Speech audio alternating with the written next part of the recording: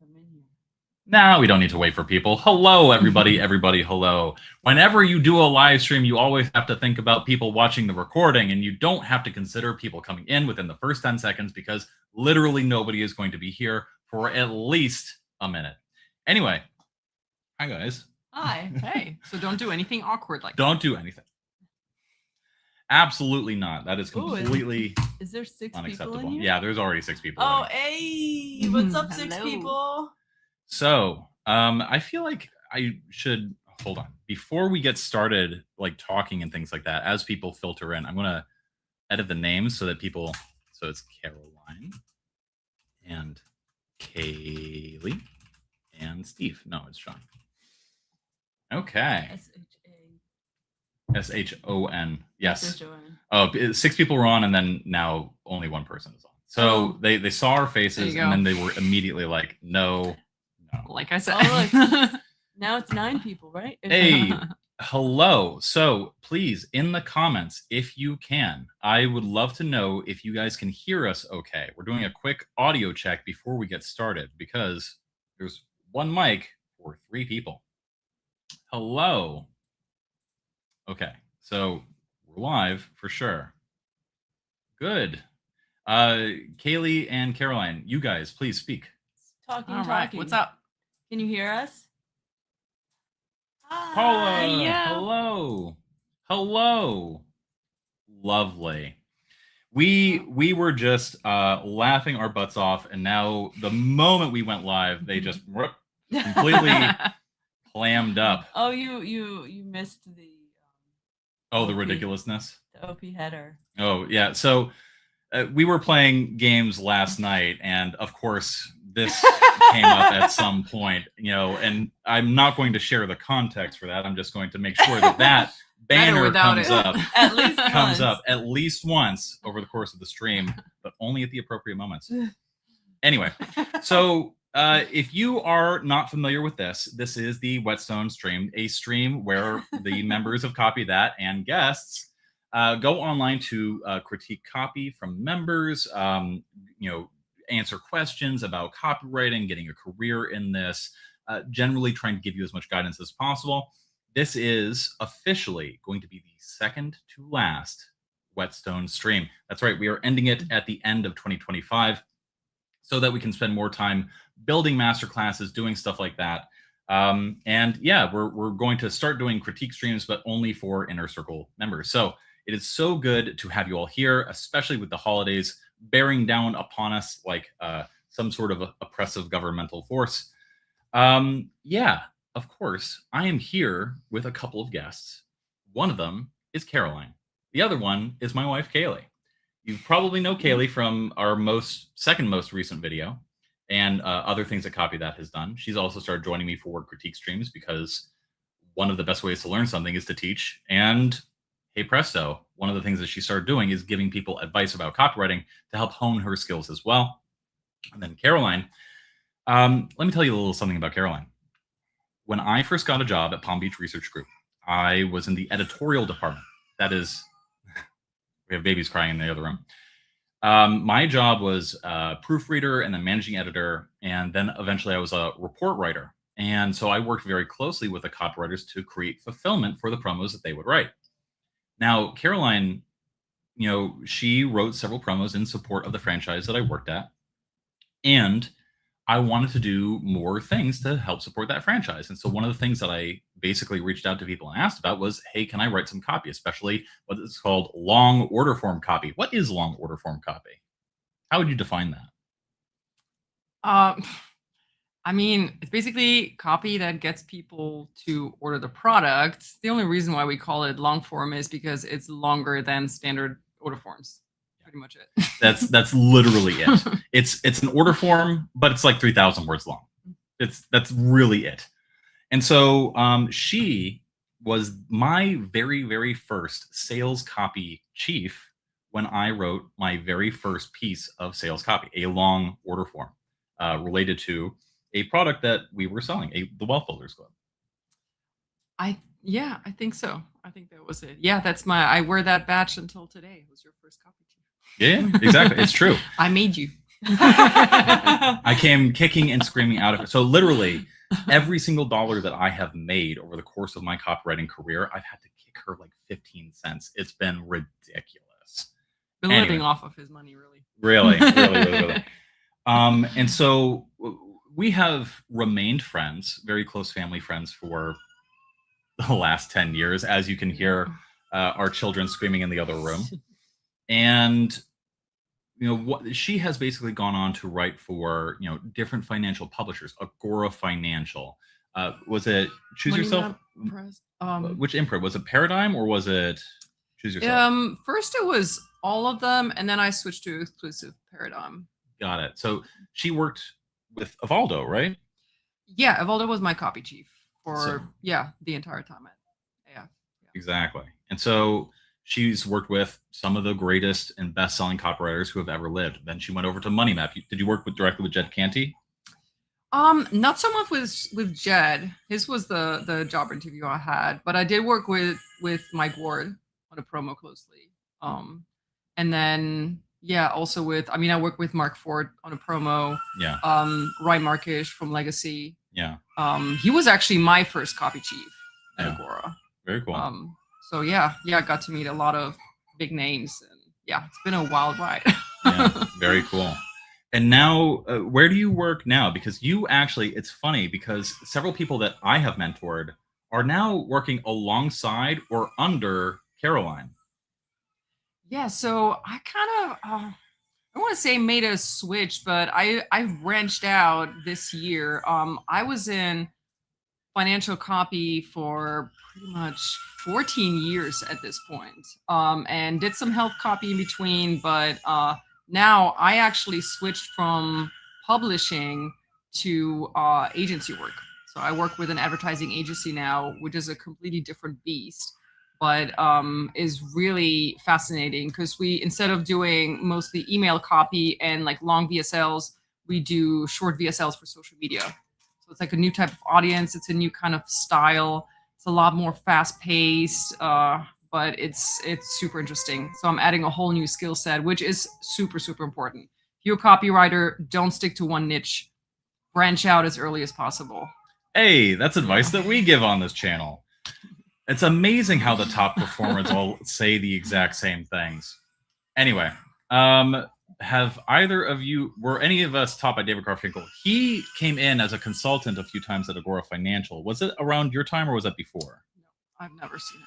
Yeah, he came on to write some copy for AF. He's friends with like Joe Schriefer and people like that. So he came on to like teach people and share some ideas and stuff like that. But no, we've never worked with David directly. I've been mentored by David Deutsch. I've been mentored by Addison Wiggin, Joe Schriefer, Evaldo, Rob Gordon, Mark Ford, of course. What else have I worked under? A bunch of them. Anyway, this is a terrible joke. Loves lasagna. Yeah. Thanks. Yeah, there you go. Happy holidays from America to Nigeria.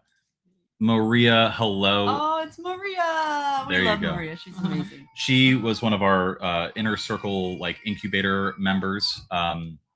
Really excellent copywriter. She's from Portugal. Is the person beside you also a part of CT? No. So Caroline is our friend. Kaylee is my wife. And so she's technically a part owner of CT in that she owns literally half of the things that I own. So what is the best way to learn copywriting in 2026 without spending money? Why? Of course, that is the Copy That 22-hour mega course. Literally, it has everything that you need. In fact, I wonder if I can show this really quick. Hold on.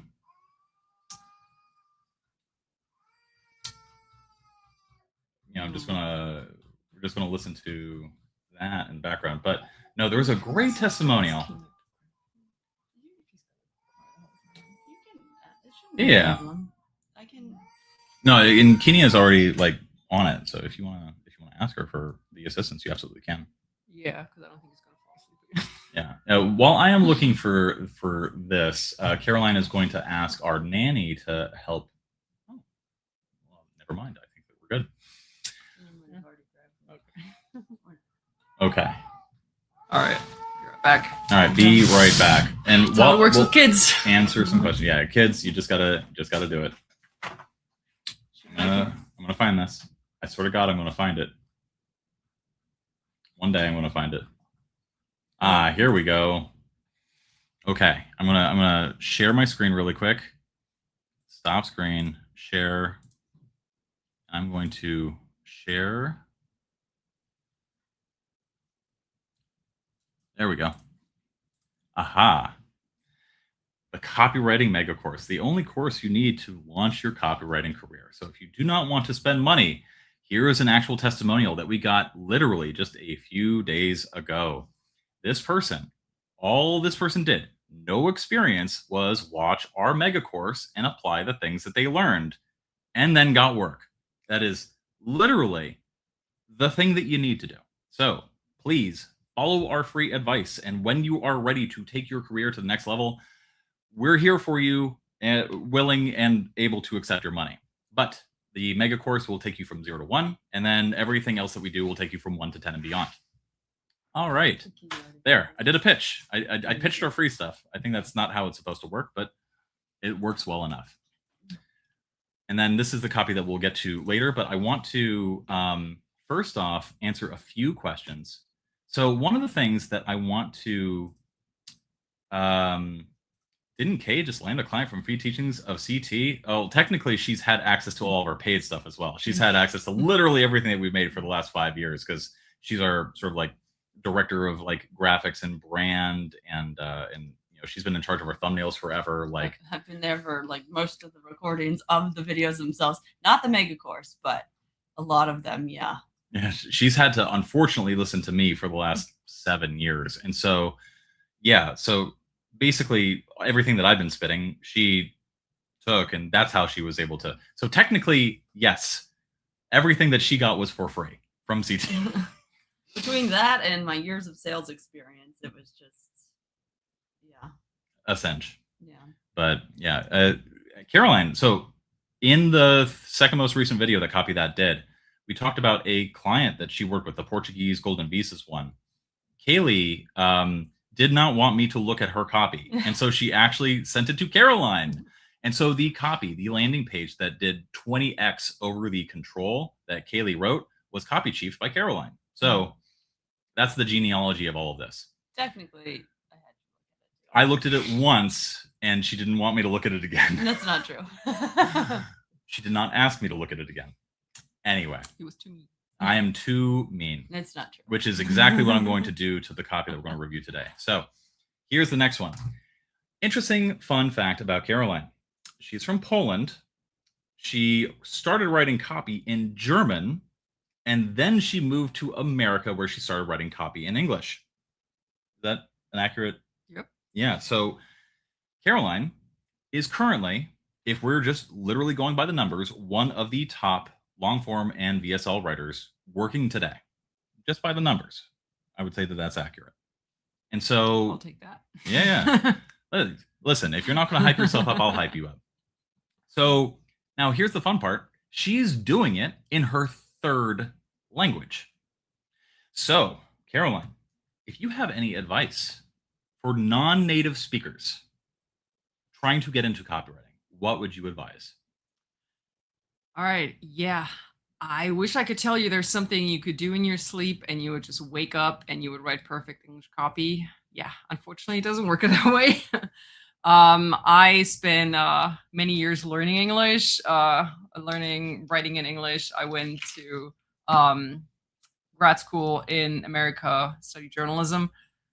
But there are certain things that you can do if you're not a native speaker of English to amp up your skills instantly. And one of the biggest things that I tell even American copywriters, even English speaking copywriters, but absolutely, if you're not a native speaker of English, you absolutely have to do this every morning, first thing before you write any copy. Write out by hand other pieces of copy that you know worked. by hand, write them out in English, of course, not in your, if that's the language that you want to write in, English pieces of copy that you know have worked, that you know are good, write them out by hand. Whether it's for 10 minutes, whether it's for 30 minutes, whether you want to learn, the more you do this, the faster you're going to learn to write really natural English and really good copy too.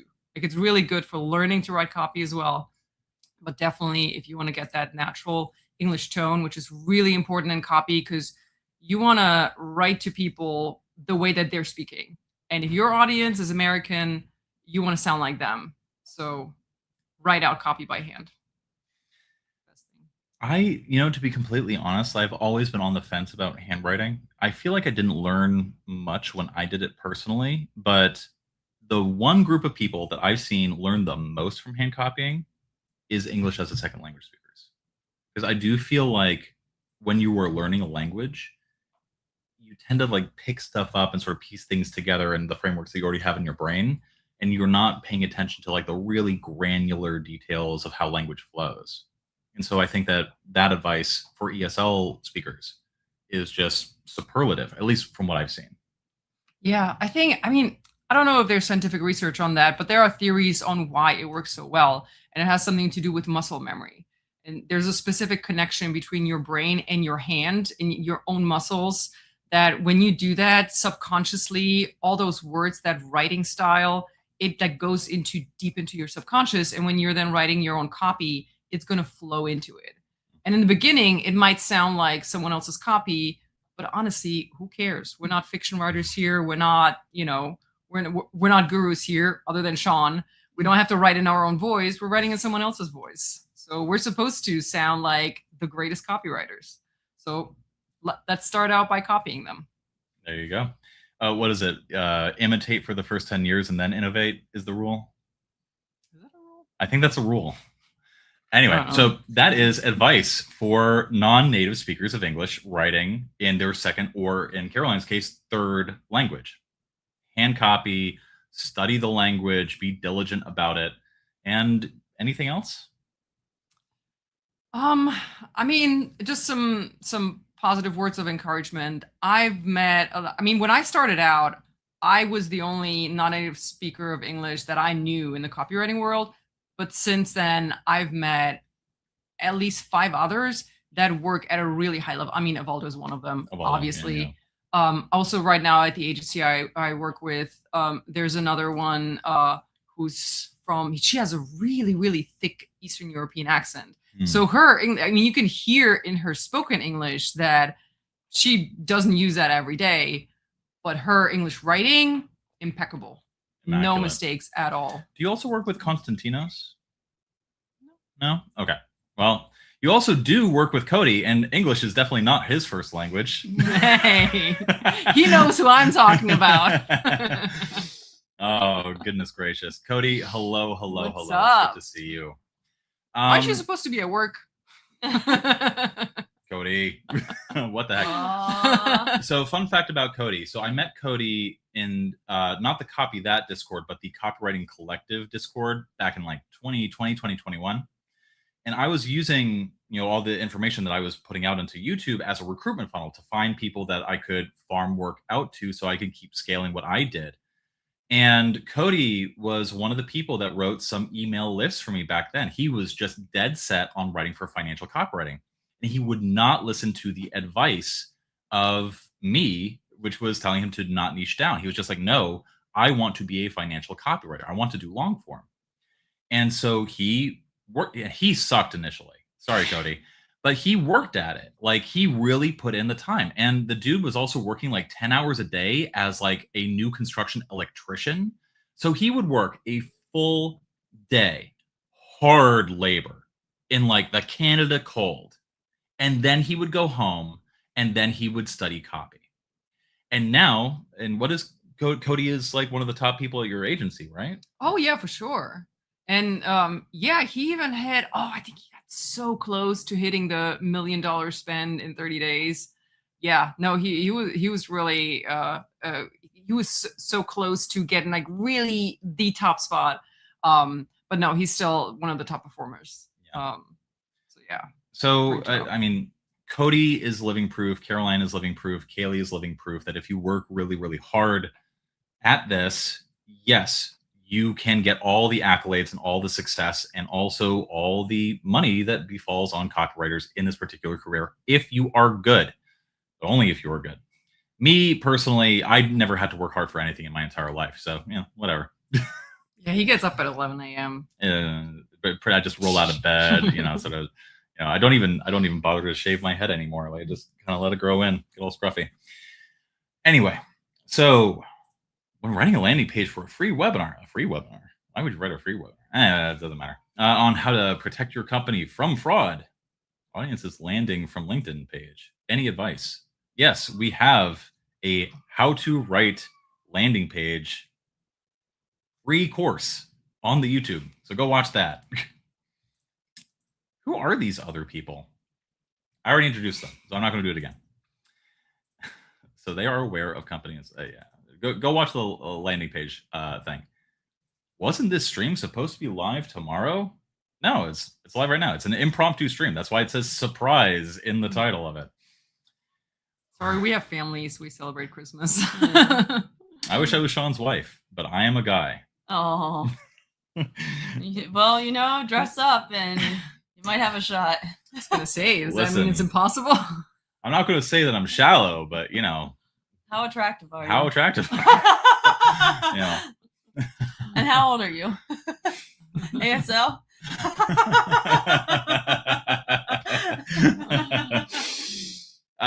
Basically, since Caroline got it, it's just been just these kinds of jokes the entire time. It's been delightful. What about research? Is Reddit and other social platforms enough? Can you please go through research for copywriters? Wow, I'm glad you asked. In fact, we have a whole free video called Research is Easy When You Do This. It's literally an hour long. Go do that. And then when you're done with that and you're just like, I feel like I can go deeper, go watch the mega course, which literally has, I'm not kidding, 4 hours dedicated to how to do proper research, including how to go much deeper than what you were suggesting right here. So do we have free resources on that? Yes, there is a video about that. So please go watch them. What if I write for the prospect, but the client wants a product-driven copy? Ooh. So just to translate this particular question, this particular writer is wondering, what if I write according to what the prospect or the customer wants, but the client asking for the copy wants something that's purely focused on the product and the product's like details, as opposed to like what that the prospect wants? Yeah. I mean, without knowing the context, because it depends on what the situation is and what specifically the client is looking for and why. I would start out with asking the client why they're asking for a specific type of copy. Because if they do, when I work with a new client, I assume first that they know who their target customers are, that they have chosen them for a specific reason and that they've done research on them. Now, that's not always the case. Clients aren't always perfect. They haven't always done their due diligence. They haven't always looked at all the information that they need on customers. But most of them, if they're making money, if they have money to pay a copywriter, chances are they know who their target audience is. So I would tend to go with what the client wants from you. They're the ones paying you, and there is a possibility that they know more than you do yet. So I would start that conversation with the client and just ask them, what is your target audience? What do they want? What type of copy has worked for you? Because maybe they've already done product-driven copy and that is exactly what works for them. And that's why they're looking for it. So yeah, start off that conversation if you disagree with them. I have something to add to that too. You can still write to your prospect in product-driven copy, because the way, the tone, the language that you use, that you would use the language that would relate to your prospect. And depending on the product-driven copy, if it's an ecom thing or in say we were selling scarves or like cups or whatever product it is, a lot of times just having the focus on that actual product will sell it more. But it's nuanced and it depends on the client, what you're selling, but yeah. So We actually have Kaylee and I have a specific example of exactly this question, like in practice. We recently worked for a client that does very, very high end silk scarves and ties. I wrote a video ad, and it was the top performing video ad, basically the top performing meta ad that they put out. And I did not start from the product. I started from like, okay, what do I imagine women want to be seen as when they wear something this expensive or fancy? And so the whole ad was based around like, what do women of class want? And I kept using that as a refrain, women of class, women of class. So I was writing for the prospect, and it was a winner. But guess what? Ultimately, the control that still is scaling across platforms is literally just a 3x3 square of pictures of the product. An urgency copy. And urgency copy. That's it. And so even though I had like a winning ad, they are making more money from winning product-driven ads. Mm-hmm. You only know if you test these things. So that is the answer to that question. Oh, hey, did you take any accent reduction things? I don't even know what that is. I guess there's like online info products that help people lose their accent, non-American accent. Yeah, I'm sure there are. No, it's just, I mean, I'm a writer. I've never really needed it. I'm not regularly on broadcasts like these, so. Like yeah, these blank. What were you gonna call it? These motherfuckers. These dipshits. No, literally, I think this is literally my first YouTube live broadcast. Yeah. So, yeah. So I still get questions from people asking where I'm from. So it's a fun game to play. And Caroline's American accent is sehr schön.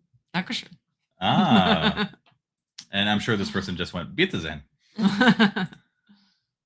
In the starting, do someone need to focus on niche or just try a bunch of niches? Unless you are completely dead set on a particular niche that you have experience in or that you're passionate about, go broad before you go particular. And if you want practice, we recommend what's called intermittent niching. Focus on one for a little bit, do practice in that, and then move on to another one so that you get a wide variety of the different things. The important thing that you're trying to learn when you move from niche to niche is two things. How do these businesses acquire customers, and how do these businesses monetize those customers? If you can figure those things out, then that's going to help you decide, okay, what kinds of copy do these businesses need? And that is going to help you in your practice, but also it's going to help you in your pitching to clients as well. I will give one caveat to that. Please.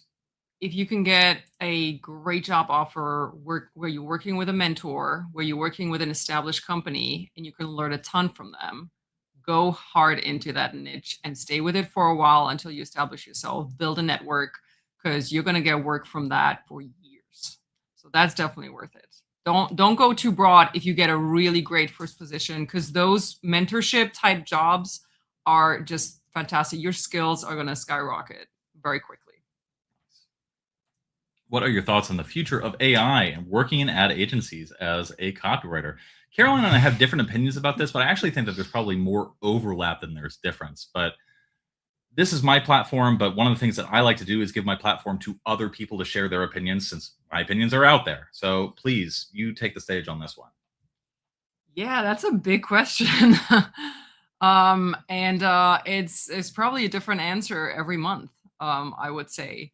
Full disclosure, I'm already writing fully with AI. I decided to embrace it and not be scared of it.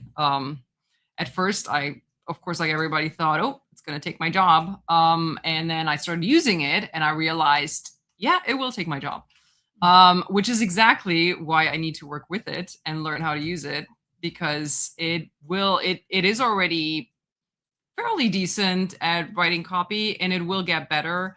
And if you want to make sure that you're still going to have a job in the next 5 years, 10 years, everyone has their different opinions on how long it's going to take, then you need to learn how to master that. Because I don't think copywriters will go away, but the skills of copywriters are going to change, and the way that we write is going to change. It has already changed. I don't know how to question the working in ad agencies as a copywriter. For me, it's it's a lot more fast paced. Instead of writing a VSL for a few weeks or a few months, even, I now write an ad within the same day and sometimes multiple a day. So I'm switching between offers, I'm switching between gurus, between products. So it's a lot faster, but it's ultimately not that much different. I'm still using the same skills. I'm still writing. I'm still thinking about who's my target audience, what's my product about. So not all that different. If you really want to know what the difference is, you got to try it out and see for yourself if it's for you. Yeah.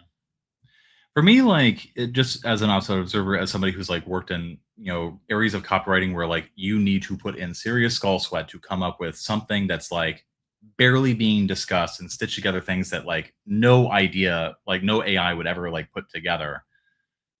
I definitely do work there, but then I also do work in like PPC ads. And it's like, why would I ever hire a copywriter anymore to write 10,000 variations of a PPC ad? That seems like a waste of money when AI could probably not only do it better, but also iterate faster. And so one of the things that I frequently say on this channel, in line with what she's saying, is that AI is definitely going to take some copywriting jobs.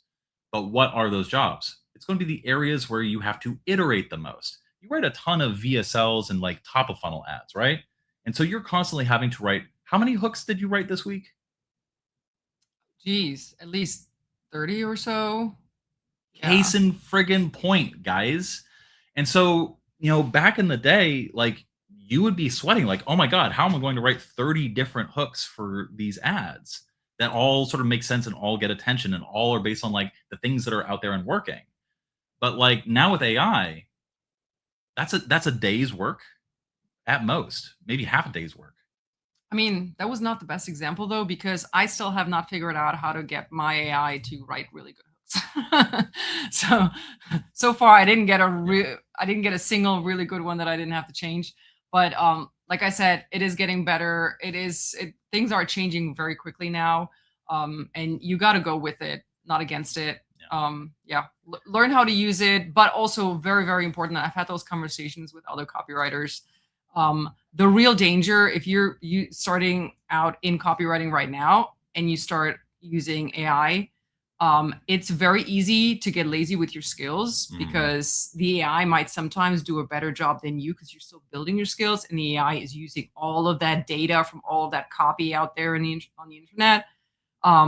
You need to build your skills. You still need to build your skills, because one of the things that we talked about last night is I'm able to write pretty quickly with AI, but I also see other writers that I work with that are also writing with AI, but their copy doesn't always look on the same level, and they're less experienced writers. And so one really important thing is that the AI might be writing for you, but you still need to be able to see whether that's good copy or bad copy. And developing that gut feeling of this is good copy, this is bad copy, that's something that can take years. That takes a long time. That takes a lot of different copy to look at. That takes writing a lot of different copy. So you still need to put in that skill building, put in that practice. Otherwise, the AI is not going to help you, because sometimes it does a really horrible job. And if you don't see it, then you're going to submit really horrible writing. And there's another danger here that you did not mention. Study after study shows that people who overuse AI, or that use AI to do their work for them, lose their critical thinking ability. They lose their ability to do the one thing that a human copywriter is good for. So I'm not an AI bandwagoner, because I firmly believe that tools are not jewels. I think that AI is a tool, and the problem with tool usage is that it can take over, how should I say, one's ability to wield a tool well. And so if you do not have the skills, the experience, the knowledge, the self-control and willpower to use a tool skillfully and well, then ultimately the tool is going to be not a thing that helps you in any sort of way. All right. Yeah, we did it. I thought the live was tomorrow. Is it too late to send? Yes, it is. It is indeed today. I sent the message to the Whetstoners, the Copy Cubs, last night. So it was tomorrow for me when I sent it. Is it too late? I do have all our copy queued up. Once we're done with the Q&A, then we'll switch over to reviewing copy, and then that will be that.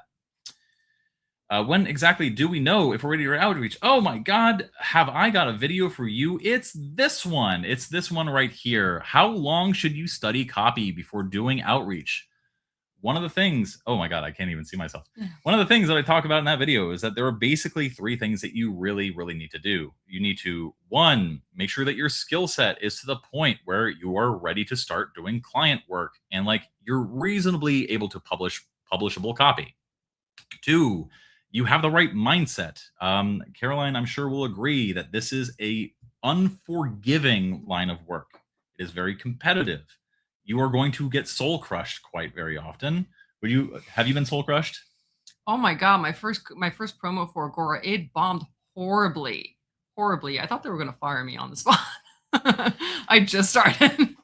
Yeah. No, but that's good. That's good. You need to be humble in this job because the customers are really unforgiving. Even if you get positive feedback from your copy chief, from your client, if it's not going to work, if it's not going to make money, it's going to break your heart. Yeah. But your calluses are going to get harder. So get used to it. Kaylee, have you been soul crushed yet? Oh, yeah. In the act of, yeah. Listen, every single top player in this industry, in this market, has bombed, has not only failed, but failed in a big and embarrassing way. And so the second step to know that you're ready for outreach to do client work is when you are sort of mentally and sort of spiritually okay with failing and understanding that failure is a necessary precondition to getting sort of good at this. So go in, what is it Mark Ford says, with the sort of Zen notion that you need to be intentional without attachment. So that's important. It takes time to get there. Oh yeah. And a lot of emotional maturity. And the third thing is just a plan. Don't do outreach until you have a plan. Like what businesses are you going to research? How are you going to research them? What are you going to find out? How are you going to approach outreach? How many messages are you going to send of a certain style or format before you start testing a different style or format? What are your targets? Go in with a plan.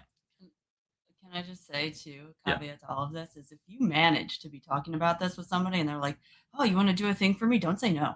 It's scary as shit, but just do it. And you know what? Like, you're going to fail the first few times anyways, but like, tell them it might take you a little bit to do it and give yourself the time to learn the things that you need to do to get it somewhat competent. Yeah. And just be honest about where you are and go, yes, I really want to do this, because if it is something you really want to do, you shouldn't say no to it. And then take the time to try and get it where it can be decent. Yep. And you'll learn. You'll learn so much just from forcing yourself to do the things that are scary as shit. So yeah. Here's my secret. And this is the true Copy That Sean MacIntyre secret. I make the most money of everybody on this screen right now. And I've had the most sales out of everybody on the screen right now because I'm the biggest loser. Because I've failed the most. I've failed more than anybody that you've ever seen before because I am that big of a loser. So that is why I'm successful. And you know what? Even the greats still have failures. There's still flops. Yeah. Like you cannot possibly have every promo, every bit of copy, every email be a banger. It just does not happen. And the more you realize that, the less emotional it starts to feel.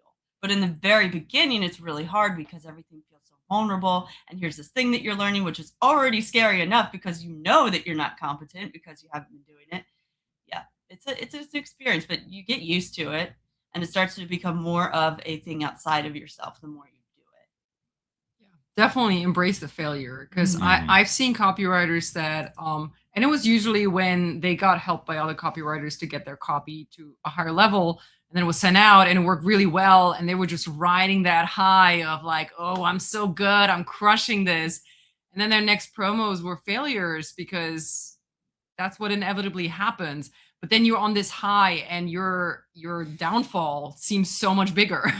So just embrace the early downfall and then just write it up slowly, and you'll get used to constantly being pushed down again. It's just part of the game. Maria, who speaks Portuguese, said that when it comes to learning English and speaking English, that watching shows and movies with English subtitles helped a lot.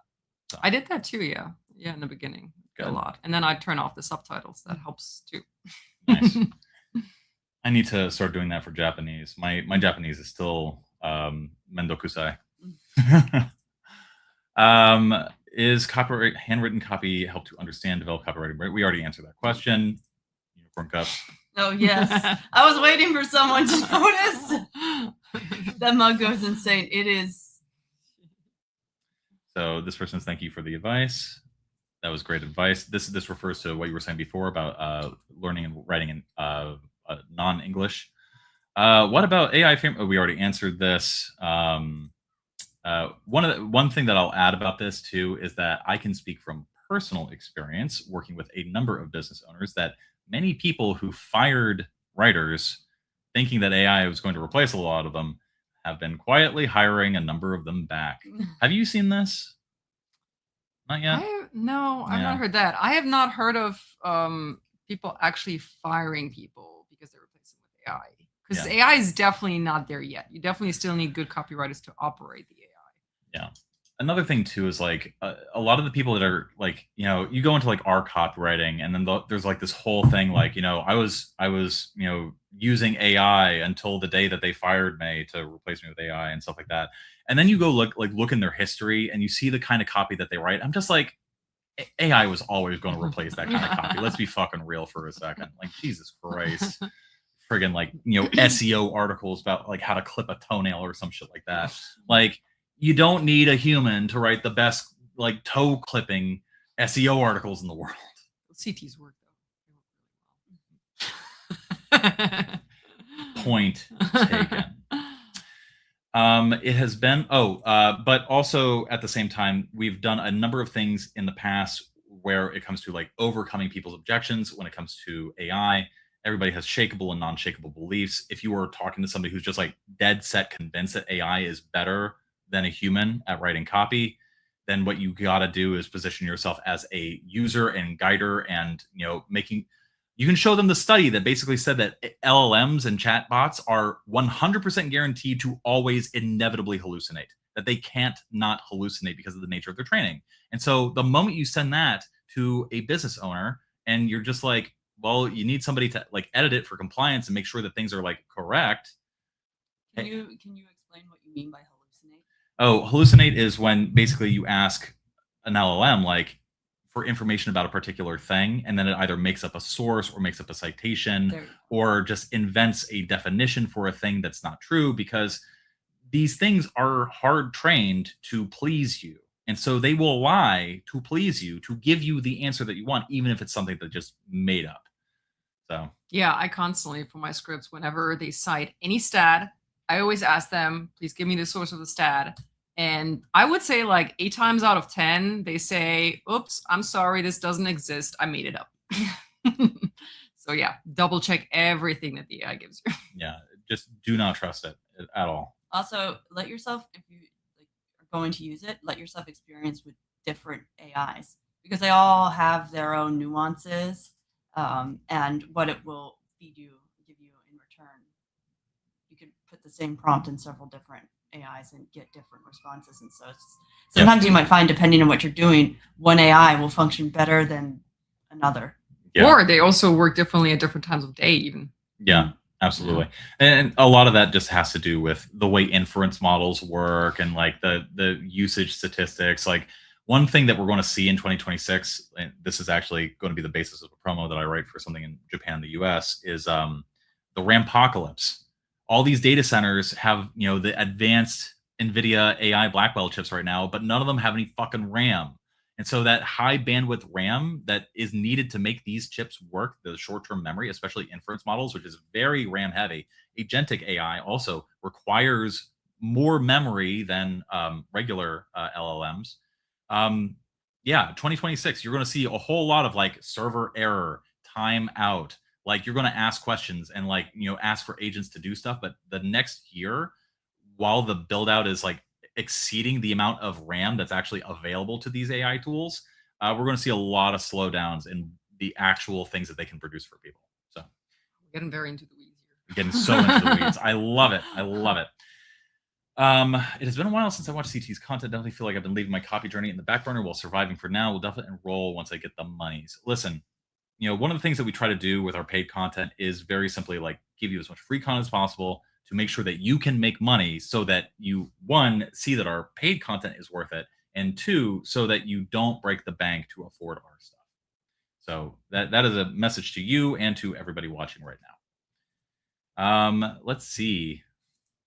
Cody says everyone sucks initially. It's true.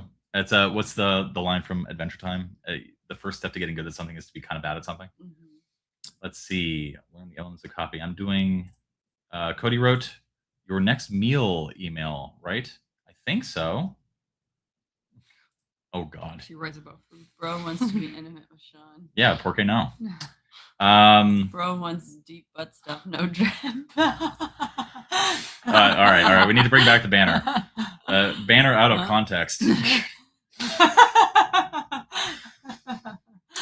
Let's see. All right. Sean, is it worth it to sell to clients who don't see the value of a copywriter? And if yes, how do you sell them the idea? This is something that I talk about on streams all the time and talk about in videos too. Like, most business owners don't know what copy is. Most businesses don't know what copywriters are for. They don't see the value of it. They think like, oh, like, I need a big marketing campaign, or I need this, but they don't have any understanding of like the weeds or the logistics of what makes these things happen.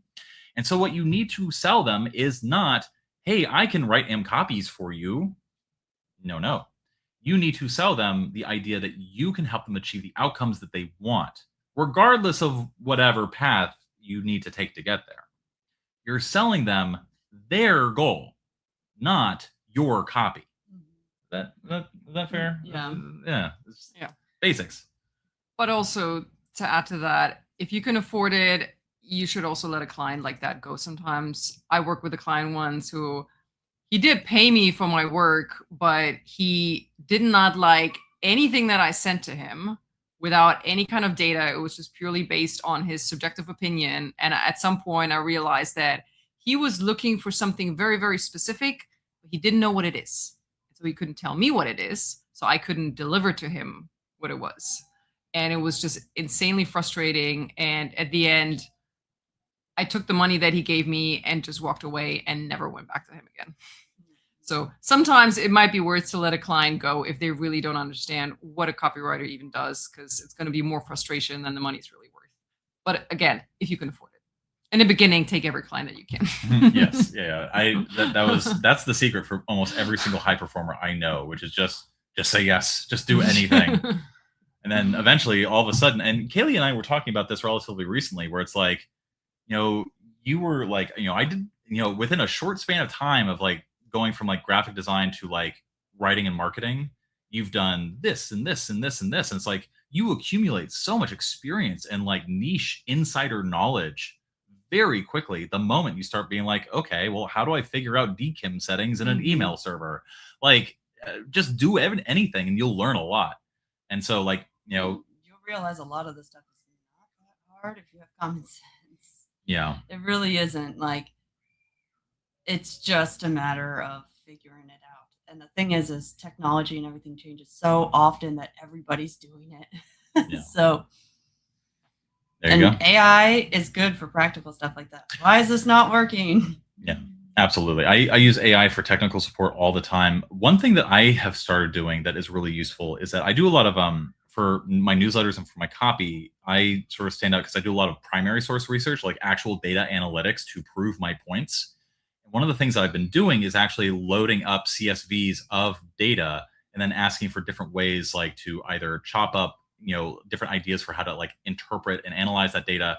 And then also like have been asking like Gemini for, how to actually like get certain things or like do nested V lookups within things to see, like, for example, a recent one that I did was in bull markets since 1950, we are currently about to enter the fourth year of one. what is the typical gain you see in the market in the 4th year of a bull market. And so you have to code out like, okay, let's nix all the bull markets that like didn't make it to year 4. Let's nix all the, the years of the stock market that do not fall into a year 4 after a bull market starts. So you have to have all this nested logic inside of your spreadsheet. Gemini was really useful. I used to have to figure that out by myself. It took me 10 seconds with Gemini. So that is how I'm using AI for a lot of research. Okay, Caroline, this is a good one for you, I think. If you have to warm up prospects before sending them to a VSL, so they are motivated enough to watch the full VSL and spend money at the end, what would your strategy be for that type of copy? Ooh, that's a big question. It's a huge question. Are we talking email lists or social media? Because email list, if you already have an email list and you're launching a big new VSL, one of the things that we usually did, we built a hot list where we start talking about the topic that the VSL is in without even mentioning the VSL, without mentioning anything about a coming campaign. We just start talking about the topic. Like if we're in finance and we're writing about, say, the big AI trend, we start writing about AI, different stories connected to it, and get them to sign up to this hot list. And then we send them content every day until the VSL launches.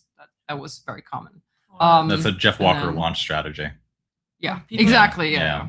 And then in social media, I mean, you don't really have much time to warm up because you're trying to target the right audience already with your ad. But if you're not writing product forward copy, but you want to just get them to click to the VSL, which is what I'm writing a lot right now, you try to get to their emotional pain points as quickly as possible. So what is their problem right now? What is it that they're thinking about? What is it that they're feeling right now? Address that as soon as possible so that they know that you're talking to them and you understand them. That's how you're going to get their attention. For people that may not know, can you just give a brief definition of what a hot list is? Hot list. So when you have an email list with, say, 50,000 people that subscribe to your newsletter, and you're launching a campaign, you set up basically a second list where you get the people that are already on your email list to sign up a second time to that second list that is just dedicated to that one campaign. Yeah. And that's where you keep them, and you don't send them anything else that's unrelated to it. It's just for that campaign. Once you're done with the campaign, once you close it out, you close out that list, gone. You don't want to bother those people too much because they're very, very valuable. So case in point, right now, if you look in the description below, there is a link to our waitlist. We just launched an inner circle, and we also have a separate list that is purely promotional. Like if you want to be informed about when we invite people to join our mentorship programs, if you want to be informed of early bird specials for when we launch a new product, we have a hot list. It's the link below. And so if you are on our email list already and you want to receive those special discounts, those special deals, all you need to do is sign up to our wait list, which is actually a hot list. And we know our open rates, our click-through rates on those are really, really good. And our deliverability on that list is really, really good because people have basically said yes, I would like to hear more about what you have to sell to me. That's the whole point of this. And so that's better than your sort of standard, cold leads, warm leads, it's sort of mix of things. It allows you to really finely target the people that really, really, really want to hear what you have to say. So that's that. Look at how you did that. We didn't even practice this. It's years of doing this crap. As Warren said, people don't buy product, they buy transformation. This is in relation to a previous thing that we were talking about before. You have to sell literally to people's aspirations and their outcomes. But Caroline, what was the catalyst that made you go from intermediate to advanced? That's a really good question. And there was a moment, I think it happened, something like this happened when I was at Agora Financial, actually, because I realized that I was starting to write promo, like whole VSL campaigns completely on my own with very little input. Like before that, I was working with, I mean, obviously I was still working with Copy Chiefs, but before that, I was getting a lot of rewrites. I was getting a lot of feedback, a lot of changes. And basically the campaign that I started out with was not at all the same in the end when it actually came out. Like there was a lot of input from a lot of people. And suddenly I was working on my own ideas. I was executing it. I was doing the research. I was doing the writing. I was doing the editing. And then I was submitting it for feedback. And I would get really good feedback, but it wasn't too much. It was like it made some changes, but the basis of the VSL still stayed the same. So I was really able to say, like, I really wrote this. Like I wrote this, no one rewrote it. And then it went out and it worked. And that was kind of for me the point where I went like, okay, so I can actually do this. It looks like I finally have the skills to actually pull this off on my own. So that was a really, really gratifying moment. Whether there was a specific catalyst, I mean, at the time, I remember I did a lot of basic skill building. I was reading a whole promo a day, and the promos that we're talking about, the financial promos, they're like 50, 60 pages. Yeah, super long. So one a day, still doing a lot of handwriting copy. I did that for a long time. So really grunt work, trying to come up with a new idea a day. And a lot of writing copy. Ooh. A lot of writing copy, a lot of editing. Yeah, really grunt work. At the time, it was a lot of grunt work. She just got a mouthful of coffee grounds. We have a percolator that my mom bought for our house, and all it does is just pour coffee grounds in there. That was like, holy moly! You were going to be buzzing later for sure. I didn't drink it. I just was like, no, you got to mainline that stuff. Snort it. Let's not get demonetized, all right? Hey, Paula says happy Tuesday, Paula. It's good to see you. What AI do you use, Caroline? And is it Benson AI? I have never even used that. Yeah. No, for writing, mostly Claude. Claude is really, and that's what I hear from other writers too. It's really the best at the actual writing. For research, Perplexity is really good. I do use a lot of ChatGPT, but more for like big picture stuff, business strategy stuff, not really for writing. It's really not that great at writing. Yeah, I use ChatGPT a lot for sort of like superficial research, like, directionally, like where should I go looking for more information about this thing.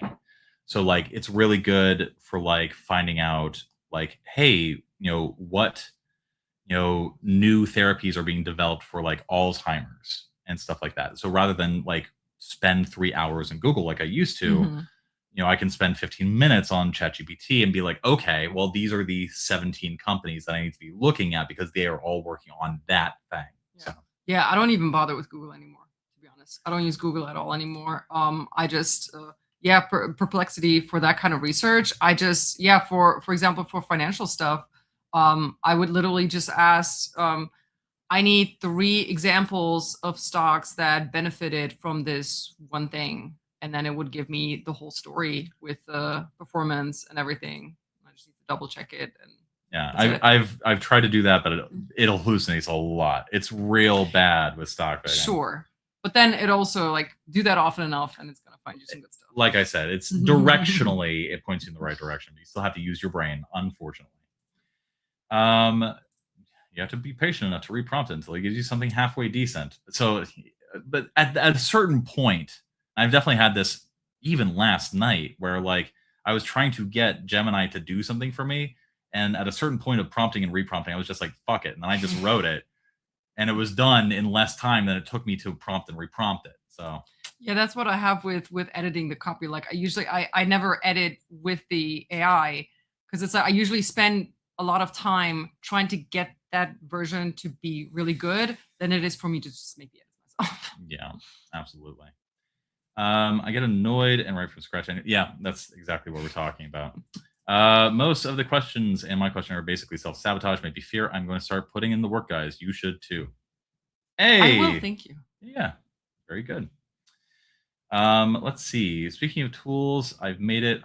Hey, welcome, Josh. Let's see. We should be skilled enough to override AIs. I hope yes, that is true. AI will amplify your skills as top levels. I still don't know if that's the case. I still have not seen that. What I have seen is that it's a multiplier and not a amplifier, if that makes sense. As in, like, it allows a person with top skills to scale output, but not necessarily improve their output. That's kind of what I've seen. Yeah. I think, yeah. I would agree to that. It's a productivity tool. Just like the internet was a productivity tool. Yeah. AI is too. You can just do things faster, which means you can write more copy, which means you can make more money. So, you know, if you can, go ahead. Yeah, exactly. But again, what is the caveat to that? Skill first. Skill first. Yeah. Exactly. And Paula just put it succinctly herself. Learning proper copywriting skills and putting into practice is essential for scaling up like Kaylee did, especially expanding into creative services. Yeah, one thing that Kaylee did, and I think that you can attest to this when you were reviewing her copy, was that the thing that I liked about Kaylee's stuff is that if you relied on ChatGPT or like the sort of standard advice that they give to, like, if you're testing a new landing page, you should just copy what the competitors are doing. And that would have helped her produce a terrible landing page. That at a certain point, like, her key insight was the fact that, like, what everybody else was doing was bad and she had to do something different. And AI never would have done that because it's literally trained on what everybody else is doing. Exactly. So, Yeah. And here's the thing: if I didn't take the time to study this before I was writing that, I wouldn't have known that. I would have just assumed that's what you're supposed to do. And then, like, I was sitting at the table having a conversation with Sean, and we were talking about it because that's what I tried to do at first, but it just wasn't hitting. I was like, this is just not right.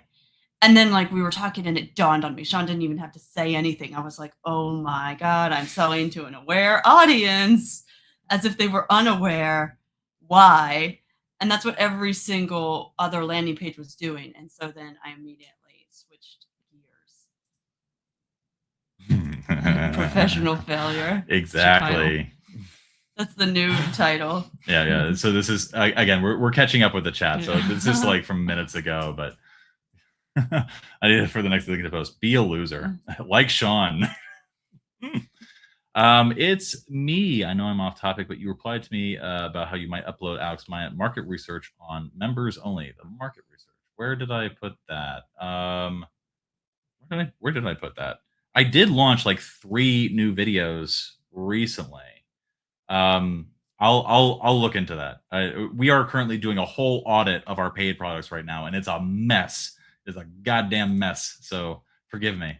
Let's see. Top tools you use to manage everything, like tasks and follow-ups and everything. I use Post-it notes. I am the most low-tech person ever. Okay. Let's see. If you need to jet at any point, like relatively soon, we can switch over to like actually reviewing copy and stop answering. Yeah, I'm just wondering, the kids are gonna have to eat. Yeah. So I might have to check on that. All right. So lightning round questions. Just completed the 21-hour course. Should I go to domain and start? I don't think you need a domain. Yes, you should start writing practice pieces. Follow the advice that I give in that. Just practice. Seriously. And then one of the ways to practice is by finding a business that needs a thing, writing the thing, sending it to them, and be like, hey, want to make this an ongoing thing. Video audits are really good too. We advise you guys to do that. Let's see. I feel like I owe you money. Thanks for all the answers. Listen, if you want to send a check to Caroline, do it. I'll take it. Yeah, I'd be gaslighting. Absolutely. When it matters, I use AI to cite the source. I shall not write without research. That is correct. Thank you for clearing all my doubts today. RIP RAM. If you have to convince a client the copy is valuable, you're going to have a bad time. Yes, absolutely. Where is Kaylee finding her clients? Kaylee, you just actually got a new client. How did you find your client? Word of mouth. Word of mouth. Word of mouth. And also, like, I got another potential client just through cold outreach. Yeah. No, fun note about that. She saw an ad and said, like, oh, there's obviously a problem with this. And we were driving home from Delray to here, 20-minute drive. Within that 20 minutes of her sitting in the passenger seat and her seeing an ad on her phone, she had found this person's WhatsApp number, cold pitched them on WhatsApp, and then immediately got a response from the client. And then that led to a conversation the next morning. Mm-hmm. That's how good this one was at cold outreach. It was so low effort. And yeah. Yep. So anyway, write multiple VSLs for different audiences for the same product. Generally, we don't really do that. Not really. I've never really seen that. I don't see the point because a product usually has a specific audience. Yeah. Can I just touch on one more thing too? Yo. When I get a referral, sometimes it's for a specific service, but I'm not hesitant to pitch them on other things I could offer them too. So it could be a low ticket client that turns into a high ticket client because you find gaps in their system. And if you've already have the referral, they're more likely to go with you because you're backed. And so it gives you more opportunity to. Yeah. Kaylee is the expert among all of us of like getting her foot into the door and then like bursting it wide open. She's like the speculum of copywriting. That's gross. Anyway, what would you say to someone who never wants to go in-house? Don't go in-house. Be a freelance. Listen, if you want to do that, one thing that I've said before is that you're playing on hard mode. That doesn't mean you can't win, but you are playing on hard mode. So as long as you're ready for that, you're fine. Let's see. Hey, all newbies, why don't we make a group and practice together? Just join the friggin' Discord. We literally will like help you and answer all your questions. Let's see. AI is good research. There's no cost. Yes, this is what I'm saying. This is the final Whetstone student. No, this is the second to last. This is a surprise impromptu one because we have an amazing guest staying with us, and I wanted to take advantage of that fact while she was here. Can I do like film like another interview or piece of content with you like while you're here? Sure. Cool. Hey, I shot my shot. You have daily practice for copywriting. So do you have one for marketing? One that I suggest is go break down a funnel.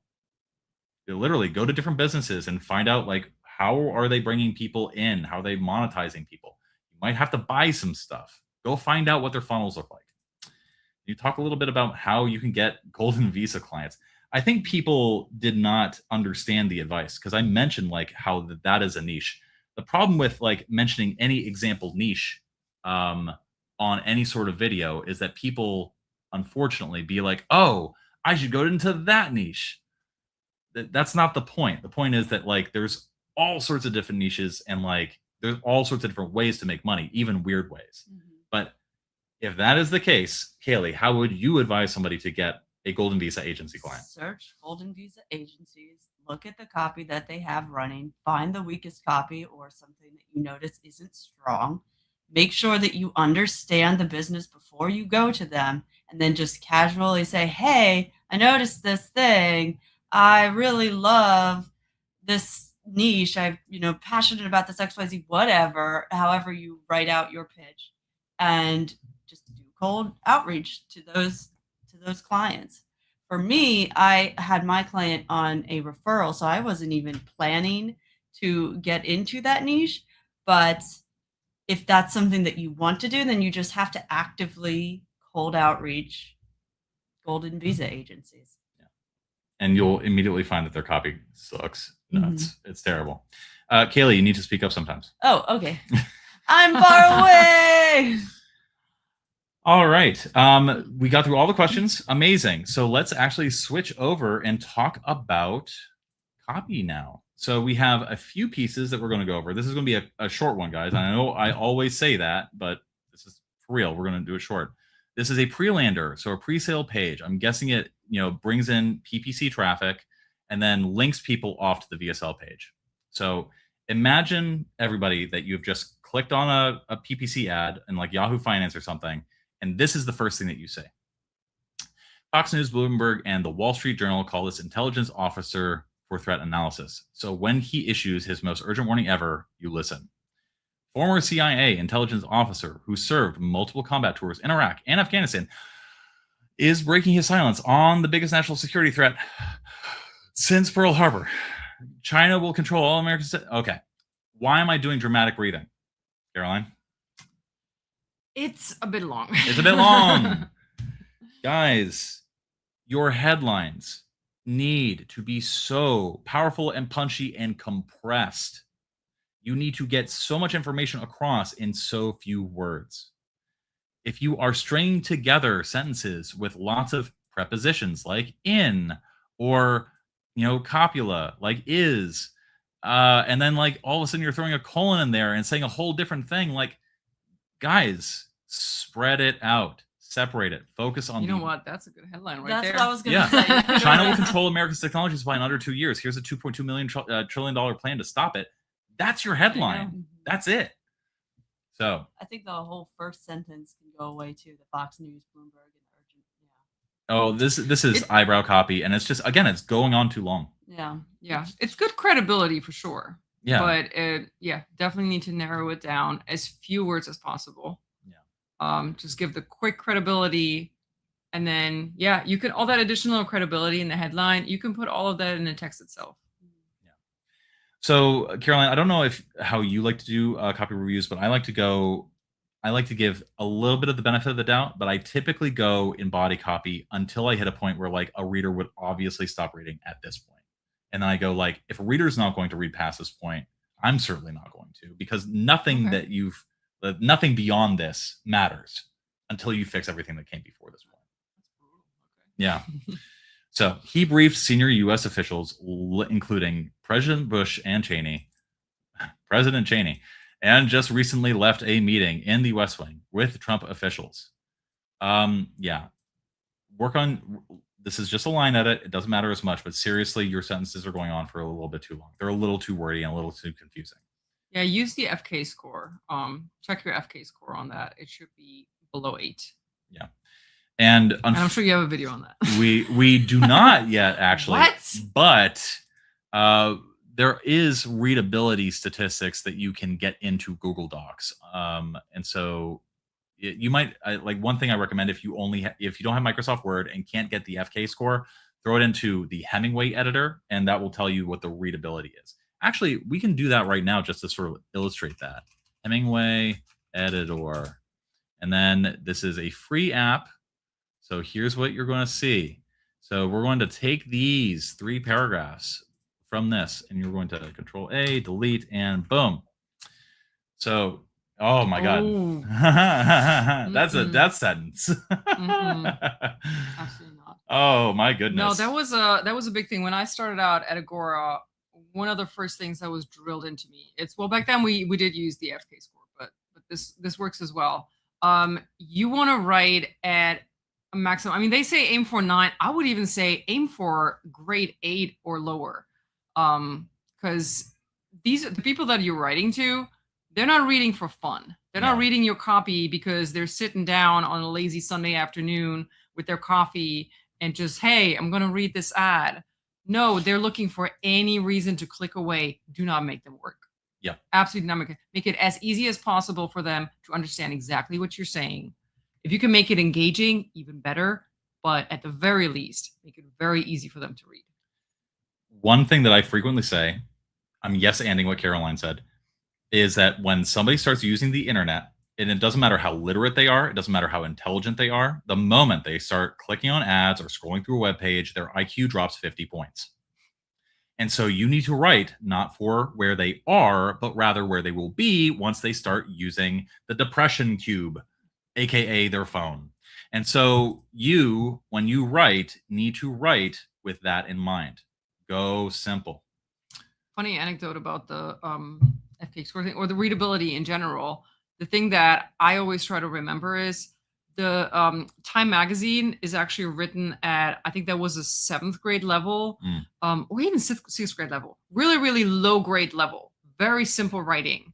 The Supreme Court justices, actually, at some point, when they were interviewing them, that was a while ago, so I don't know if they still read who reads Time magazine at this point. But at some point, they were reading Time magazine, and they really enjoyed it. And Supreme Court justices are considered like some of the smartest people. They read erudite. They read really, really difficult writing every single day. But when they're off and they're just reading for fun, they're not reading difficult stuff. So those are the people that you're writing to. Yeah, because you're trying to tell them stuff. You don't want things to be confusing. Anyway, so this is now the body copy. You grew up in a free country. You didn't need permission to speak your mind, to start a business, to buy what you wanted, to live how you chose. That was the whole point of America, wasn't it? Freedom, independence. We don't bow to kings. We don't ask dictators for permission. This is like, didn't the liberals in America just have the No Kings rally? Yeah. So some of this might actually now be a little bit politically loaded, but that's besides the point. That's what made us different. But let me paint you a picture of what's coming. And I want you to really think about whether this sounds like America or something else. It's 2026. China has invaded Taiwan and seized control. Are we editing are we reviewing while you're reading? Should I stop you, or do I wait? So I typically wait until I get like one red flag pop out at me, or like 2 or 3 yellow flags, and we're very close to the second or third yellow flag. So let's give some notes quick. Okay. Before we move on. So I did like that you're speaking to someone's values, you're speaking to someone's emotions. So you're trying to get them to listen to you. You're trying to get on their level. I like that. It's a bit too much. You can definitely cut that down. Yeah. Yeah. You grew up in a free country. You didn't need permission to speak your mind. You can even start there. You already have people. They love free speech. They're going to be like, yeah, that's a person who thinks how I'm thinking. Yep. And then that sentence, but let me paint you a picture of what's coming. You don't even need that. Cut that out. Cut out as much as possible. Just get right to the point. Yeah. I definitely think that sometimes this is necessary. Sometimes it's not. And in this case, I would call it what we call in the business throat clearing. Do you use throat clearing when you review copy?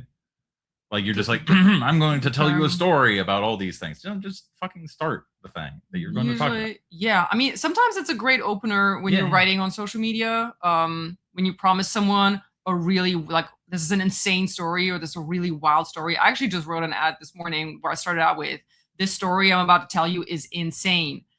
But then you better tell an insane story. Otherwise, you're going to let a lot of people down. Let's see. Anywho, so it's 2026.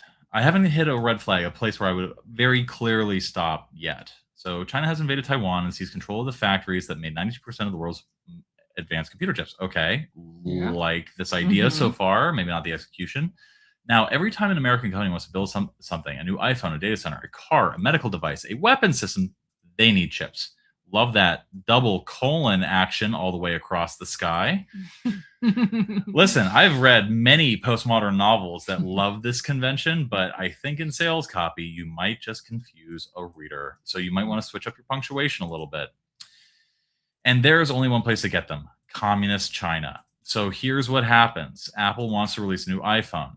They have to ask China for chips. And China says, sure, but first, remove these apps. I've lost interest too. So where did we lose interest? I want to know why I'm even reading this. Yes. You're giving me a lot of information. You're telling me a story. Okay. But at this point, I want to know why I should even read it. Yeah. Am I interested in communist China? Do I want to hear about their plans? Not necessarily. What does it have to do with me? The one key question, you probably have a video on that. What's in it for me? That's the first question you need to answer in any piece of copy. What's your promise to me? What do I get out of reading this? Mm-hmm. So am I making money on this? Am I gonna get some really helpful advice? You got to have a promise somewhere in there. Yeah. And you can have an implied promise by like with people's notions about freedom and stuff like that too. But you also are leaving so much unsaid there that people are not going to put 2 and 2 together. People are not going to understand that people should be reading this because what you're talking about is their freedoms. If you are trying to pose a threat by this happening, you need to spell that out. And you need to do it before you start getting into explaining mode. Explaining, when somebody is not bought into what you're saying, is a death sentence in copy.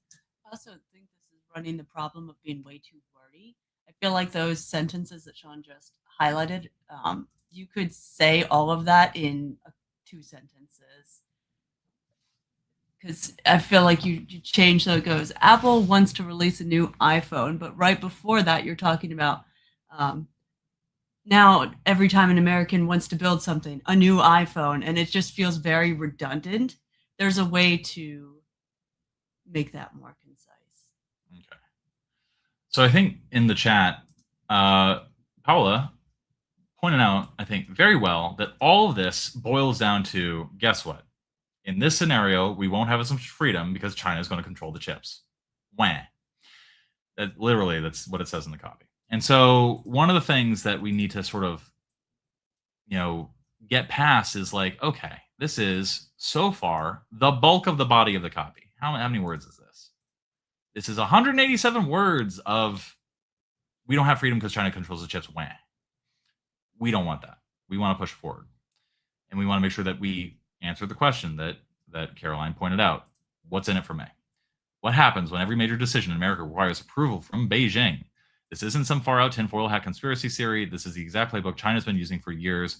What to do business in China. Censor your content, compromise your values, hand over your technology, bend the knee. Like, again, like this is using some, I think, tropes from prepper copy that I've seen, from survivalist copy that I've seen. The problem is that you didn't tee it up well enough to make people really feel and understand and connect that like they are under threat because of this now hypothetical that you're spinning out.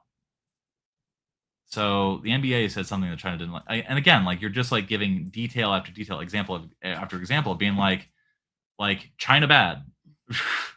Like, okay, we get it, bro. China bad. Yeah, one thing I'll also mention, because this is a geopolitical story, and I mean, at this point, I don't even know what the product is that's sold. Yeah. That's, again, going back to the what's in it for me, what is this really about? With geopolitical stories, you're going to speak to a certain audience, but it might not be the audience that you actually want to sell to. Because there are people that love all this geopolitical stuff. They love any like political story. They hate China, and they will respond to that. They will respond to all of your emotions, but are they going to buy your product? And that's a problem that I sometimes ran into. I actually love writing these big macro geopolitical promos. Like I enjoy them. I enjoy doing the research. I enjoy doing the writing, but they're a really, really hard sell. They have to be really well written and have a really strong promise in there very early on for them to actually work. And even then, they might not work. but at the very least, there has to be a very strong promise. Otherwise, you might get people in there that you're just wasting your time with because they're not going to buy your product. Yeah, that I think is a very, very good point too, which is like, I've seen this commonly in financial copy where people use the tropes of survival and prepper copy to like spin these geopolitical stories, but then people be like, wait, this is a financial newsletter? What? And so like, again, it's just message matching. It's like finding what the thing is in the product and then making it connect with what you're selling and what you're writing copy about. Now, Laura Shaw says, hello. Oh, hey, Laura. So Laura is married to one of my mentees, Evan, and Laura got into Kyle Milligan's like inner circle, and then Evan has been working with me for a very long time, and both of them have had like pretty extraordinary success in their own rights, not only with their own businesses, but also Laura, I know, works for your agency too, right? Exactly. Yep. Laura, Cody, we're all on the same team, and we all realize that it's like 6 degrees of Kevin Bacon. We all kind of somehow connected to you. We never really realized. And we all got brought in by someone else. That's why it's very important to know a lot of people in the industry. That's how you get I'm trying to create a copywriting polycule, actually. And so, that's how this works. Let's see. Yeah, trying to make the point that it's like trying to convince me that China is bad, but the audience might already have this idea. Exactly. So really, if people already believe this, my daughter is knocking on the door. Feels like propaganda for a revolution. We are past the Q&A session, so save these for the end, and then we will go back. But really, the most important focus should be scaling up early on, and then getting as much experience as you possibly can. Okay, so I don't feel like I need to read any more of this. I'll scroll down to the CTA to see what's going on. China seizes your chips, your kids, your grandkids living in America that has to ask Beijing for permission. This almost feels like it could be a Dylan Jovine promo or a link to a Dylan Jovine promo. He does work for Behind the Markets, and Dylan Jovine loves these big sort of like macro ideas. This whole like Russia's going to take over Ukraine and then Europe, and like here's what you need to do kind of stuff. And like it's very hit and miss because ultimately when you try to frame things this way in this fear like, oh no, China's going to take your freedom, you got to be able to connect that to land the plane so that people ultimately want financial advice or some sort of opportunity related to this idea. It's all about either making people see that there's an opportunity or laying the breadcrumbs so that we know what's in it for us if we keep reading.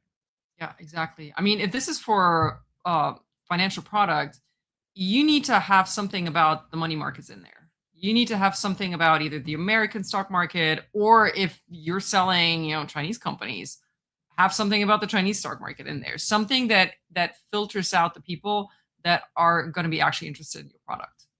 And that is in the business, we call that qualification and disqualification. And you want to disqualify people.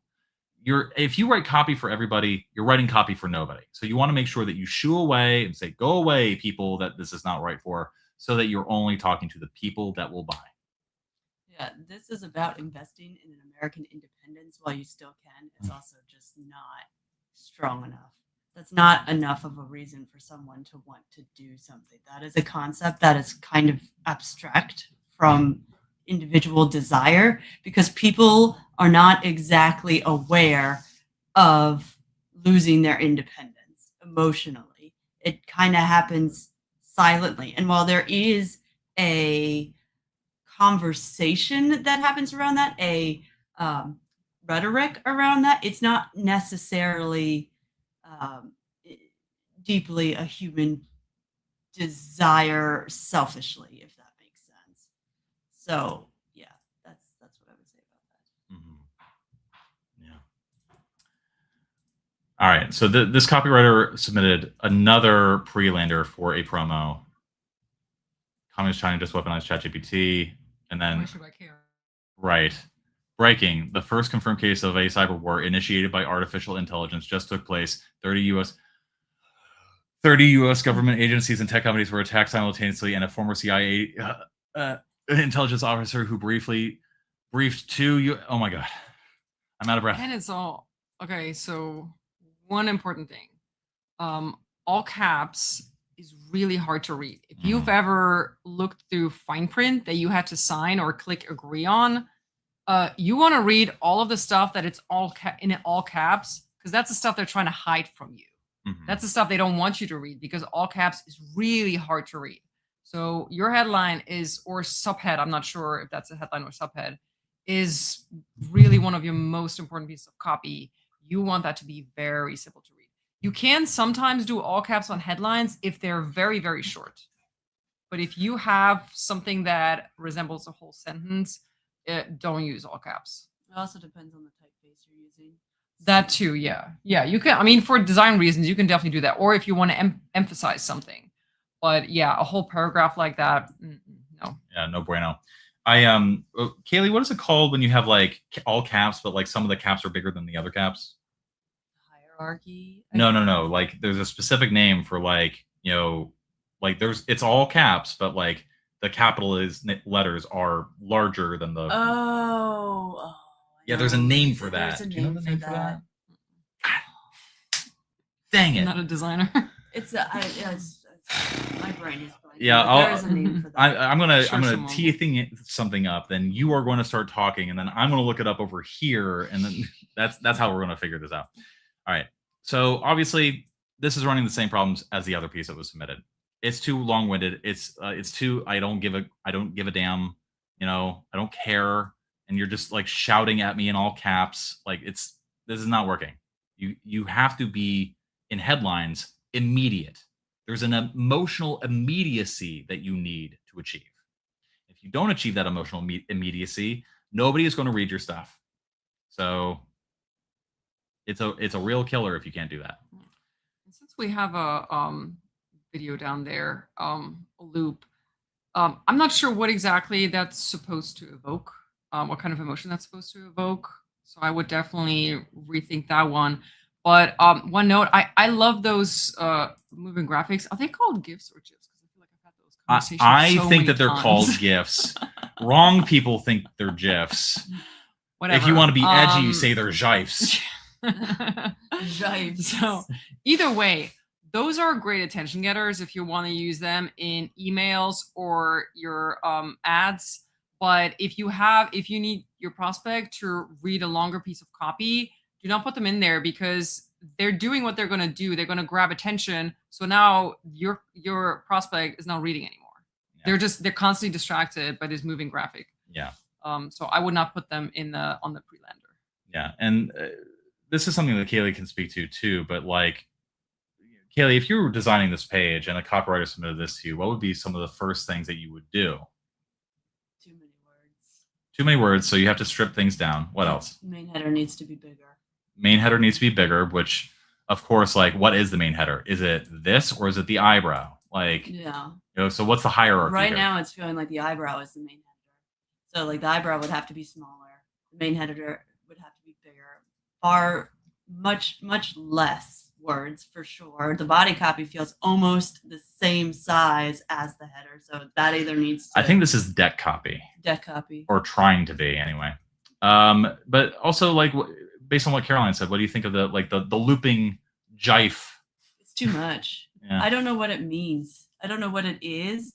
If you're trying to, I mean, my main gut is that you're trying to say, oh, AI is scary, but I don't think that anybody's going to be getting anything out of that. I think if you're using imagery, it needs to be 100% clear, like the copy is. It can't be poetic or artistic visually. It needs to just say what it's trying to say. And that is just, it looks cool. And, you know, maybe it can be placed somewhere else for texture, but it's not working at the very beginning. Like, if you built more context to the concept, then someone might be able to figure out what that's trying to do, but it's not. It feels like a distraction. Yeah. Yeah. Your eye just kind of goes there. Like Caroline was saying, you don't really want to read the copy, especially when there's this big ass paragraph. Yeah. We got a note about you. Oh. Today's stream has really good nuggets. Caroline brings a new perspective than we were used to on Whetstone Wednesdays. Well, this is a Whetstone Tuesday, so, you know, wrong. Secondly, I want to share with you guys another thing. Hold on. I can't do this unless I do this. And then I have to do this. And I have to do this. And I have to jump over here and then jump over to this just so that I can point out, like, this is what Philip said. Oh. I'm just making a note of something. Oh, making a note about something. Not for me, but for that in the Discord, the copy that Discord link down below, maybe, or somebody will throw a link in the chat. When I have guests on, a lot of what I'm doing is nodding because what I'm implicitly saying is, there you go, there you have it. I've said this to you a million friggin' times. You didn't listen to me. Here's another person who's saying basically the same thing with different words. Have fun. In a nicer accent. In a much nicer accent. Yeah. Thank you. Not as cute as me, though. No, not everyone can have those good genes. Exactly. So let's go back to this. Let's talk more about this. So for the first time in not only U.S. history, but in the history of humanity, something happened that intelligence agencies have been warning about in classified briefings for the past 18 years. Okay. One of the things that you are running into when you write is something that I call preposition stacking. What is preposition stacking? For the first time in not only U.S. history, but in the history of humanity, something that happened that intelligence agencies have been warning about in classified briefings for the past 18 years. What is the effect that this is having? It's making the sentence confusing because you're stacking details of stuff using prepositions to make the sentence go longer. When really what you should be doing is writing shorter, punchier sentences. If these details are important, it's worth a sentence. And don't be afraid to turn one sentence into 5 sentences if you have to. If it makes it more readable, it doesn't matter how many sentences they are, but always make sure that every single sentence needs to be there. Every single word needs to be there. If it doesn't, if it's not important to understanding the whole copy, then delete it. Mm-hmm. Be brutal about it. Yep. Go through it. I mean, I have several editing rounds with every piece of copy. I literally go through and I look for words and sentences that I can delete. And my copy chief does the same thing. I mean, the most common edit is you don't need this word. You don't need the sentence. And yes, we're talking about single words, even the smallest words. If you don't need them, delete them. Yeah. Hey, that was a rhyme. I didn't even You plan that. don't need to delete them. Hey, that's your motto now. You own that. That's branded. That's a Caroline special. If this is an email, it's not an email, it's a pre-lander. A pre-sale page. So somebody lands on this before they get to see the VSL.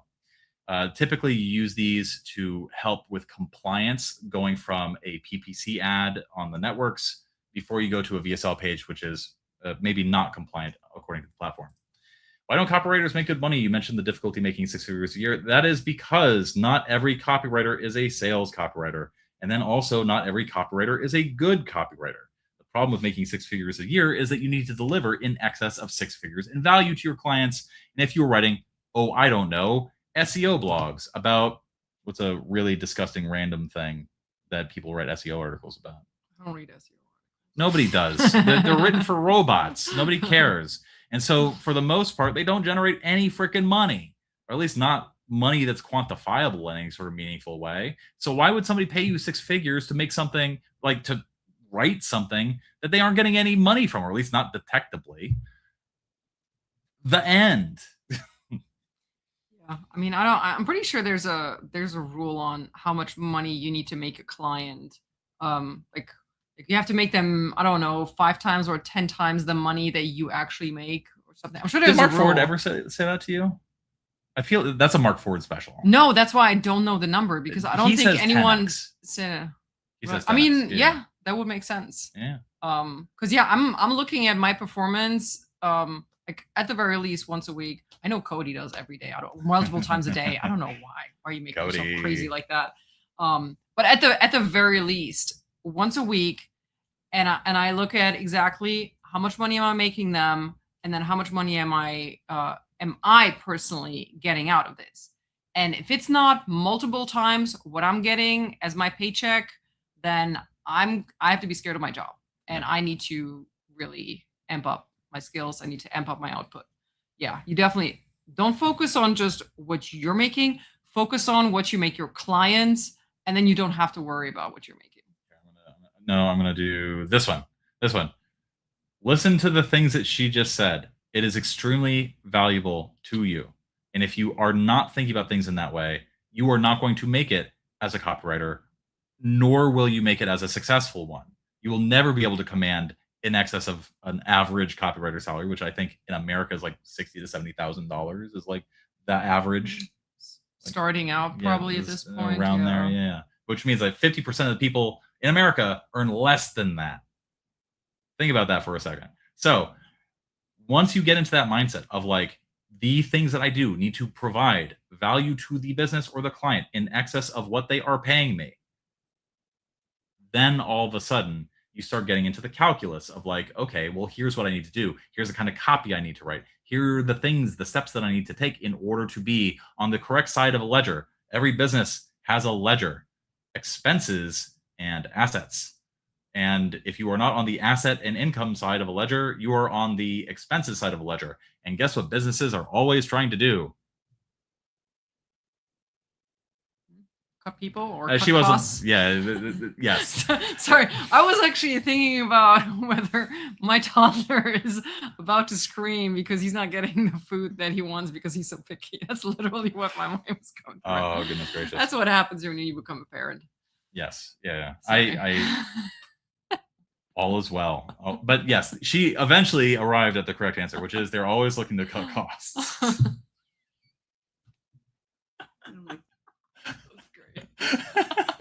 Such a nice setup. And then I just and you were just like, huh? What?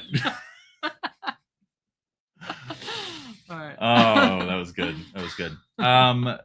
Anyway, one thing that we can also do if you want is like take a quick 15 to 20 minute like Q&A break, or just like hangout stream break, and then we can come back, finish up the copy in like 30 minutes, and then that's a good idea, so I can make sure that the kids are fed, because they're relentless when they're not. I don't really have so much high maintenance.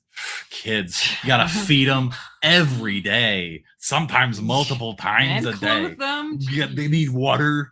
Like, oh, geez, it's too much. They're so needy and friggin' codependence, man. Lordy. Anyway, so this I can already tell is running into the same problems as the other pre-lander we reviewed. What's in it for me? Also, I don't care. Also, it's too wordy. Like, but here's a compliment. It's clear that you're thinking about stuff. It's clear that you're engaging with ideas. It's clear that you are going beyond like, hey, buddy, I have a newsletter to sell you. That's a common newbie problem for people that clearly are not studying financial copy or long-form copy in general. So kudos to you. You're actually using your brain. Now what I want you to do is use your brain, but also use your judiciousness, your common sense. Read the copy that you've written. Be ruthless with it. Look at every single sentence and go, is this actually advancing or detracting? Am I spending too much time on this? Am I explaining before I'm revealing the benefit of reading this explanation? Things like that. Be so ruthless with your copy and it will be better. Yeah, and it's also pretty obvious that you've done your research. I can tell from the things that you're hinting at that you've done quite a bit of research into this topic. Now, when you do a lot of research, what often happens is when you're writing to someone like yourself who already knows all the stuff that you've researched. And that happens very often, which is why it's really important when you're done writing, you step away from your copy, you work on something else, or you take a break or whatever. And then you come back and you try to read it from a completely new person's mind who has never actually done any research into your topic. Because you have to keep in mind that the person who's reading that, they have absolutely no idea what you're talking about. So when you're hinting at stuff, when you're teasing stuff, because obviously you don't want to reveal everything, you want to keep them curious, but you have to be careful that you give them enough information that they know what you're talking about. Otherwise, you're going to just confuse them because you're giving them so little information that they don't even, like, you're jumping 5 steps ahead and they're trying to keep up, but they don't know what happened in between. So that's, yeah. Warren suggests also read your copy out loud too. If you're out of breath reading a sentence, Yep. it's too long. Go feed your kids. Kaylee and I will answer some questions for like 20 minutes or so, and then come on back. People clearly love you. The people have definitely showed up for this in a way that they never show up for me alone. So Cody probably slacked everyone. that's pretty cool. That's pretty cool. Well, I mean, you obviously know your shit, so like it's very good that you're sharing what you're sharing. Thank you. I'll be right back. Kaylee, how you doing? I'm good. Did you have like some grand insight about like the role of design in copy that you were just like, I need to make something about this? Well, I was just inspired by something. I don't want to say anything on here, but I had an idea for something that I could make that would be a supplementary material for all of you. And so I had to take note of that, and then I just grabbed some examples for inspiration for myself when I go to make it. Yeah. And I was like, oh, it's there. I just have to like formulate this idea before I lose it. Oh, hey, I'm not in there. So one thing that you are going to see in 2026, you're going to see Kaylee a lot more. She is working on a number of different, especially in the like intersection of like graphic design and copy. That's one thing that we're going to do a lot more of in 2026. We're going to have eventually a whole course and academy and other products like that related to like, if you want to launch an offer, if you want to launch an agency, like these are the things you need to think about. If you want to be a one-stop shop or one-man show, obviously, if you're going to do that, yeah, you can use AI, but you got to know the principles first. And we have an expert, somebody who's literally world-class at this point in thumbnail design for sure, but also in like the landing page. If any of you are a customer, go check out the new like course library page. She designed that. It's really cool. Hey, Warren says hi, Kay. Hi. Let's see. We'll come back to Roy's copy in just a moment. We have 1, 2, 3, 4, 5, just 4 pieces, it looks like. And then, we will get back to copy once Caroline returns. Just to sort of reveal, it's the holidays here in the MacIntyre household. And so we invited Caroline to come down and hang out with us. So let's answer some questions. Is this the last copy critique? No, it is the penultimate. That is second to last copy critique. We are shutting down the Whetstone streams. For the Patreon members, like we'll continue to provide access to the masterclasses that are up there for the low cost of $20 per month, which is what people pay if they are a member of the Copywriting Club or the Platinum Collection. We're also going to make some of those videos available in the YouTube membership. So that is going to be a thing that we're rolling out over the course of 2026. And that is all just a product of like, when we do these streams, we give a lot of value and it takes a lot of hours. And so one of the things that we are going to start doing is reserving critiques for people that are in our inner circle or mentorship programs. The reason for that is because we need more time to actually like create masterclasses, courses, things like that. We definitely have realized that like doing this kind of stuff saps a lot of our time and mental energy for not a lot of money relative to what our time is worth. So, and I'm sorry if that sounds conceited. I apologize, but it's an unfortunate reality of things. Should I again give my copy for critique after getting critique and revising it for the first time? You can. I've done that before, but also like what you want to do is you want to learn what you can. You know, if you get to a point where you are revising it and you see anything, like any opportunities to improve it on your own, that's what you want to do before you get a critique. So yes, assume people know nothing. Copy isn't read, it is heard. Debatable. Sorry for the random question. Is Copy Cub the same as Copy Club? No. No, and this is one of the reasons why we're simplifying our product line. We actually recently discontinued the Copywriting Club or the Platinum Collection. We are going to discontinue the Copywriting Cub at the end of. I'll be right back. Okay, see you later. I'll be right back. All right, bye. We're going to discontinue the Copywriting Cub at the end of 2025. And what we are going to do is we're going to create a bunch of like entry-level products like in the YouTube membership area and like masterclasses and Patreon that are going to be very, very cheap and very accessible to as many people as possible. And we're going to have a tier above that, which is going to be basically like the mega course, but more advanced and with more guidance.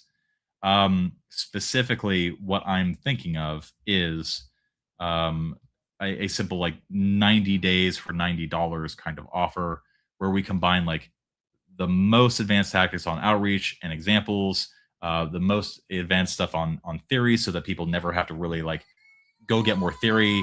I'm looking into ways to like provide books to people and license books to people, the whole kit and caboodle. So I want our front end product to be basically a replacement of the Copywriting Cub and the Copy Club. I'm going to miss these too. We're going to still do live streams, but it might be more like copy reviews or like, mini masterclasses and things like that. Yeah, no more YouTube critiques. We might do stuff like here and there for like people on the paid side, but more or less, these are going to become like, the occasional Q&A stream, the occasional masterclass, things like that. Kaylee, I really haven't decided about this yet. Like, I'm debating internally about this. Ultimately, though, like, I'm not going to make a decision for several weeks. So you have several weeks, if not a month or more, before I make a decision about whether to keep the Whetstone streams available on the channel. Where is Lindsey these days? Too rich for Copy That? No, she's crazy freaking busy. Holidays are always crazy busy for like Agora and MarketWise companies. I've been crazy busy myself. And she's just, filming promos, running one of the largest and fastest growing franchises in the financial publishing space. Like, and they have like 2 divisions of their business that she's running. She is, and she's a mom of 3. Yeah. So, that's what she's doing these days. So yeah, if you're going to see her at some point in the future, it's going to be either in like clips, snippets, brief interviews, or on the paid side. What is the best offer to give as a beginner to land international clients? Like how to stand out? We definitely have in my 11-star offers masterclass in the EMP. I definitely talk about this a little bit, but think of it less like specific things that you do and think of it more like what the ingredients of a good offer are. You want something that is trustworthy. You want something that's, is, like results focused, like you're talking about their outcomes that you're able to deliver, not like a huge promise, but like ultimately speaking about what they want rather than what you can deliver. You want something that is like undeniable, like so you want some sort of proof that your offer is going to work. You want some sort of risk reversal, some little element of like safety. So it's a no-brainer.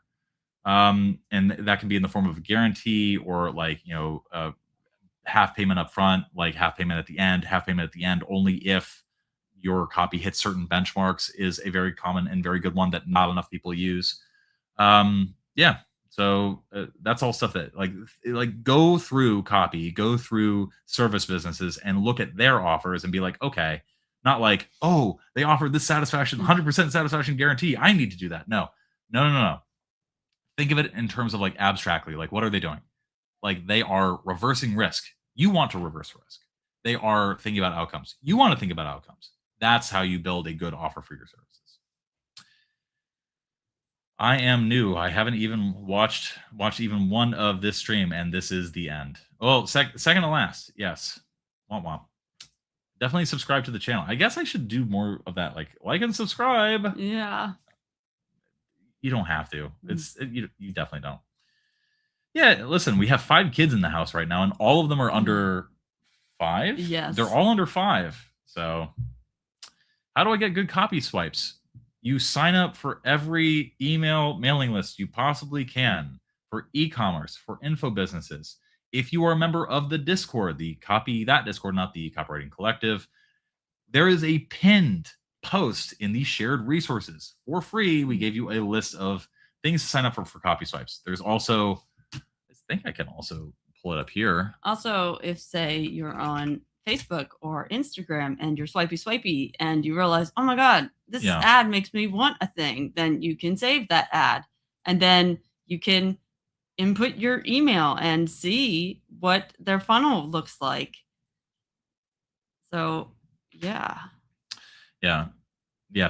yes. So that's actually from a video that me and Lindsey did a while ago. If you go through our channel, it's the one that looks like me from like a Tool music video. And like, basically the advice there is like, go into the meta ad library. Here, let's do it together. Meta ad library. I don't even know the meta ads library. Oh, don't like that new feature. All right, meta ad library. Ad library.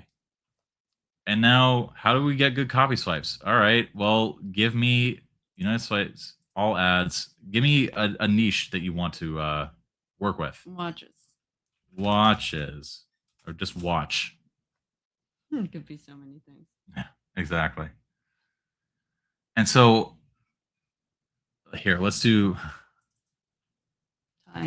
luxury watches. There you go. Alrighty. So all of a sudden we have active ads. You can also search for inactive ads as well. And then bingo bango, what you are looking for if you want a good copy swipe is an active ad that has been running for a while, because like these cost money. So they're not going to keep running an ad if it costs money. And then what you want to do is you want to go into the ad details and then bingo bango.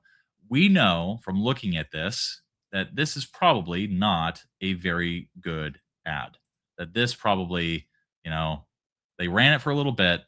It ran for one day, 17 active hours. And yeah, basically, like, I can tell from reading it, it's not very good. This was definitely AI generated, and like, it's also not interesting, and it kind of looks like crap. It's hard to read and get through. Exactly. But again, it's coming right back to that all caps thing. But also, you want to be careful when you're judging ads that have only been active for one day, because sometimes if it's only been active for one day, it's not enough time to get enough data on it. Mm-hmm. But most times, yeah, you know if you spend enough money immediately. Yeah. So you're seeing all these low impression count. This is interesting. It's active. It's been running for a few days, but we know that this doesn't work. Anyway, this is an example of what you need to do. You need to go looking for ads. You need to play with different keywords. You need to do different things. Luxury watches. I don't think any of these people are really advertising actively. But anyway, oh God, look at this. Somebody wrote a friggin' VSL as like the post. Jesus Christ. It's like a full story. Oh my Lord. No one's getting through. Nobody's getting through this. What the hell are you thinking? That was a lot. Somebody go pitch this business and tell them that they're advertising idiotically. What business is this? This Jesus, keeps I have to good. keep It doesn't break list the in word count. library. Is it an actual story? 539 followers.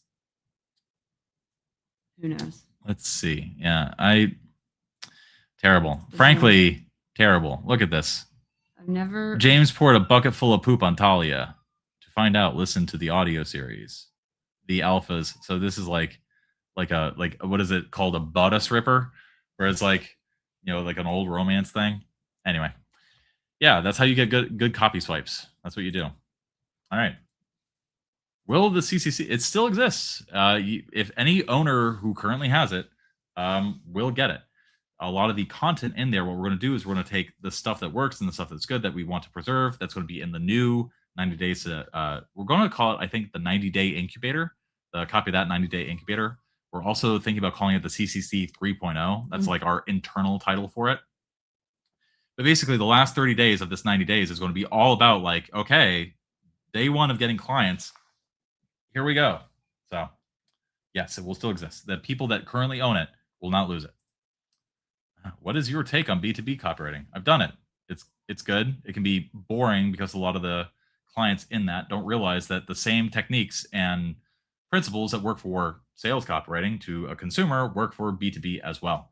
And what you often find in B2B is that you'll get somebody from like the direct-to-consumer world, and they'll come in, and some business will be like, I'm at my wit's end, like we're not getting any sales and stuff like that, blah, blah, blah, blah, blah. And they let this person sort of like have free reign because they stop caring. And all of a sudden their sales skyrocket and go up. And everybody's just like, oh my God, what is the secret? You're selling to so many businesses. You're getting so many clients. You're, bringing on so many enterprise clients and things like that. And then all of a sudden the B2B copywriter is like, learn the secret. It's like, oh, you need to like focus on the benefits and like speak to people's emotions and like, make sure to target people based on like, their role or their desires or their notions about the world. And if you're building a product and the main decision maker is going to be like somebody in HR, you need to write for that person, because that person, what do they want? They want prestige. They want to like look good to their higher ups, like when they bring what you're doing to them. So you have to think about all these things. And all that's just basic copywriting principles. And then like a lot of these B2B copywriters who like, oh, this person cracked the secret, I need to go learn from them. They'll learn all these secrets and they'll be like, oh yeah, my clients would never go for that. And then things go on as they always were. Same as they always were, same as it never was. Anyway, I had to quote Talking Heads there for a second. But yeah, that's all copywriting. It really, like there's so many businesses and business owners that have their heads so shoved far up their butts that they will not even tolerate a moment of difference from what they're currently doing that's not working. So, have you seen that a lot in the clients that you work with, the people that you work with? That they just don't value, or yeah, I would say so. Yeah. Most people don't. It kind of falls into not understanding as a client. Yeah, and a lot of that is just like clients, like they sort of like, this is the way I've built my businesses, and this is the thing that works. Yeah, you can talk clients out of that if you know how, and a lot of that just comes down to educating them in a way that you're not belittling them or making them feel stupid, but basically, if we do it this way, I can show you that this will increase your sales. Yeah. And if you speak that language and you back yourself up, then they'll be like, oh, okay. And you kind of make them feel like they're making that decision and you're not making that decision. And that is often like the secret for networking or for working with higher ups or for working in any sort of organization or bureaucracy, is like, if you can persuade somebody to come up with an idea where they think it was their idea originally, you're going to have a good time. Another thing that you can do is, if you don't want to try and have that education, present them 2 examples with that same format and go, which one do you prefer? And then they're picking. And so you don't have to talk them out of, this can't be there. You just don't even mention it. It's just like, this is what it is. But again, it's contextual. It depends on the client and what you're selling what it's for. So yeah. Yep. Mhm. Everything that she said, listen to her. Because she's saying everything that I've always said. That's literally why I have Kaylee and Caroline on today. It's literally just as my hype crew. Selling against alternatives is when the copy suggests the opposite of what readers think, right? No, it is when somebody like thinks that there are either other competitive solutions or other solutions, and you in your copy is trying to dispel the belief that those things will work. But it also works for ideas too. Like in financial copy, one of the things that we frequently do is talk about all the times that, you know, mainstream or Wall Street analysts got it wrong, or the times when like the pundits on CNBC like said a thing that was clearly stupid and didn't pan out. And so what we're selling there implicitly is we're sort of like persuading them to be like, oh, so what I need is like an alternative media source. See what we're kind of doing there? So that when we present them, like, hey, this is a newsletter that full of information you can't get on mainstream financial media. We've already laid the seeds that they kind of need that. So, and typically it works because what we are doing is trying to be different from what they can get from everywhere else. And that's really the key there. Like, can you give an example of when you use it for an ecom product? Like, yeah, so this person is currently writing copy for back pain cushions. What you want to do is you want to sell against, like, you know, so you've tried acupuncture, you've tried massage, you've gone to the chiropractor, and nothing seems to help. You even tried PT, but that certainly didn't solve the problem. And the reason for that is because they don't address the root of the problem. Simply put, truck seats are not designed for the human body. Take a look at this graph. You can clearly see the bones of the human body bend the moment that they get into a car seat. Think about how cars work. What I'm doing is I'm writing copy for you live on screen right now. That's how I would do it verbatim if I were to write it. So, and you just kind of go from there. What you're trying to reveal is that, like, you know, there's a reason why people still have back pain if they have tried these other solutions. That's why you need to sell against these alternatives, so that you either get the people that have tried everything, but not your solution, or conversely, so that you prevent people from trying other solutions before they try your solution. There you go. Work harder to earn a lot of money. Don't we all? This is a great question for Caroline. This is basically what she's doing right now professionally. So let's kick this to her when she gets back. How do I stop am I doing right syndrome?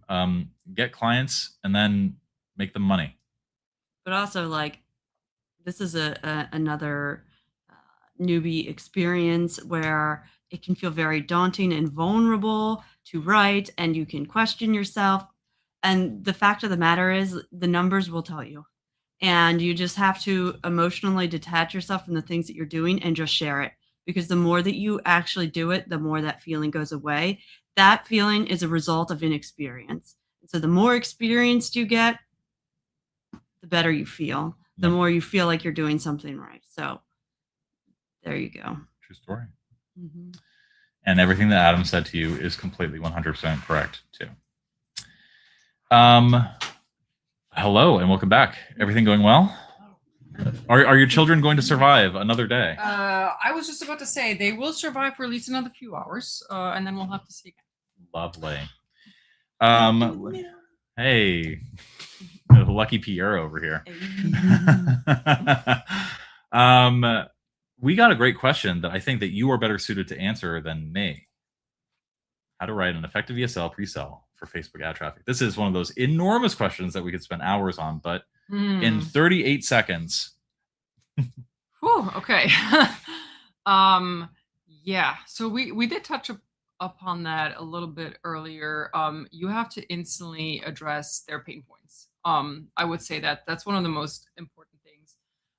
When it comes to Facebook, you want to, we talked about talking to the right audience that is the most likely to buy your product.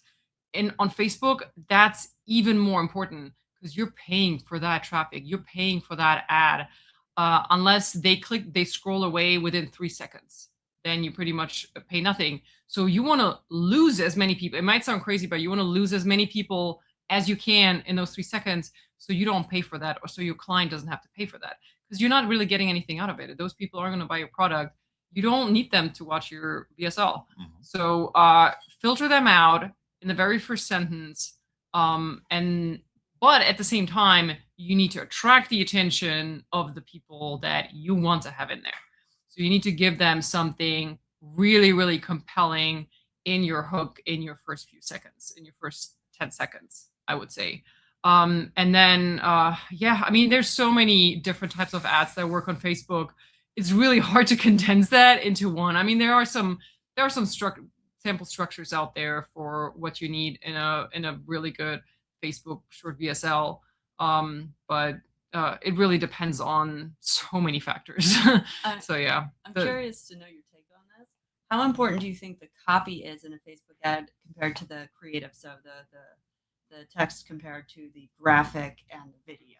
Or what do you think that the copy matters, or do you think the creative itself matters more? The everlasting tension between by creative, you mean the editing, the design? Well, the video. Well, the actual visual component of what is. So the copy, and I'm not talking about the copy that would be in the video. I think that's important, obviously. I'm talking about the physical text that you see versus the creative. So the creative would either be the graphic that has the copy on it, that copy matters, or the video with the copy in it. Do you think that the physical text that's above the format asset? You're talking about the post copy. Yeah, the post copy. There you go. Oh, I see. Oh, okay. Do you think that's? It took a long time. Post-text. I couldn't think of what to call it in the moment, but how important is that compared to? Oh, I don't even write those post tags because they're like we pretty much use the same. Like once we know a post text works, once we tested it and we have a good version, we just use the same one for every single ad.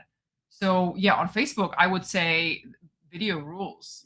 Like you want to put all your energy into the video itself, because that's why most people are on Facebook at this point. We've all been TikTokified, so it's all video.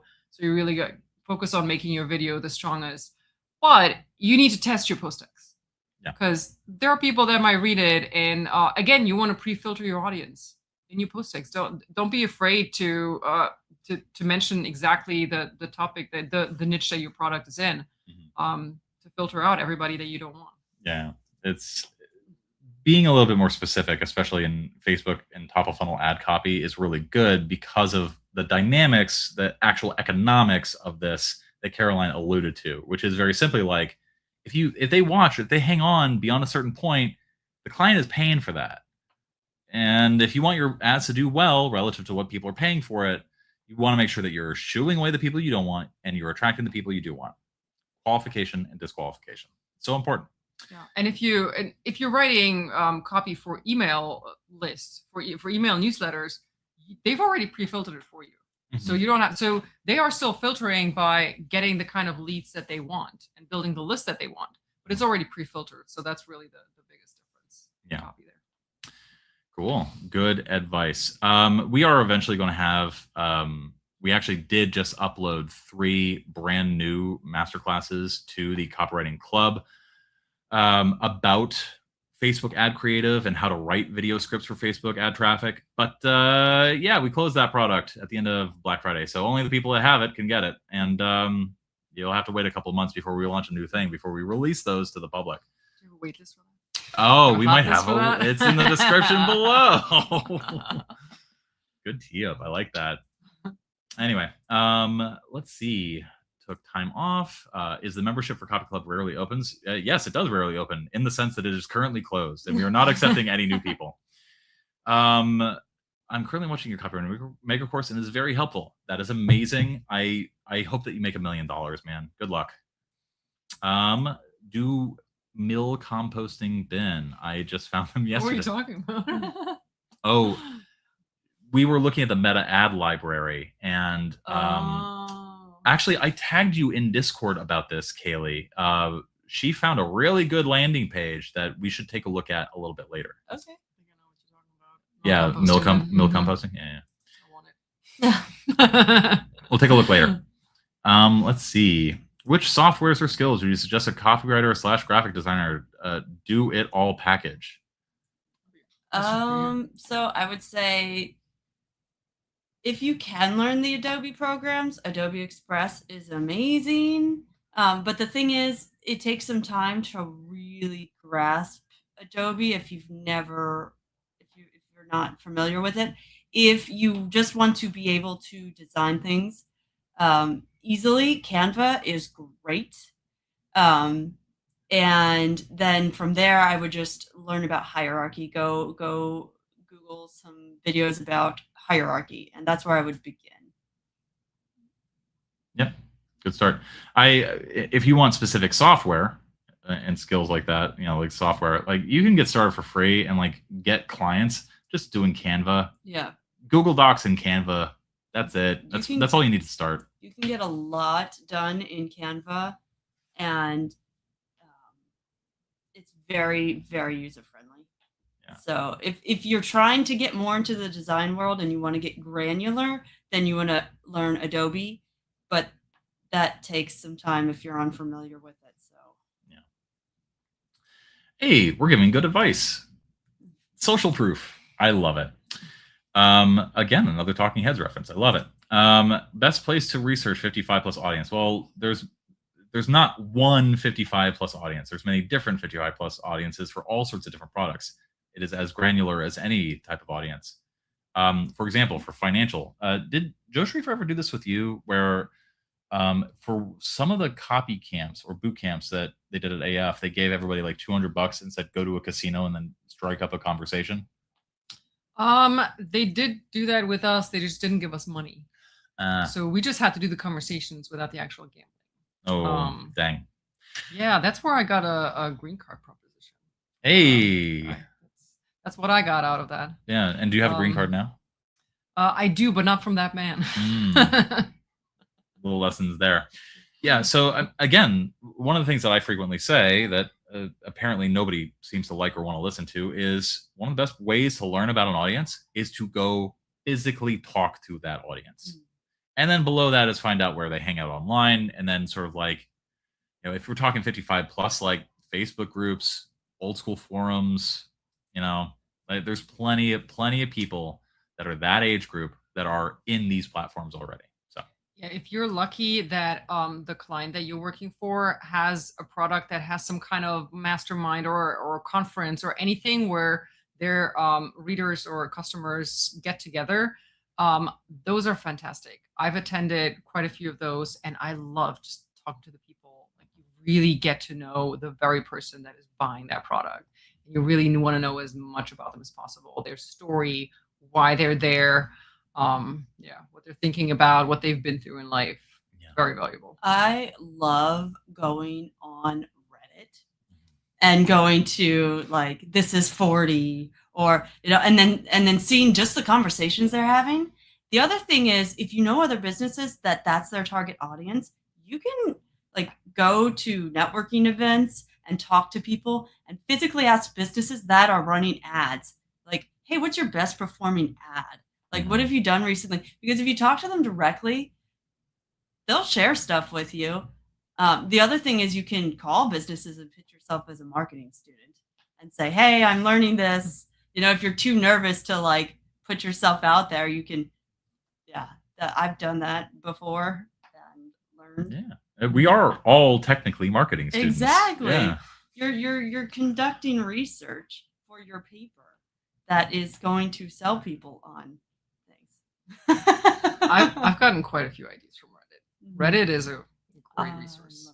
And any forum, like go on Google and say over 55 forum.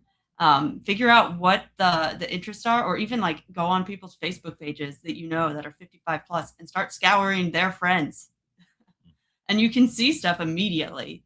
And it doesn't have to be within the same niche, it could be on any topic. You can get an idea of the language that they would use and the circles they hang around.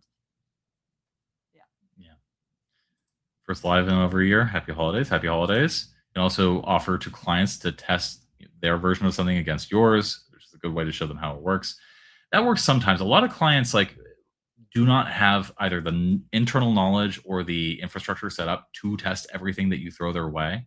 That's especially true for like emails. It can be true for landing pages because Okay, let's set up a test for different landing pages. Okay, now this graphic designer that's overly worked now has to design this other page that we, got from some stranger. Like, you do enter into like some political stuff here, but yeah, offering to test things as long as it's no friction for the client is a good way to prove your skills. Kaylee handles clients like toddlers. Working with a client, yeah. Same with Carolyn. Yeah. Working with a client can speed up one's learning process. Yeah, in fact, it is a necessary prerequisite to learning more. You can only, by yourself, not doing this professionally, not getting paid to do it, not putting stuff out and testing stuff, there's only so much you can learn. If you are not doing the work, like for a client, you are inevitably going to reach a ceiling in terms of how much you can learn, because there's a wide gap between like everything that's in videos and everything that's in books versus actually putting copy out in the world and seeing what works. What do you think made legends like Gary Halbert so successful? They made money for their clients. Yeah. They figured out what made money, and then they kept doing that thing.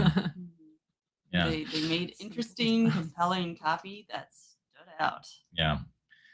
For me, like, they found a way to do what works and then put their own unique spin on it. Like, they were flexible, they figured things out, they found their own way, their own style, and then they just kept replicating that.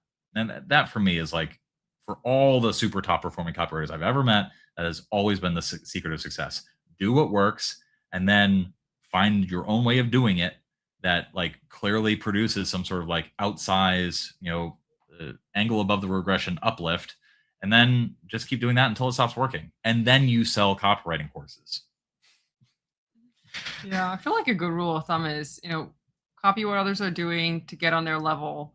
And then once you're at that level, find new ideas. So you're the first one who's trying something new, because those are going to be usually the big winners. Yeah. Another thing too is that, and this is something that is an area where like AI is always going to be bad at, because AI is trained on the average aggregate of everything that's out there. So it doesn't know what it doesn't know, So that's what you want to keep in mind.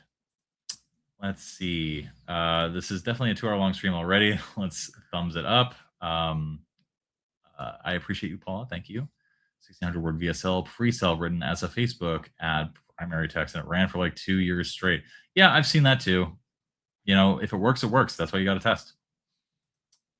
Figma too. Kaylee? Oh yeah, Figma is amazing for one, if you want a free version of Illustrator, Figma's great for that. Mood boarding, Figma's great for that. But the thing that I love about it is that you can craft out a prototyped website that is something that the client can actually interact with. And then Figma keeps the source code, so when you pass that on to developers, they can use it to help guide them and they actually put the page to life. So that, I think, is a good point. Figma is really valuable. I would argue if you can figure out Figma, then you really don't need Canva. But Figma has a learning curve too, but it's not as steep as I would say the Adobe programs are. You'd be able to figure it out. Just take a couple hours, watch a video on a how-to, and you'll be on your way. Yeah. Previous conversation, AARP. go look up AARP events and stuff like that. Okay.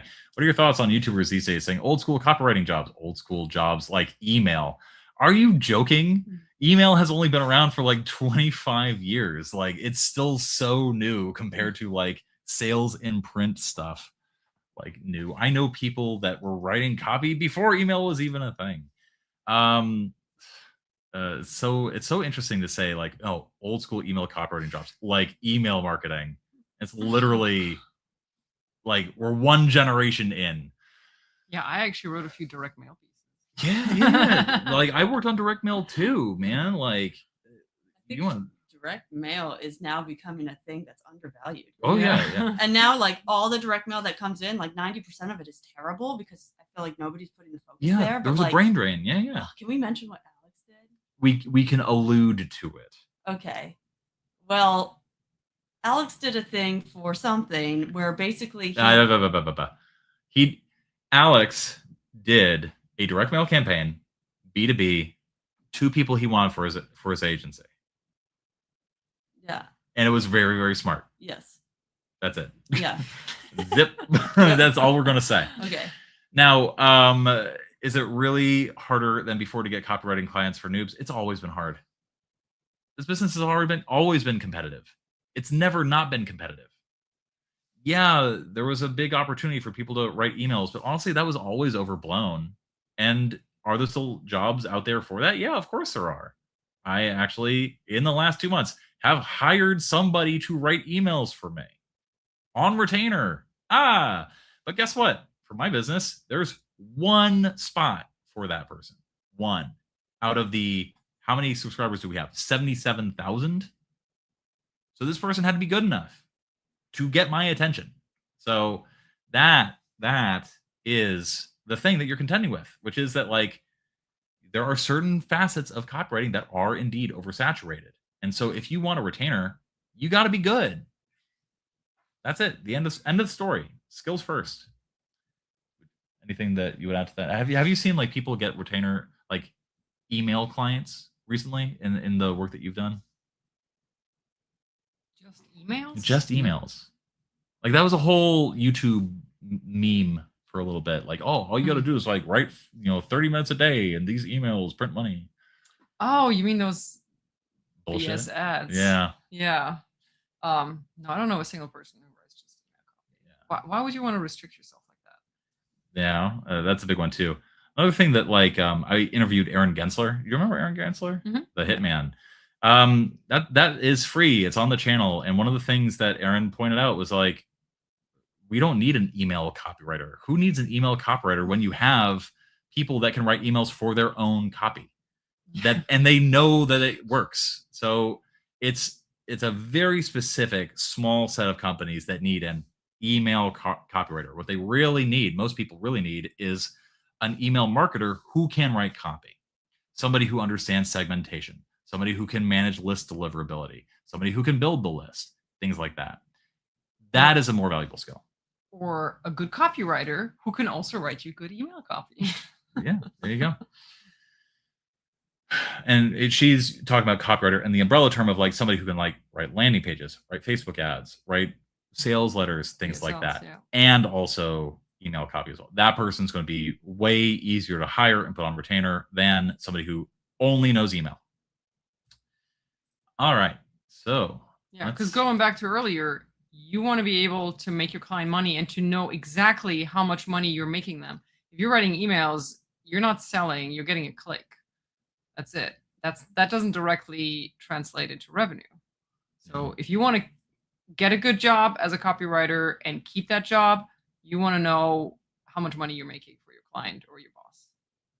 Yeah, that is the truth. Direct mail, huge opportunity.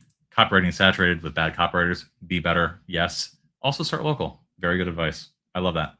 I love working for local businesses. All right, let's get back to actually reviewing some real copy, and then we'll call it a day. All right.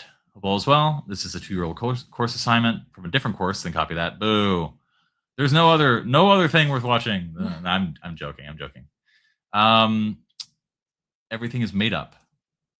Prospect for this product is a person who's tried and failed with almost every fitness program out there. The thinking around the problem solution lead here is to acknowledge and show empathy for the ordeal. Great. Or standard problem solution stuff. Should we read what it's going to be, or should we just focus on the ad? Well, I like to get a little context first, just so I'm like, okay, this is what this person is trying to do. Would you rather just jump right in? I just don't want to. You don't want to prejudge the copy. Sometimes I'll frequently do that. I will absolutely just like, no, I know this is going to be a bad ad because your thinking here is completely wrong.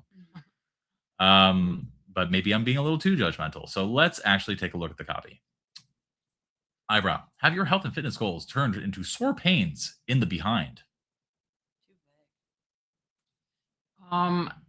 Questions in the headline complex or in a copy in general are risky.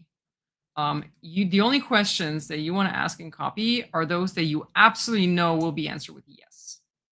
If they're not getting answered with yes, you're losing the person. This one, I get where you're coming from, because the person you're talking to is most likely someone who is, like you said before, where things haven't worked out, but you don't know whether they're using those specific words in their minds. And if they're not, if they're thinking of it in a different way, then you might lose them there. So I would I would play it safe and not ask a question. One of the things that I think you'll commonly notice with both me and with Caroline now is that we say a lot of words about your headline. Why is that? There was a static. I don't know if it was probably complete bullshit, but the headline makes or breaks the promo. It's like it's responsible for 50% of your promo success. I heard it. Ogilvy said it was 80%. There's probably all kinds of different numbers, and it's all bullshit statistics. Either way, your headline is really the most important thing. Just like your hook is the most important thing in a Facebook VSL ad, because that's where you start talking to the person, and you need to convince them to read your copy, to watch your copy, to stick around, because they are looking for a reason to X out, to delete the email, to go away and not waste their time on your copy. So you need to give them a reason instantly to stick around. Can I say something about this too? Please, please. Because I read on and say, here's why Star says getting fit and healthy is easy as pie. Okay, the first thing that I noticed as a designer is that your hierarchy is bringing your eyes to as easy as pie, which is not a huge selling point. It's not saying anything.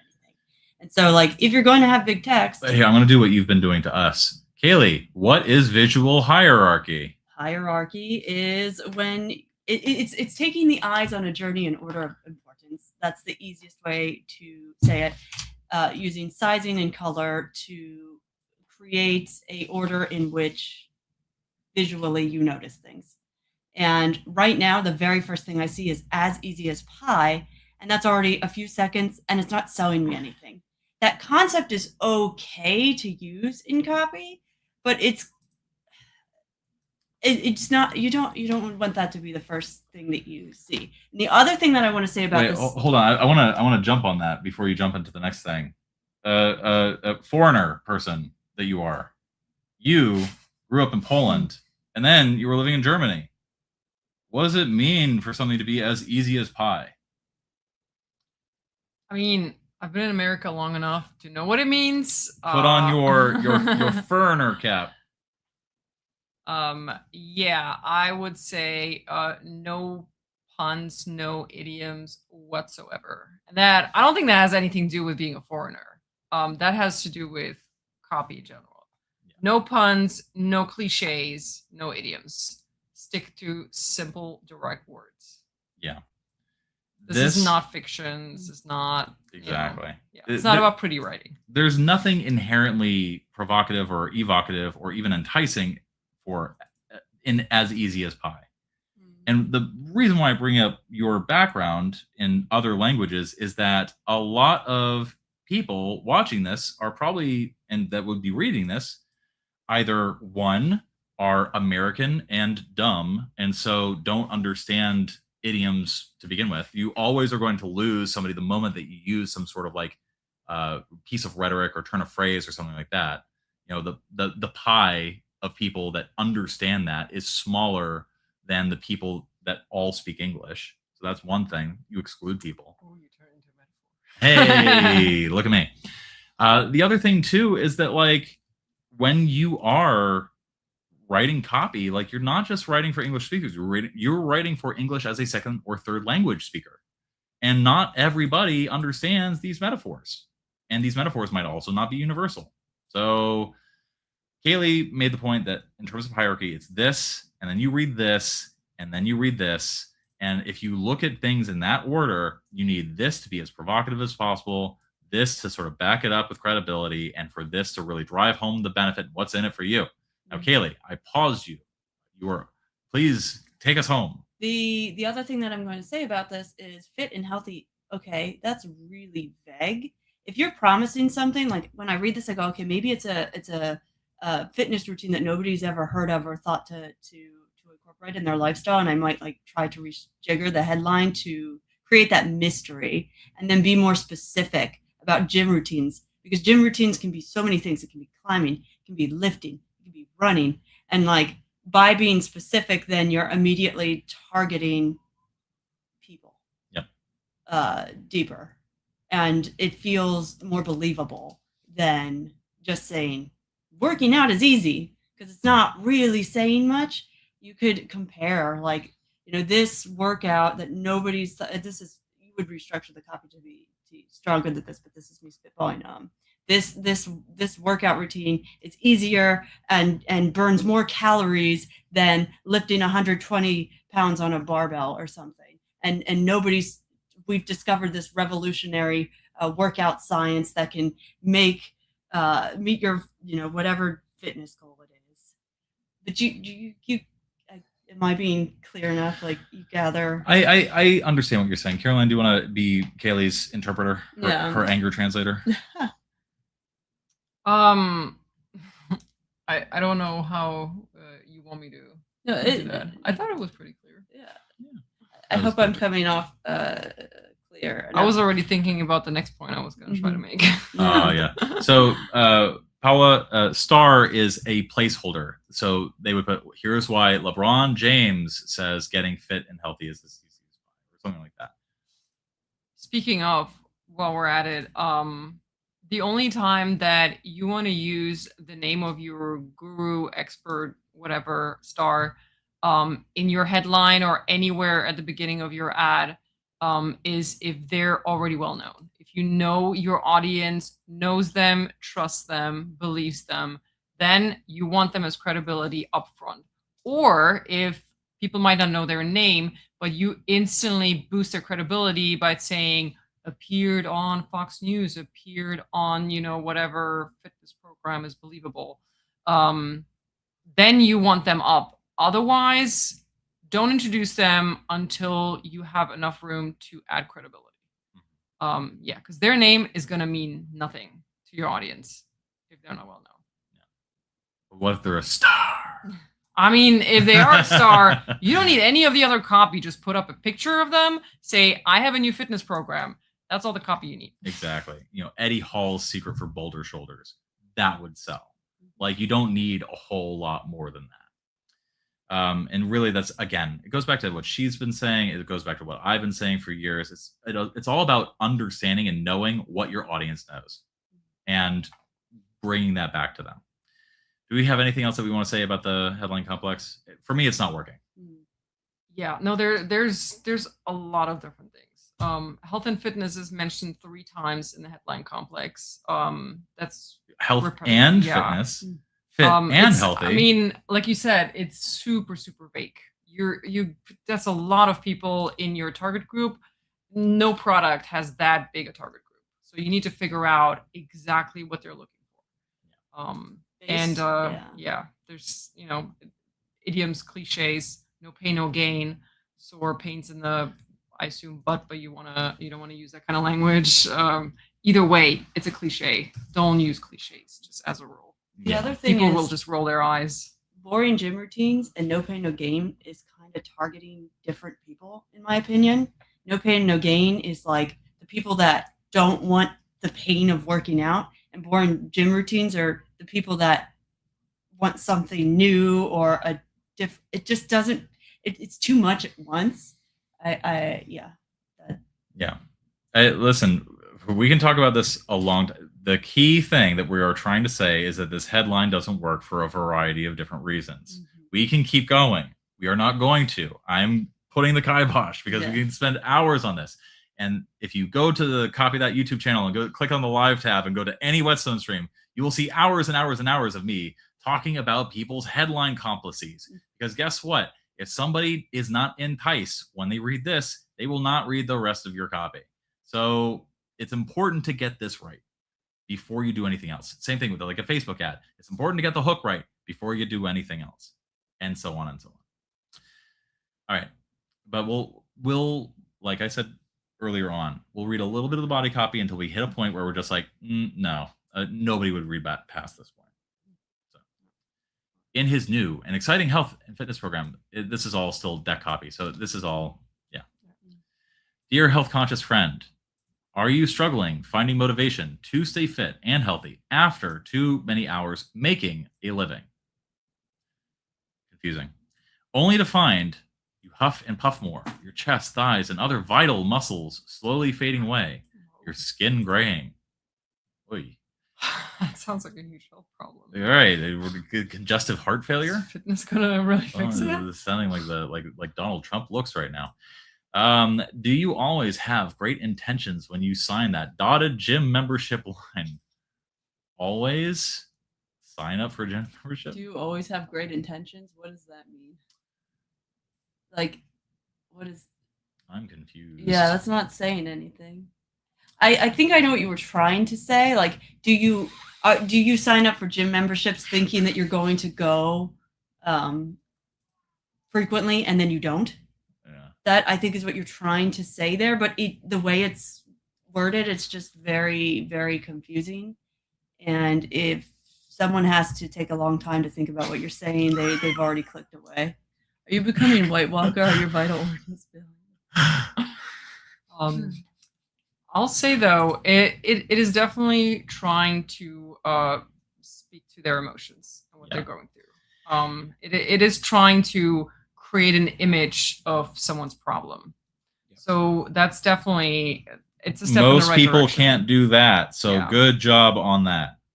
I think you could have started by, did you sign up for a gym membership 3 months ago thinking that you were going to go, only to find that your life got in the way? That is just taking what you're saying, flipping it around and making it way more clear. And by adding a timeline, it adds more emotion because you're like, oh, one of my favorite pieces of copy of all time is a little sales letter. Oh my God, I hate that. Linaflex. All right, let's take a look at this guy after we close all the pop-ups and crap that comes up from Google Drive now. All right, zoom, zoom, zoom. Look at these. This piece of copy right here is in 70 words, trying to do exactly what this piece of copy is trying to do in far fewer words than that. Do aching joints keep you up at night? Simple, straight to the point, pain point. Like Caroline was saying, do you dread getting up in the morning because you know you'll be stiff and sore? Yes. Have you tried every kind of pill you can think of and yet still haven't gotten the relief you need? Yes. All of these are one line. Do you still worry that things will only get worse as time goes on? And that's a good example of questions in copy used right. There is either only an yes answer to it, or you're going to answer no, and then you might as well leave because you're not going to buy the product. The product is only for the people that keep saying yes. And that can be a great tactic to get people drawn into your copy, because you have them agreeing with you, nodding with you. And when people nod with you, like, yes, I agree with what you're saying, then they're going to pay attention, and then they're going to stick with you. But it's difficult to pull off. Like, only do it if if those are exactly the people that you're trying to get in. I was being serious. I did actually mouth so hard. Well, now you might need the new. I need it. I need this product. Actually, this is relevant too, Sean. Yeah, it's true. It's true. I need a brand new knee. So again, we're not trying to rag on your copy. Again, the positive compliment sandwich. You're thinking about emotions. But when we compare this to something that we know worked, I'm hoping that everybody who's watching this can clearly see the difference, the power that had versus this. Succinctness, getting people to make those nodding micro commitments, immediacy, those sorts of things. Do you believe getting fit and healthy is a result of buckets of hurt, stick-to-itiveness, and true grit? Right? Wrong. Dead wrong. Trust me, I know. Again, there's just too much going on here, man. Just keep it simple. Ask questions, get people to say yes, and then be like, well, if so, then this is the product for you. Again, there's a sort of QVC, like television late night infomercial component to that, but it works. Best by test. There you go. Fit and health looks different for everyone. Could be morbidity and endurance. Yeah, exactly. Too vague. It used to be me, stuck in the no pain, no gain. Yeah, again. It's jumping around from time pressure to intensity of workout, and you need to pick one.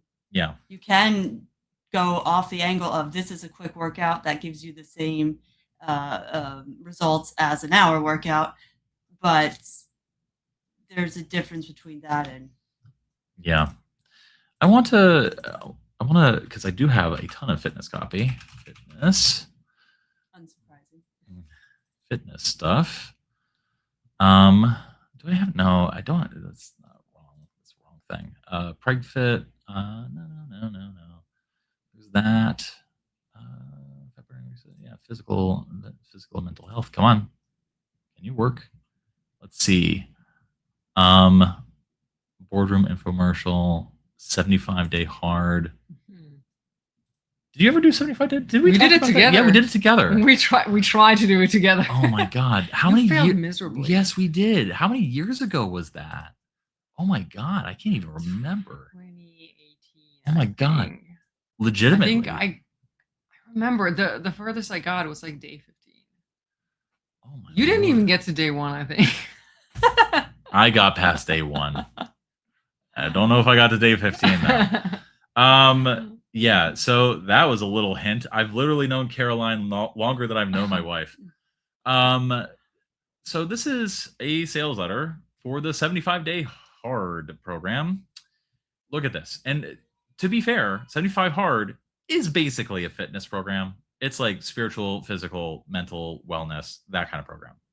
So disclaimer, you should consult your physician or other healthcare professionals before starting a 75-day hard. Now, I'm going to teach you a little quick lesson on reverse psychology. For a certain type of person, this disclaimer is going to attract people more. Do you have any insights on the psychology as to why? Yeah, we actually talked about this on a copy call the other day. Because I don't remember how it started, but I mentioned that every time I see the disclaimer that you need on social media when there's a video and it warns about graphic content, it sometimes asks, click here if you over 18 and you're okay with seeing this graphic content or whatever it says. I always click. I always need to see it because they're telling me there's going to be graphic content. And I know it's going to gross me out, but I still have to click. And yeah, it absolutely makes sense. I wouldn't be surprised if they put that in on purpose. If you listen to the guy who created that program, if you listen to the guy, he does not try to sell you on the program. He's telling you this will be, I mean, it's called 75 hard. This will be one of the hardest things you ever did. If you don't think that you can do this, don't. He's trying to discourage you at every point. He's trying to get the right kind of person into it who will really want to do this, who will feel like, yeah, I'm better than everybody else because I can actually pull this off. Can I say something? Wait, of course you. This is a copywriting critique triumvirate going on right now. So it falls into that morbid curiosity corner where you're like, oh, this is dangerous. And you might just want to keep reading because you want to know what the danger is. And that is a great setup because it leaves people willing to read more because it is a danger. They want to get to the T. They want to know, like, a fitness program that I have to get okayed by my doctor. What could that possibly be? And that gives you space to work up to what it is. And it's almost like a cheat code to getting them to read longer, so long as the copy underneath of it continues to be written well. But yes, that's I guess what velvet rope is the term that we were looking for. Yeah, I've heard velvet rope or velvet bag. Like it's a whole bunch of like old like door-to-door sales techniques that were eventually adapted into copywriting. Immediate intrigue. Exactly. And there's also like there is a visceral response that people have. The moment you say like you can't get in, people go, fuck you. Of course I can get in. There's a sort of like certain people go like away like Charlie Brown, like, oh, okay. And other people are like, what the hell do you mean I can't look at this thing? There's a sort of what would you like a toddler like defiance that a lot of people just sort of like have naturally, even like into adulthood. Rebel reaction. Exactly. And so if you tell them they can't do something, they will be like, hell yeah, I can do something. Even if and I want to, even though a minute ago I didn't know I wanted to. Yeah. Like the moment you told me I couldn't eat carrots, now I want the carrots, Mom. Yeah, I tried that with my phone. It doesn't work. Yeah. One day it'll work. All right, attention. As you read through this page, I want you to know, I know you'll be waiting for me to ask you to buy something. So let me be very clear. At no point will you be asked to enter your credit card information. So read this message carefully and know that you won't have to pay for anything. That right there is by itself a very alluring pattern interrupt. People expect when they land on a page like this that they are going to have to pay for something. So the moment you were just like, by the way, guess what? You won't have to pay for something. Bingo, bango, hey presto, yada, yada. By the way, not a great job for copywriters, because how are you going to make money if they don't make money? Well, the way typically is, absolutely zero payment necessary. Okay, I'm in. And what they do is they get you onto, when they sell you in the funnel on the back. So it's, again, a lot of this is just getting people into the email list, and then they sell to the email list. And all it is doing is using that movement of where the CTA is, of where the payment is, and then spinning that into a benefit to get people to read more.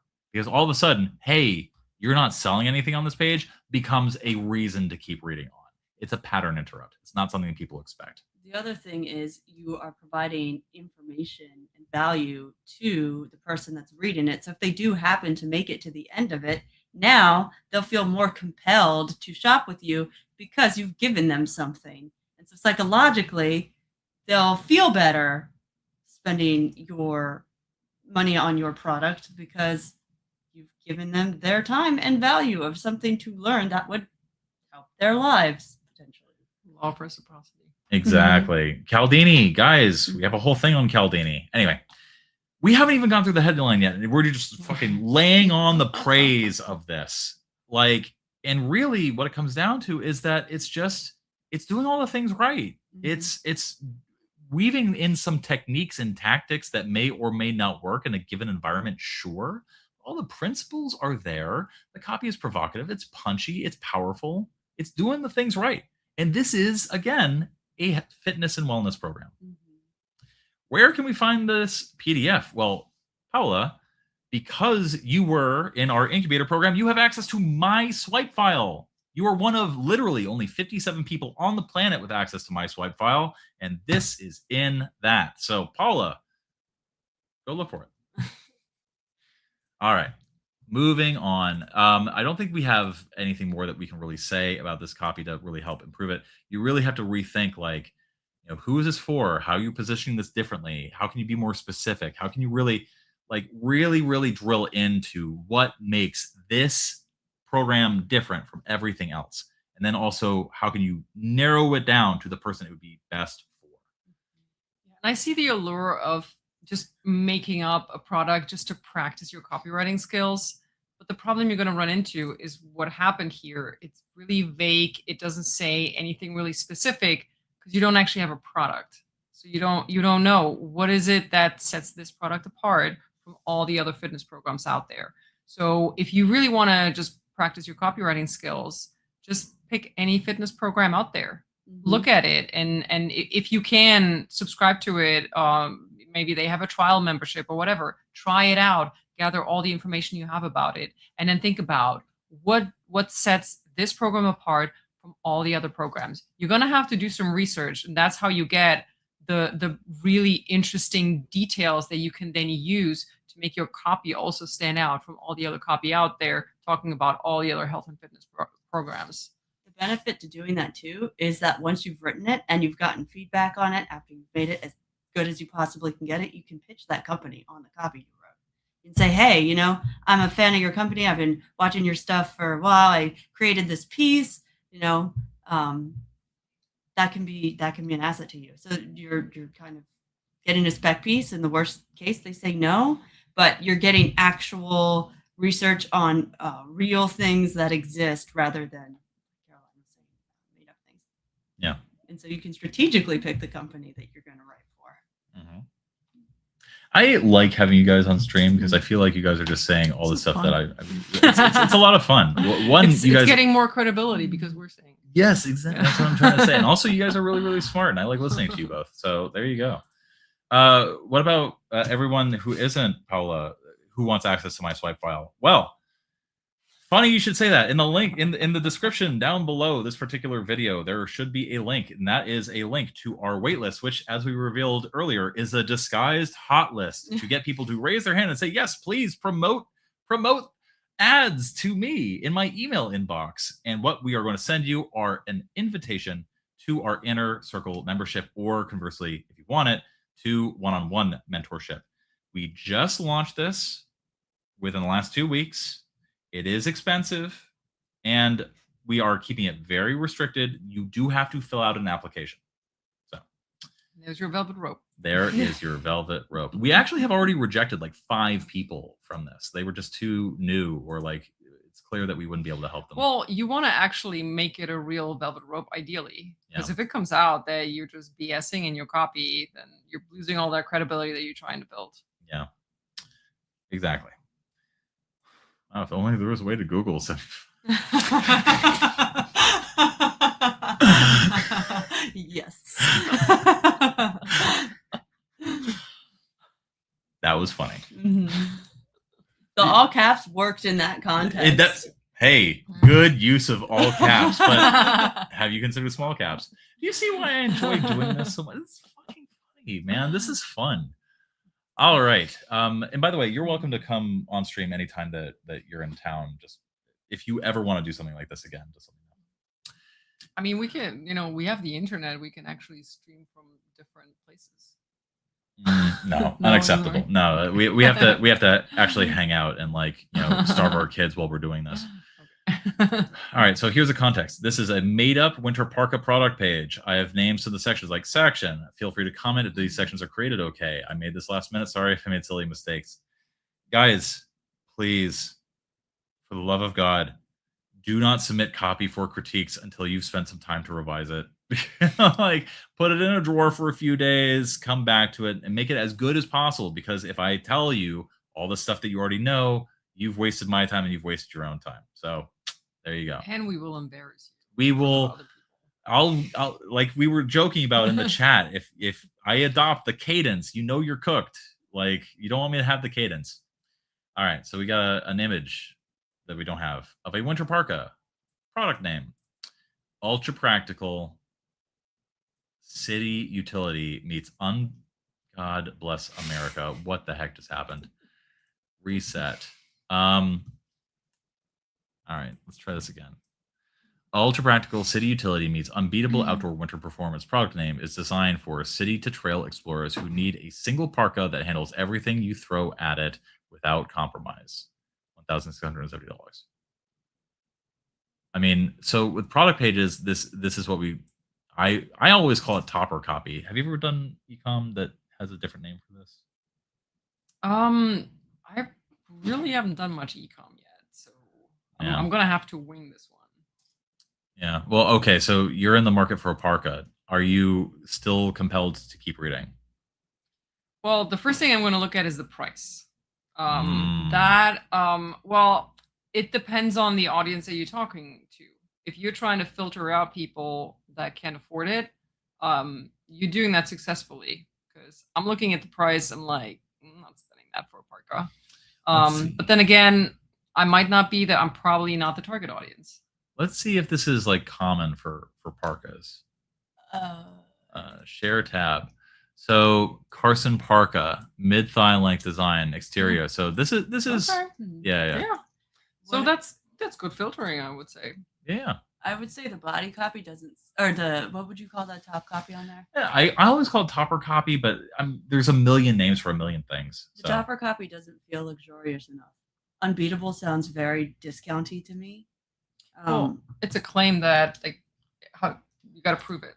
How is it unbeatable? Yeah, it just doesn't feel like that price tag says luxury, and that copy says. Yeah, I think Nolan has a very good note in the chat. Ultra practical doesn't do much for me personally. Yeah. Practical how? And also, somebody who's about to drop nearly $2,000 on a parka is probably not just thinking about practicality. Let's be real for a moment. Your affluent buyers are going to be different from your everyday shoppers, buyers, things like that. In that case, they're caring more about looks. Yeah. I mean, and prestige and because the outdoor people, the true outdoor people, they're going to REI and nothing in REI unless it's like a tent or an actual like physical item. The clothing there does not get that high. I think the most expensive thing you'd see in REI is like, I don't know, $800 at most. there's nothing practical about a $1,600 coat. Yeah. I'll be honest, it's hard to critique that because I would have to do research on that target group.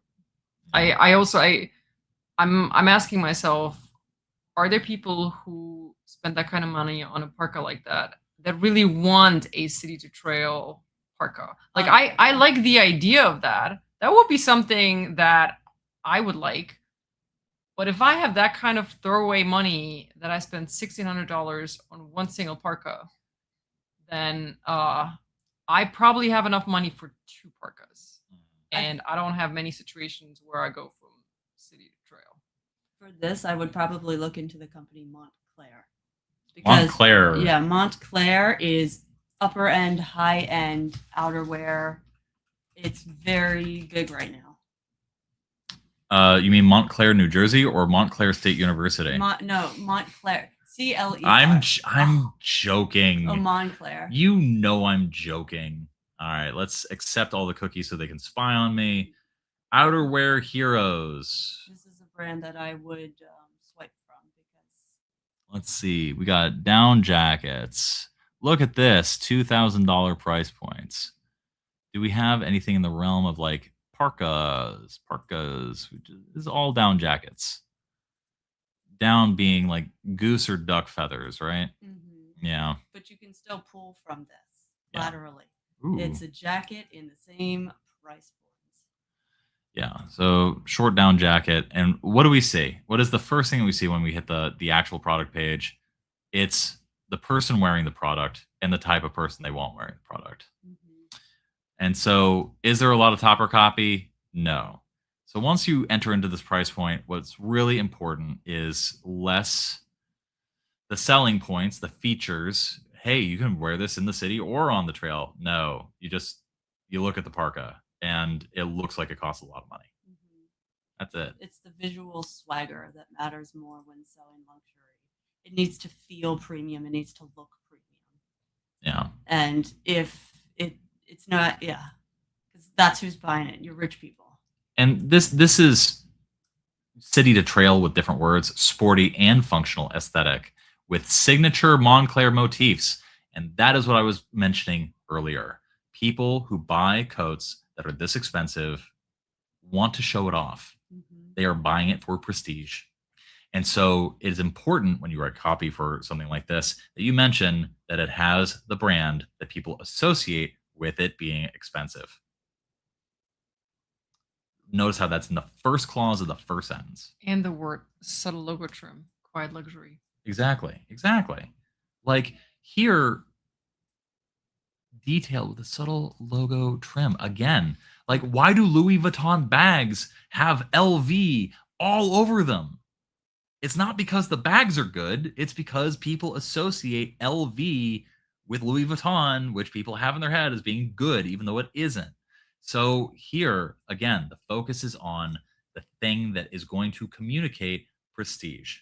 That is in the top detail in the first clause of the first sentence. And notice the very first thing you see is the jacket itself. Bang. And time again, in all the luxury brands and all the research that I've done into clothing, the best stuff, and just like the Tiger, it freaking proved the point, is white background or basic background, clear imagery of what it is you're selling. This is one of the areas in which I'd say creative really matters. Yeah. And even your choice of the model you're putting it on, all of that. The model is wearing a size 3 and is this tall. That is great to add because people aren't going to know if they're shopping online if something will fit them. What is this in freedom units? 100. How long is 186 centimeters? What is that? Give me that in yards, please. That's even more. Speaking to the target audience, they're traveling. Yeah, exactly. They know their metric system. Exactly. God, I love copy, man. I love this shit. I love thinking about it. All right, benefits. Snowstorm Biotech keeps you warm up to negative. So wait, it keeps you warm up to negative 30 degrees Celsius? Wait, what? Keeps you warm up to negative 30 degrees. Is it confusing to anybody but me? Yeah, no. I mean, I understood what it means. I don't know whether it's grammatically correct, to be honest. Yeah. Yeah. So when you are at negative 30 degrees Celsius, do you say that the temperature is up or down? Yeah. So this for me was a little like, huh? What? You know, maybe it's provocative and keeps the people going, but it doesn't work for me. Double zippered design. Maximum storage while keeping a sleek exterior. That confuses me. The double zipper design with that explanation, it doesn't feel like, to me, maybe it's just the way I'm interpreting it, but when I hear maximum storage to double zippers, like, I don't. And I don't think anybody that's buying a coat is really worried about the storage of it. Pen. So Mont Blanc, luxury pens and pencils. Agree. Stop it. Fucking endless collectibles. So luxury brands don't need much copy. So take a look at this. This is Mont Blanc. The kind of copy is different from typical direct response copy. It's more brand focused. Notice how here the copy is really focused on the story of the brand. Let's go to, oh, I don't know, Muses. And then let's click on, oh, I don't know, the homage to Maria Calais. Or is it Callas? And look at this. In celebration of her 100th birthday, the Mont Blanc Muses Collector line knows, again, the brand, the name, the thing that communicates prestige is in the first frickin' sentence. Pays tribute to revered soprano Maria Callas. And can I say something? Please. In Stop asking. Just talk. I know. Okay, well. Tell me to shut the fuck up. Shut the fuck up, Sean. In celebration of her 100th birthday, creates this subtext of exclusivity and limited time. Oh, this is like a birthday passes, right? So you have your cake on your birthday. When you see in celebration of, it feels like it's not going to be there. So this is the opportunity. And it's very subtle at doing that, but it is. Mm-hmm. And it filters the audience because she's an opera singer. Mm-hmm. That's not a mass product. That's not a rap musician or, you know, a rock band. That's speaking to a very specific audience that is going to operas, that can afford going to operas. I like how this page is designed. Mm-hmm. It's beautiful. Yeah. Notice how immediately your eye is going to the product, and it is designed in such a way that you're not distracted from elements. The only thing that you're really seeing is the product itself. And the copy just adds flavor to enhance the story, to enhance the feeling. Again, nobody buys this pen unless they are snooty, snobby, into it for prestige and into it for the kinds of things that owning this communicates to other people. And the thing is, like, don't need much copy. Guy, I've already shown you over 1,000 words of copy on this page about a pen. Like, there's plenty of copy on here. It's just doing a different thing. The other thing is the production value feels incredibly high. And that just builds credibility into the product itself, because subconsciously your brain is going, okay, well, they must have made this pen really well if all the imagery and graphics feel like there is nothing to critique about them. It feels expensive. Right. It makes you want it more because you go, wow, that looks really nice. Yeah. Yes. And also, if someone asks you for a pen and you give them a Mont Blanc, they're not just going to take the pen. They're going to go, nice pen. There's some heft to it. They know what income level you're at. Mm-hmm. Like I said, the thing communicates to other people what you want to communicate to other people. Now, does double zipper design do that?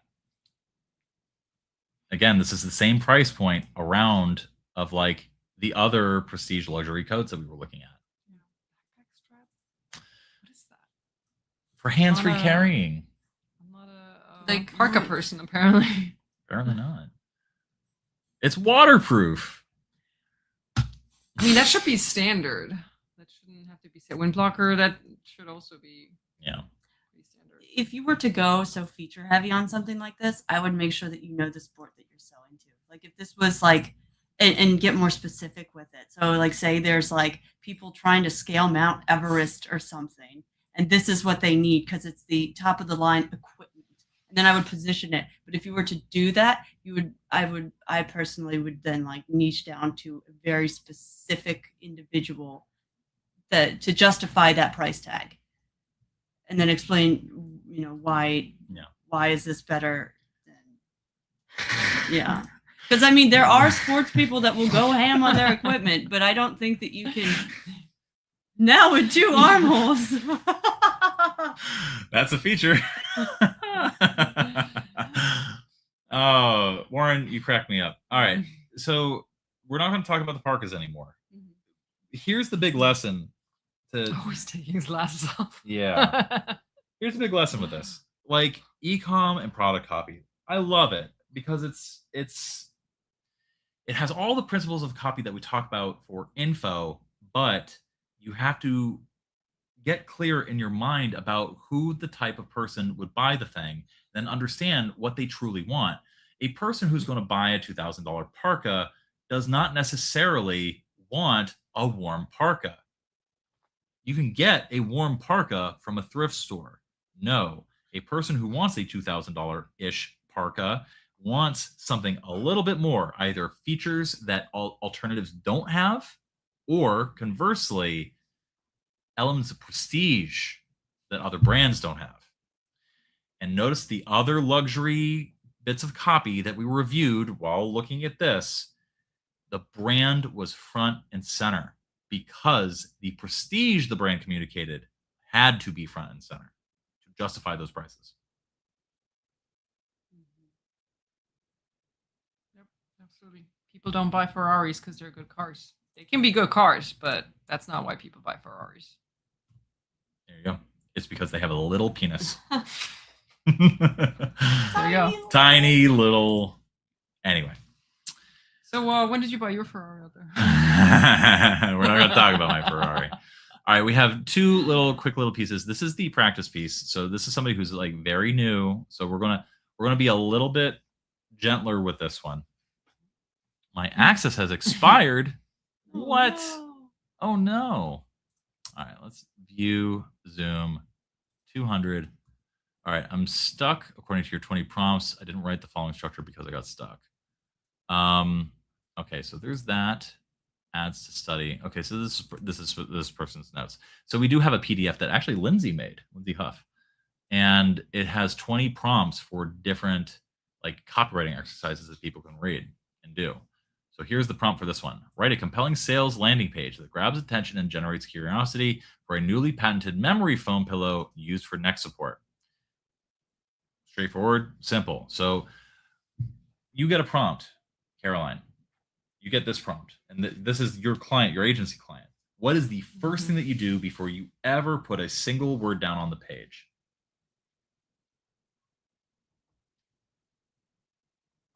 I do some research. Where do you first go for research?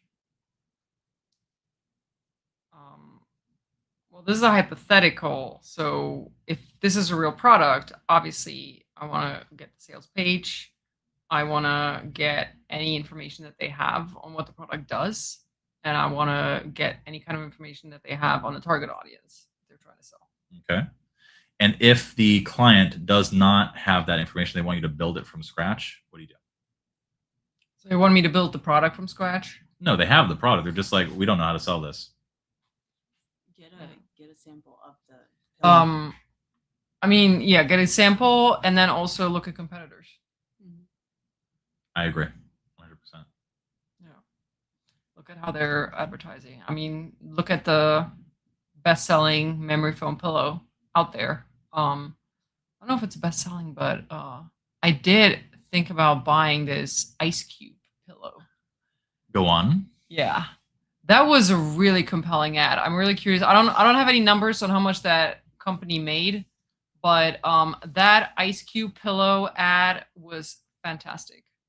That really grabbed me. That was unique. I once spent a half day studying the funnel of a company that had a YouTube ad for a perfectly cubed purple memory foam pillow. Yeah. The whole hook of it was just like, look at the angle between the shoulder and the neck. It's 90 degrees, like a cube. It ran for like months and months. It clearly did well until it ran out of people who would be willing to buy the cube pillow. So I was seriously close to it. But yeah, I have no idea if the shape of it even makes a difference. But I figured, well, it has to because no one else has a cube shaped pillow. So why would they make one if it doesn't help you sleep better? Does it? Do I know anyone who has a cube shaped pillow and is sleeping better? No. I just want to say that if you can talk the business into sending you a sample of their product, or if you've had experience with it before, it really helps if you know the product is actually amazing. Because if you love it, you're going to have an easier time selling it because you'll realize why you love it.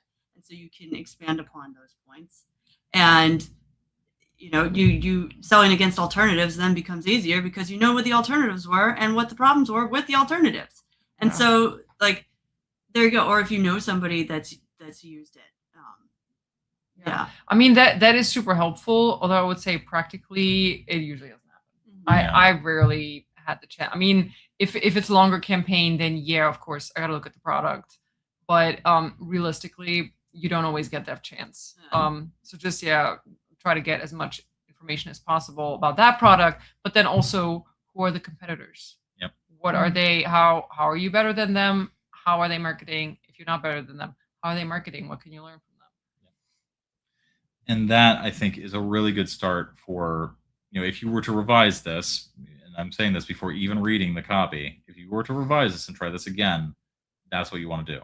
Go study the competitors, learn how they're pitching to their clients, learn how these businesses acquire and then monetize customers. Look at all that stuff and then try to mimic that. Specifically, you want to look for pillows that have sales landing pages. Not every pillow maker does, but some novelty pillows definitely do. So, especially something that's trying to be proprietary and different. You want to understand, like, okay, how can I make this proprietary and different? Because if nobody has a reason to understand why your thing is different and somehow better, they're not going to pay attention to you. They'll just buy a regular ass pillow from Target. That said, headline, I hate to yearn for deep sleep after a long, hectic day. There were hate in there. That immediately stopped me. Because that it puts me in a negative mood instantly. Yeah. I read that. And it also I don't know where to start with that headline. There's no promise in there. There is the word deep sleep, but it doesn't promise that you'll actually get that sleep after, because you're not actually advertising anything yet. You're basically responding to an emotion. When I read headlines like this, especially for products that are like this, I always think about a story that Mark Ford once told me, which is they were selling not fish oil, but rather krill oil. And so, like, you go to anybody randomly and you're like, hey, would you like to take some krill oil? No. Why? What the heck? So obviously you can't lead with the product. Nobody is going to look at krill oil and be like, hell yeah, I want to take some krill oil. No. So what they did was they looked at the competitor ads. And what were the ads doing? So it was like, hey, this supplement has all your daily omega-3s and omega-6s. Like, hey, this, fish oil has like all the necessary fats that you need for like a healthy body or whatever. And so because that's what all the competitors were doing, the fish oil people, the krill oil sellers were just like, well, let's find out how many omega-3s are in the krill oil. They calculated it. And they said, oh, new supplement, 38 times more omega-3s than fish oil. And that was the headline. There's an as seen on TV product. It's a pillow. It's called My Pillow. And I'm trying to see if I can find it. But that's another thing to pull from as far as competitor copy. Yeah. it was a solid. I remember seeing commercials for it and being like, damn, that is like cheesy as hell, but it's actually really good. You got to speak up so the microphone can get your voice. I remember seeing. Yell at me. I remember seeing videos on the TV being like, dang, that's solid pillow copy. Yeah. And the point that we're trying to make here is like, what is the implication? You have to drill down to what other people are doing and understand how you can be different. Because if you can't be different, nobody will pay attention to you. So the simplest way to do that is like, how do you take the krill oil example that I just gave you? 3.8 times better sleep than memory foam or whatever. Since this is a newly patented type of memory foam, you want to call it something different. You want to say that it's somehow better than, and then you would want to find the statistics. Like since this is a practice ad, you can just make it up. All right. Everyone who has bad posture has neck pain. Always tosses and turns. Close your eyes tightly just to get one unfortunate yawn or hope for a few hours of deep sleep. And we've already talked on the stream about long sentences that meander a little bit too much, sentences that don't drill into like why somebody should pay attention. Caroline, do you have anything that you would want to add about this? There's all of those paragraphs just talk about the problem. For that kind of product, I feel like the audience would be very aware of the problem. I don't think you need that many words to describe to them what it feels like to get bad sleep. Everyone's going to know. Obviously, you have to connect to their pain points, but you can do that with a sentence. You can do that with a few words. You don't need 3 paragraphs for that. Yep. I want to know what is different about this pillow. How is it going to help me to actually solve those problems? Yeah. I'm going to go out on a limb. This might be one of the most controversial things that I said on the stream. I think people generally know what pillows are. Mm-hmm. That is pretty controversial. Yeah. By the way, she's had to deal with me for like 9 years, those kinds of jokes, and she's had to deal with me for like 7 years with those kinds of jokes. It has never changed. I got here. It took just 5 minutes for the first bad joke to come out, and I knew I was in trouble. Yep. That's what I have to do. But I mean, she has to deal with even more of it. So your sympathies should really go out to Kaylee. With time, it worsens and completely acquires this shape. And what's the most interesting thing? You don't realize your position. Again, people know what pillows are. People know what pillows are for. And people know what their pains are. So just drill down to like, if you're waking up with neck pain every single morning, guess what? It probably isn't you sitting at your computer. In fact, the problem is probably your pillow. Now all of a sudden people are into your ad. And again, it doesn't take much copy to do that. So because it's fine. And again, like we're still explaining like the problem. Like unless you're treating or bringing out a different mechanism that's different from what people are expecting, you're going to be in trouble. You can go to a physiotherapist, spend $100 in each session. You can spend $100 or more. Again, this just is not. It's not really working. Not necessary. Yeah, and there's so little that's actually like on the product and like why it's good. Here, I'll read the My Pillow copy. Please. Okay, the pillow that started it all. Okay, this is like not the original copy, but the premium My Pillow revolutionized the bedding industry by creating a pillow that could be adjusted to the individual for a better night's sleep using a patented mix of interlocking fill. My Pillow keeps its shape after being adjusted while staying soft and comfortable all night long.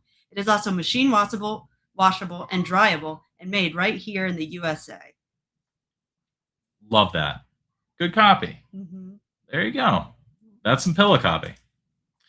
Right. So I'm unfortunately going to have to duck out because I think that's my child. There. Sounds good. We have one piece of copy to look, but Caroline, thank you so much. Yeah. Sorry, guys, but no, guys, I got everybody, kids to tend to. yeah. Say thank you to Caroline. Thank you so much for devoting as much time as you have. This was today. fun, right? Yeah, it's delightful. really fun. I love it. Thanks for all sticking around. Yeah, it's cool. been really long. Yeah, I know. It's because the Q&As. That's why we're ending these. It just takes too much time, man. All right, so this is the last thing we're looking at. Thank you. I'll see you in like a minute because you're literally going to the next round. There you go. All right. Bye, guys. Thanks so much. All right. Oh, you got lots of things, No, Caroline. yeah, people are saying thank you. Nolan says that you drop mad knowledge. Yes, Whetstones are ending soon for good. We'll still stream, but it will be like mini master classes or like one-time only streams and things like that. The occasional Q&A. I'm switching to my. Oh, your fancy chair? My chair. Yeah. I noticed I have the same chairs in black in the coworking space. It's like, hey, it's my chair. Nice. Oh, we're going to get an office here pretty soon. That's pretty nice. So we got a piece of copy. It's for cold traffic audience for biohackers that are into productivity, and this is for 23andMe. All right. The secret to real optimization. All right, Kaylee, please help with design just momentarily. The secret to real giant space optimization isn't another protocol. It's your DNA. And then like there's this.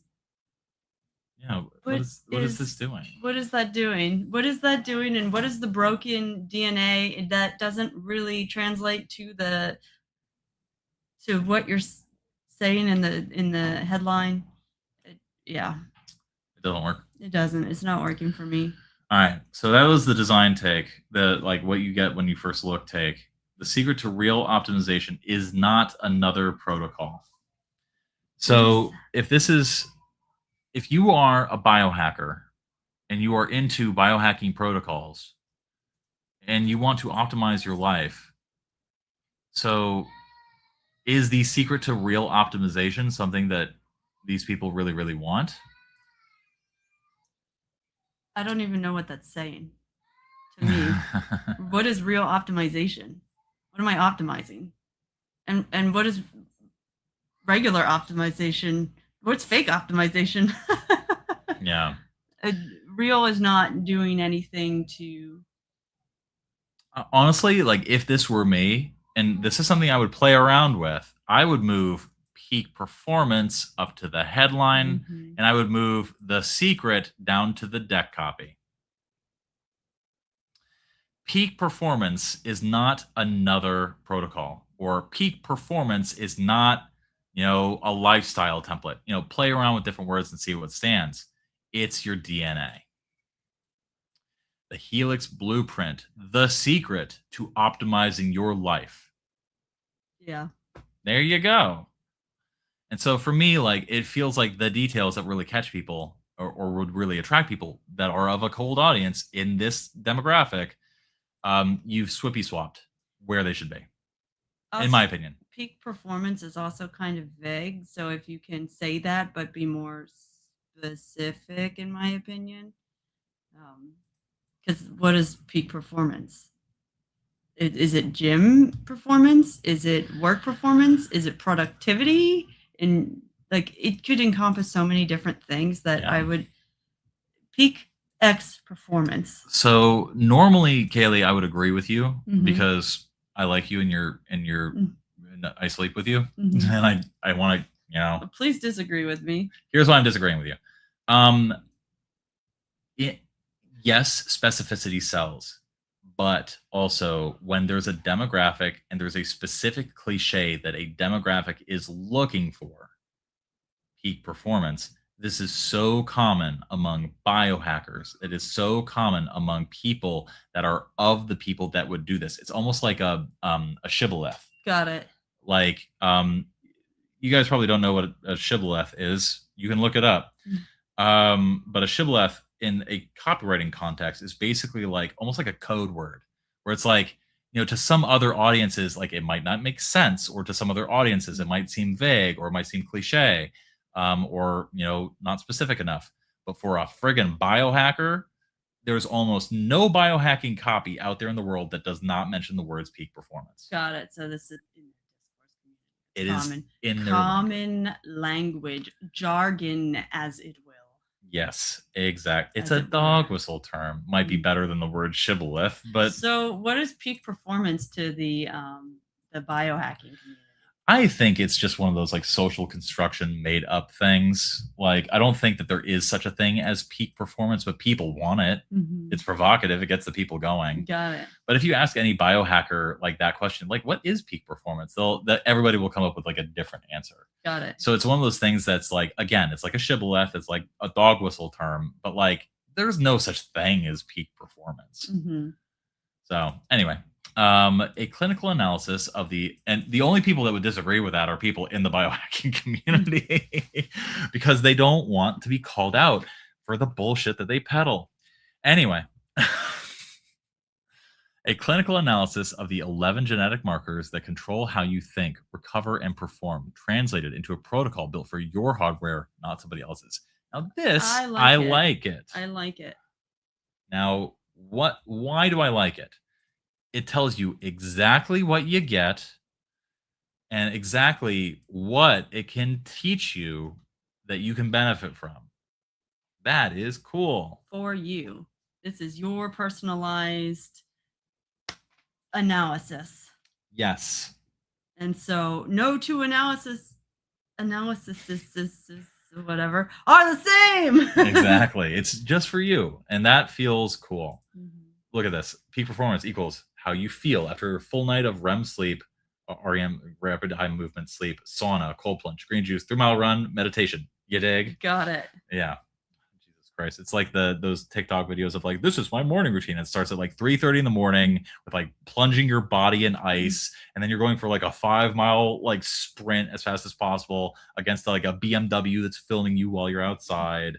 And then there's like a face routine. And then like, yeah. And then you're just on calls all day. You need peak performance because you have a bunch of coaching clients that you need to sit at a chair for. Great. Biohacking is so stupid. Upload your existing DNA data. Get your personalized blueprint in 24 hours. Get my blueprint. I don't hate that. I think it might be a little too soon for this particular CTA, but I don't think that it's bad. You know, Sean's critique of my critique is actually something really valuable to keep in mind. It came in my mind, so I just want to say it, that it's really important that even if you get advice, you also do a lot of research into who you're selling to, because no one's the master of every industry. And so while there are general rules of thumb that can carry over, if you know that audience, then you would know, okay, no, that line was fine. And so always take advice you get, like take it, but do research as well. Warren says this might be a little too soon to ask for somebody's DNA. Yeah. I agree. Yes. Yeah. And again, like that's one of those like gut feel kind of things. I'm not saying that there's like an objective, clear winner that we've seen time and time again when it comes to DNA based information copy. Jesus Christ. That's a thing. What a dystopia we live in. No, what I'm saying is that like just by vibes, this felt a little off to me. Maybe for a biohacker, it's not. Maybe they're just like, hell yeah, I'll prick my finger. You know, you could leave the button there and just upload your existing DNA and just say, get your personalized get your personalized blueprint now. Do they accept any type of DNA samples? We accept any type of DNA sample. You can prick your finger or finger your prick. Send it in.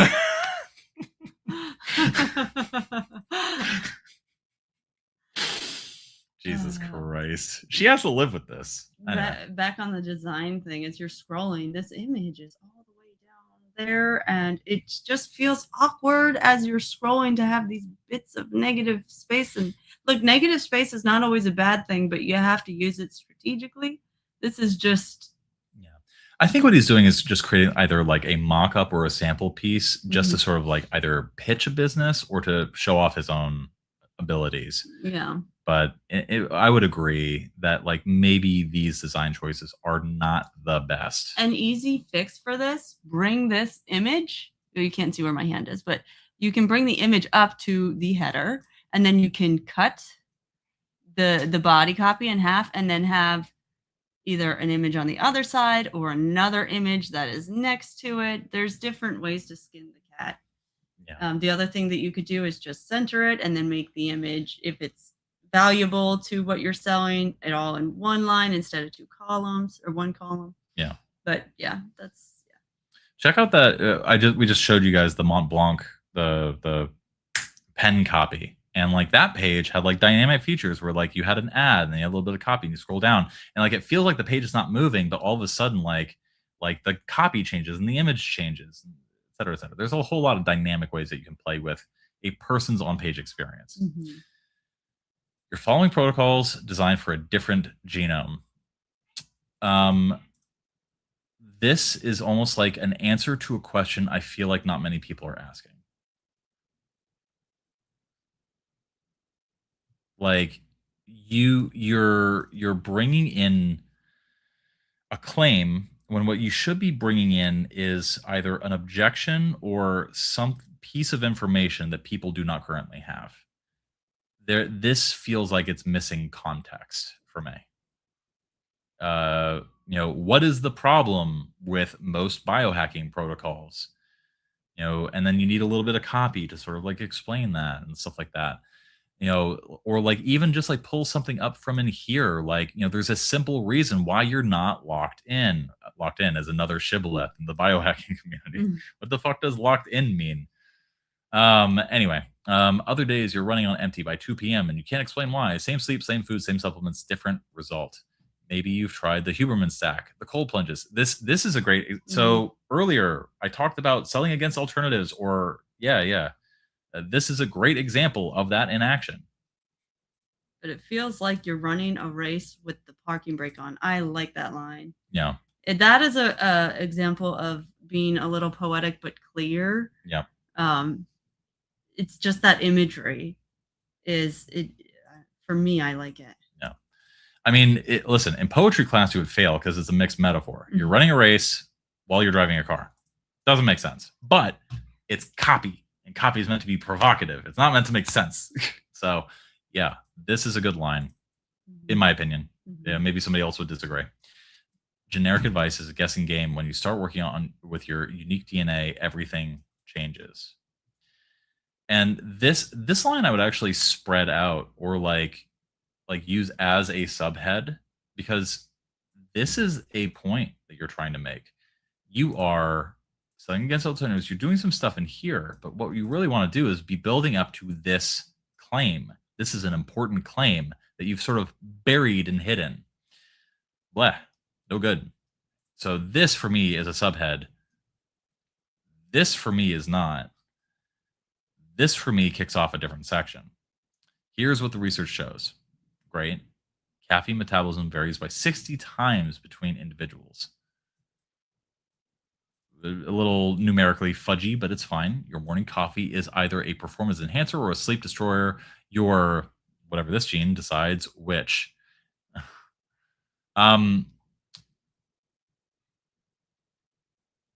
Rather than what you've done here, you're listing out genes, which is cool. But because you're listing out genes, this sort of like interstitial CTA, this right here, has to change to accommodate for what you're doing rhetorically, which is like, it's like the equivalent of like selling a book. And you have a bullet that's spicy. Your morning coffee is either this or this. Flip to page 52 to find out where. And obviously, you can only flip to page 52 once you get the book.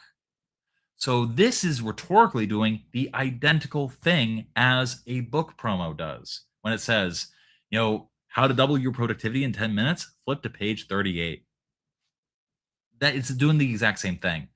But here's where you're dropping the ball. You need to relate it back to this, the thing that you have decided to do, which I think is cool. You drop the ball here because what you need to say is find out if you have these genes today within 24 hours or whatever. Click here now to get your whatever the hell. So that for me is like a big like opportunity for improvement there. I understand rhetorically what you're doing. It is smart, but you are not carrying that smartness through to this little in-between CTA. Same stress that sharpens one person. Okay, we got the bullets. The supplement industrial complex profits from your confusion. Kaylee, what is the supplement industrial complex? Big supplement. I don't Big know. supplement. I don't know. You can hear like a chorus of like 2 or 3 children crying out there. that could be so. Which children could that possibly be? That sounds like maybe Luca, maybe Luca, Miles. definitely Luca. Oh, It's definitely not Miles. All right. That's a Luca cry. Yeah. Miles only cries when he sees her. Yeah. Otherwise, he's just chill. I have baby. that effect on people. Yeah. I literally, as soon as the stream is over, I'm going to start crying. This is confusing. So it's about the children hate this copy. The children hate. The moment I read this line, they started crying. Warren. Here's their business model. Keep you guessing. Sell you 15 bottles. Hope you don't notice that 12 of them do nothing for your genetics. We're not interested in selling you more pills. I feel like you take the wrong track here. I feel like I love the idea, again, of selling against alternatives, but you're relying on the same rhetorical effect here and here. You're selling against alternatives here, and then you're doing it again, literally a half section later. So what do we know about copy? What do we know about marketing? If you keep doing the same thing over and over again, it loses its impact. Rhetorically, you're doing the same thing. That matters. So even if the words are different. So the other thing too is I think that this is a missed opportunity because like if you were already selling against alternatives, one thing that you can do is actually talk about like, hey, presto, like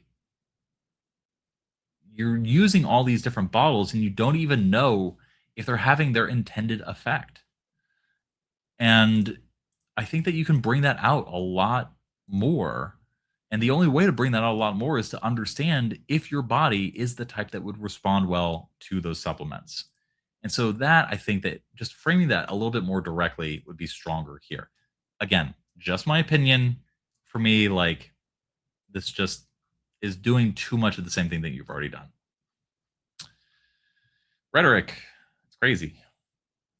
The 11 genetic markers that control your daily performance. Like that.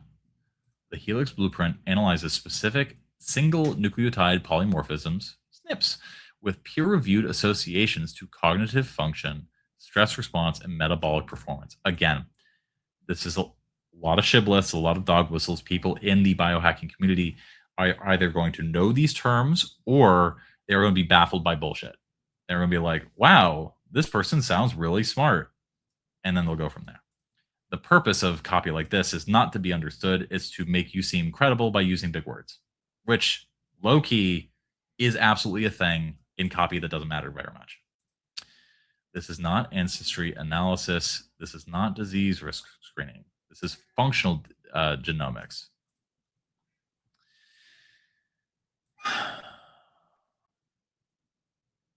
Yeah, here's what I like about these two. This is not what this is. You are explaining to people what people normally use genetic testing for, and then saying, hey, it's not that. This is functional genomics, the specific genetic switches that influence how you think, recover, and perform. Cool.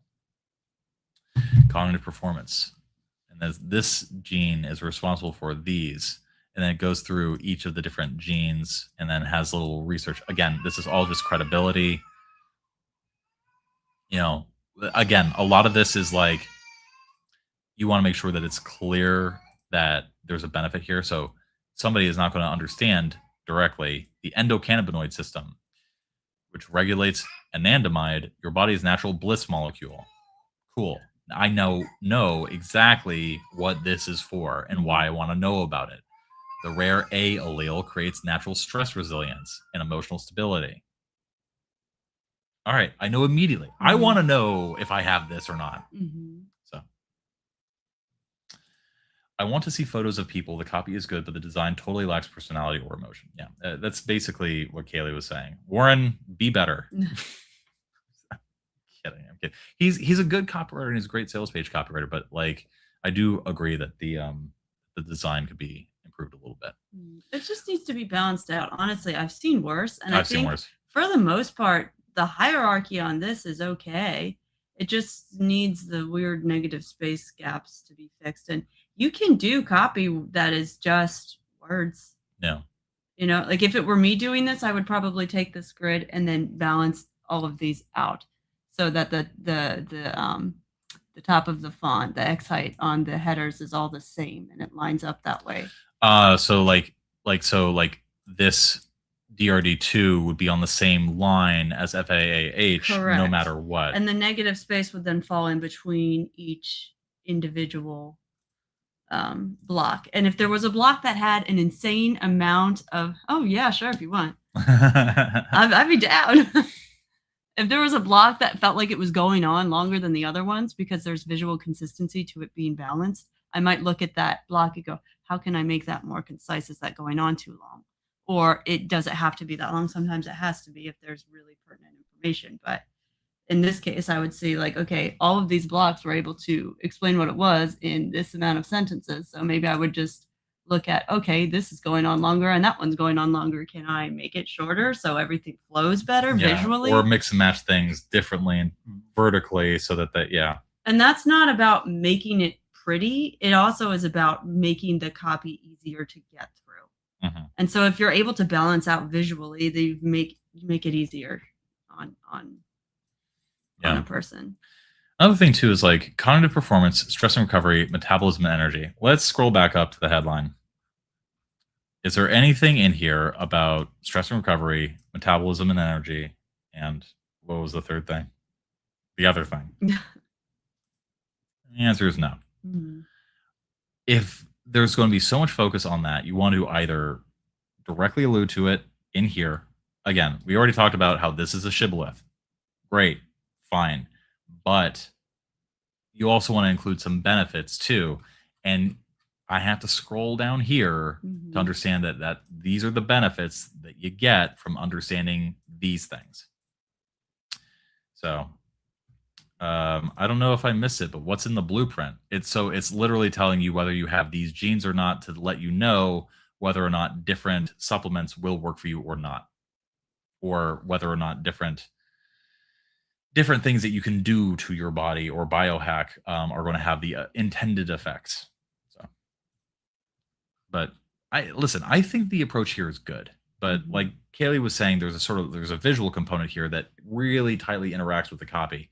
And you have to think about like not just the copy itself, but how it is delivered to the person reading the page in order for them to not only understand what you're saying, but also for them to, keep reading.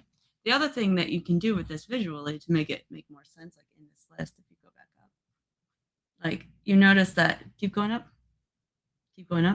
These are all different categories. So something to really signify the different categories would maybe make that middle section a different color, just slightly from the others. So you don't forget that this is the column for the stress and recovery. It feels like 3 separate areas, as opposed to when you scroll down and these aren't there, you start to forget that, oh, this is a cognitive performance thing. This is a stress, that's not going to make or break anything. That's just a minor note. But when those aren't on the screen, you forget that these are categorized.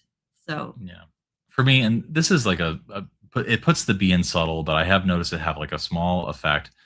I color code stuff. So like when I'm writing a promo or I'll do something, if I'm talking about or returning to a specific idea that has a color on the page, I will be very specific about the color of that. What do I mean? Let's say this is light blue, this is light purple, this is light yellow or something like that. In the copy, whenever I have a section that talks about the different ways that this helps you improve cognitive performance, that section is always going to be light purple. So there's a subtle connection. Even though we are talking about cognitive performance, I'm showing that there's an implicit link between this and that. Hi. Welcome back. Caroline came back. Hello. My phone and computer are here. Oh. Oh. I was Okay, like, goodbye you're again. coming back on. Just saying bye. Goodbye. Oh. All right. We have to have lunch at some point soon. Then I have a call at 4 that I need to prep for. All right. Inside your Helix blueprint, 15 pages of actionable intelligence. Yeah, I agree. This should come higher. This is a nicer image than this has a design that makes it feel very premium and expensive. I do like that image. Yeah. And it just looks nice. It's simple.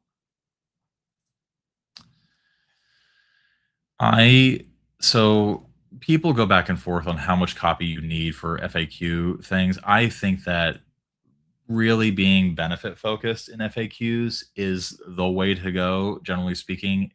And like, damn the man, save the empire if you like write too much copy in these. They're in an accordion block.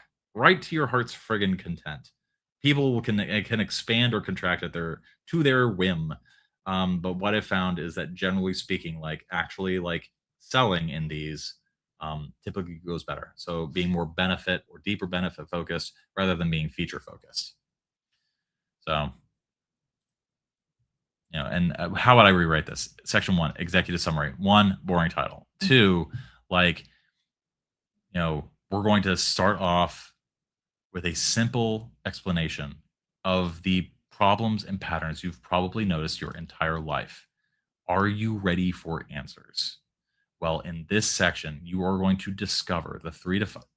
You see what I'm doing here? Like, it's pretty obvious. In writing, it really does help for these sort of like flat explanatory sections. Do more selling in these sorts of sections. And I'm not going to guarantee you, but I'm going to bet you at least $1 that you will see a boost in conversions on your pages. And yeah, and when you tackle objections, you need to sell. The answer is yes. FAQs can do a whole number of different things. This is not really an FAQ. This is like, almost like a feature summary or like a here are the modules that you get. The problem is that people too often write these in a very bland ass way. It's like, hey, this is the thing that you get. No, you got to sell in these too. Sorry. So anyway, so we're going to skip those, get my blueprint. Which archetype are you? Discover your type. Your genetic profile determines your leadership style and decision-making patterns, and which protocols will actually work for your biology. I feel like we've suddenly started reading a different page.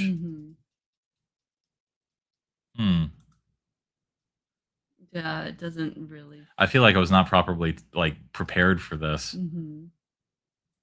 It wasn't explained what is the relevance for the performance archetypes. Yeah, because we've gone from like, hey, your cognition is determined by your genetics, and I'm like, cool, that makes sense. And now all of a sudden, it's not just that, you have an archetype. What? And that is explained by your genetics, and you are one of 4 different people. And I'm like, huh? What? So yeah, this I'm going to give it the benefit of the doubt, but it does feel like we're sort of veering off in the wrong direction. Clinical results from real genetic profiles. Yeah, and then now we're going weird, back to now we're getting away from whatever this is. Now we're getting back into like clear benefits. And again, like the afternoon crash, this goes back to the comment that I said before. You would color code it to whatever metabolism and energy was color coded to. You see how this branding thing works. Rod would get mad if I said it was literally that simple, but it's literally that simple. This part also feels like way more on the eyes, like to try to get through that. For one, you have this gray text that it's not very high contrast. It's really hard to read. And it's just a lot of text at once. And so I don't know where I'm supposed to be looking. It's just kind of going everywhere. Yeah. So it's a little bit more exhausting. Yeah. I mean, you have the right idea. The sleep resistant executive. And then, these I would, since you've already led with these before, what I would say is a sleep resistant executive, then go presenting complaint. I like bringing in I know Warren is married to a nurse, so I know that he knows the lingo of medicine. So do biohackers. So good job. Shibboleth achieved. Presenting complaint, unable to turn off at night despite exhaustion, racing mind, waking up at 3 a.m. And then I feel like this goes in the wrong direction. I think rather than presenting complaint, what you would need to do here is instead say the underlying cause. What is it in medicine? The etiology or something like that. The presenting complaint, diagnosis, and then this person had these genetic symbols or whatever, and then rather than protocol adjustments, you can make it as simple as like, here's how you need to change your supplement stack or something like that. Because again, protocol, it's also a shibboleth, but at the same time, like, you need to be, I think, a little bit clearer here. I'm not going to belabor the point. This part got difficult for me. Findings makes it really confusing if you, like even if it said, what is it, DNA markers responsible for behavior. I mean, that's really long, but it's hard for my brain to piece together what exactly is happening here. And so, yeah. I think the answer to this question or comment is this. This would be a great product to build a quiz funnel around. Yeah, I would agree. The segment, yeah, there you go. And then Paula, like the toggle section, maybe add some more dynamic sections, especially around like this kind of stuff. Like, and rather than frame it as like fun, like, are you crashing in the afternoon? And then you can click and it expands into a whole thing. Are you, having trouble getting to sleep or staying asleep? Like, are you taking so many supplements that like, literally you're just pooping out gelatin pills? Like, this is your thing. And findings. This is why. Bullet point, bullet point, bullet point. Yeah. What to do. Yeah. I mean, protocol, I don't know what the lingo is for this community, so this is where my naivete comes, but like it's just to get through the information in a way that's easier to understand, I think, by doing that. Yeah. And there's some great discourse in the comments right now around making all this a quiz. I think that's powerful. Notice how when it came down to just the two of us and Caroline left, the view count started dropping and dropping and dropping. Because Caroline is amazing. She's amazing. How we analyze your genetics. Upload, extract, analyze, map, generate, deliver. I feel like that's the beginning of like a Daft Punk song. Buy it, use it, break it. Anyway. Chart it, plot it, and upgrade it. Raw DNA data from consumer genetic testing services. Okay, so you can already possess raw. So here's what's confusing to me. I'm reading this. I have a 23andMe account. I did the whole, I delivered my DNA to them whether they wanted it or not. They definitely didn't want it. Anyway, so I got the 23andMe results. I'm reading your copy and I'm going, hey, can I just connect this to my account and have this tell me things? Do I need to do another test? I still feel like I haven't gotten an answer to that. And I'm reading the data source copy. So analysis process, again, like this is something I would gloss over if I were looking for a simple answer to the question of like, do I need to do another DNA test or can I just link my accounts? And like use words like that. You can link an existing account and then list the appropriate accounts. There you go. The other thing that and I could be wrong about this, but I immediately go, shouldn't you call those people out immediately? If you've got, like, have you gotten one of these? Because to me, when you get to the end of this, where you realize, oh, I need to sign up with 23andMe, it just feels like more work. And is someone really going to go sign up for 23andMe and then come back to you to do this? I mean, it also depends how I don't know. So there's again more discourse in the comments around using Typeform to pass segment and tagging information, behavioral analytics back to whatever CRM you're using. Guys, you have a very good idea, but there is a problem.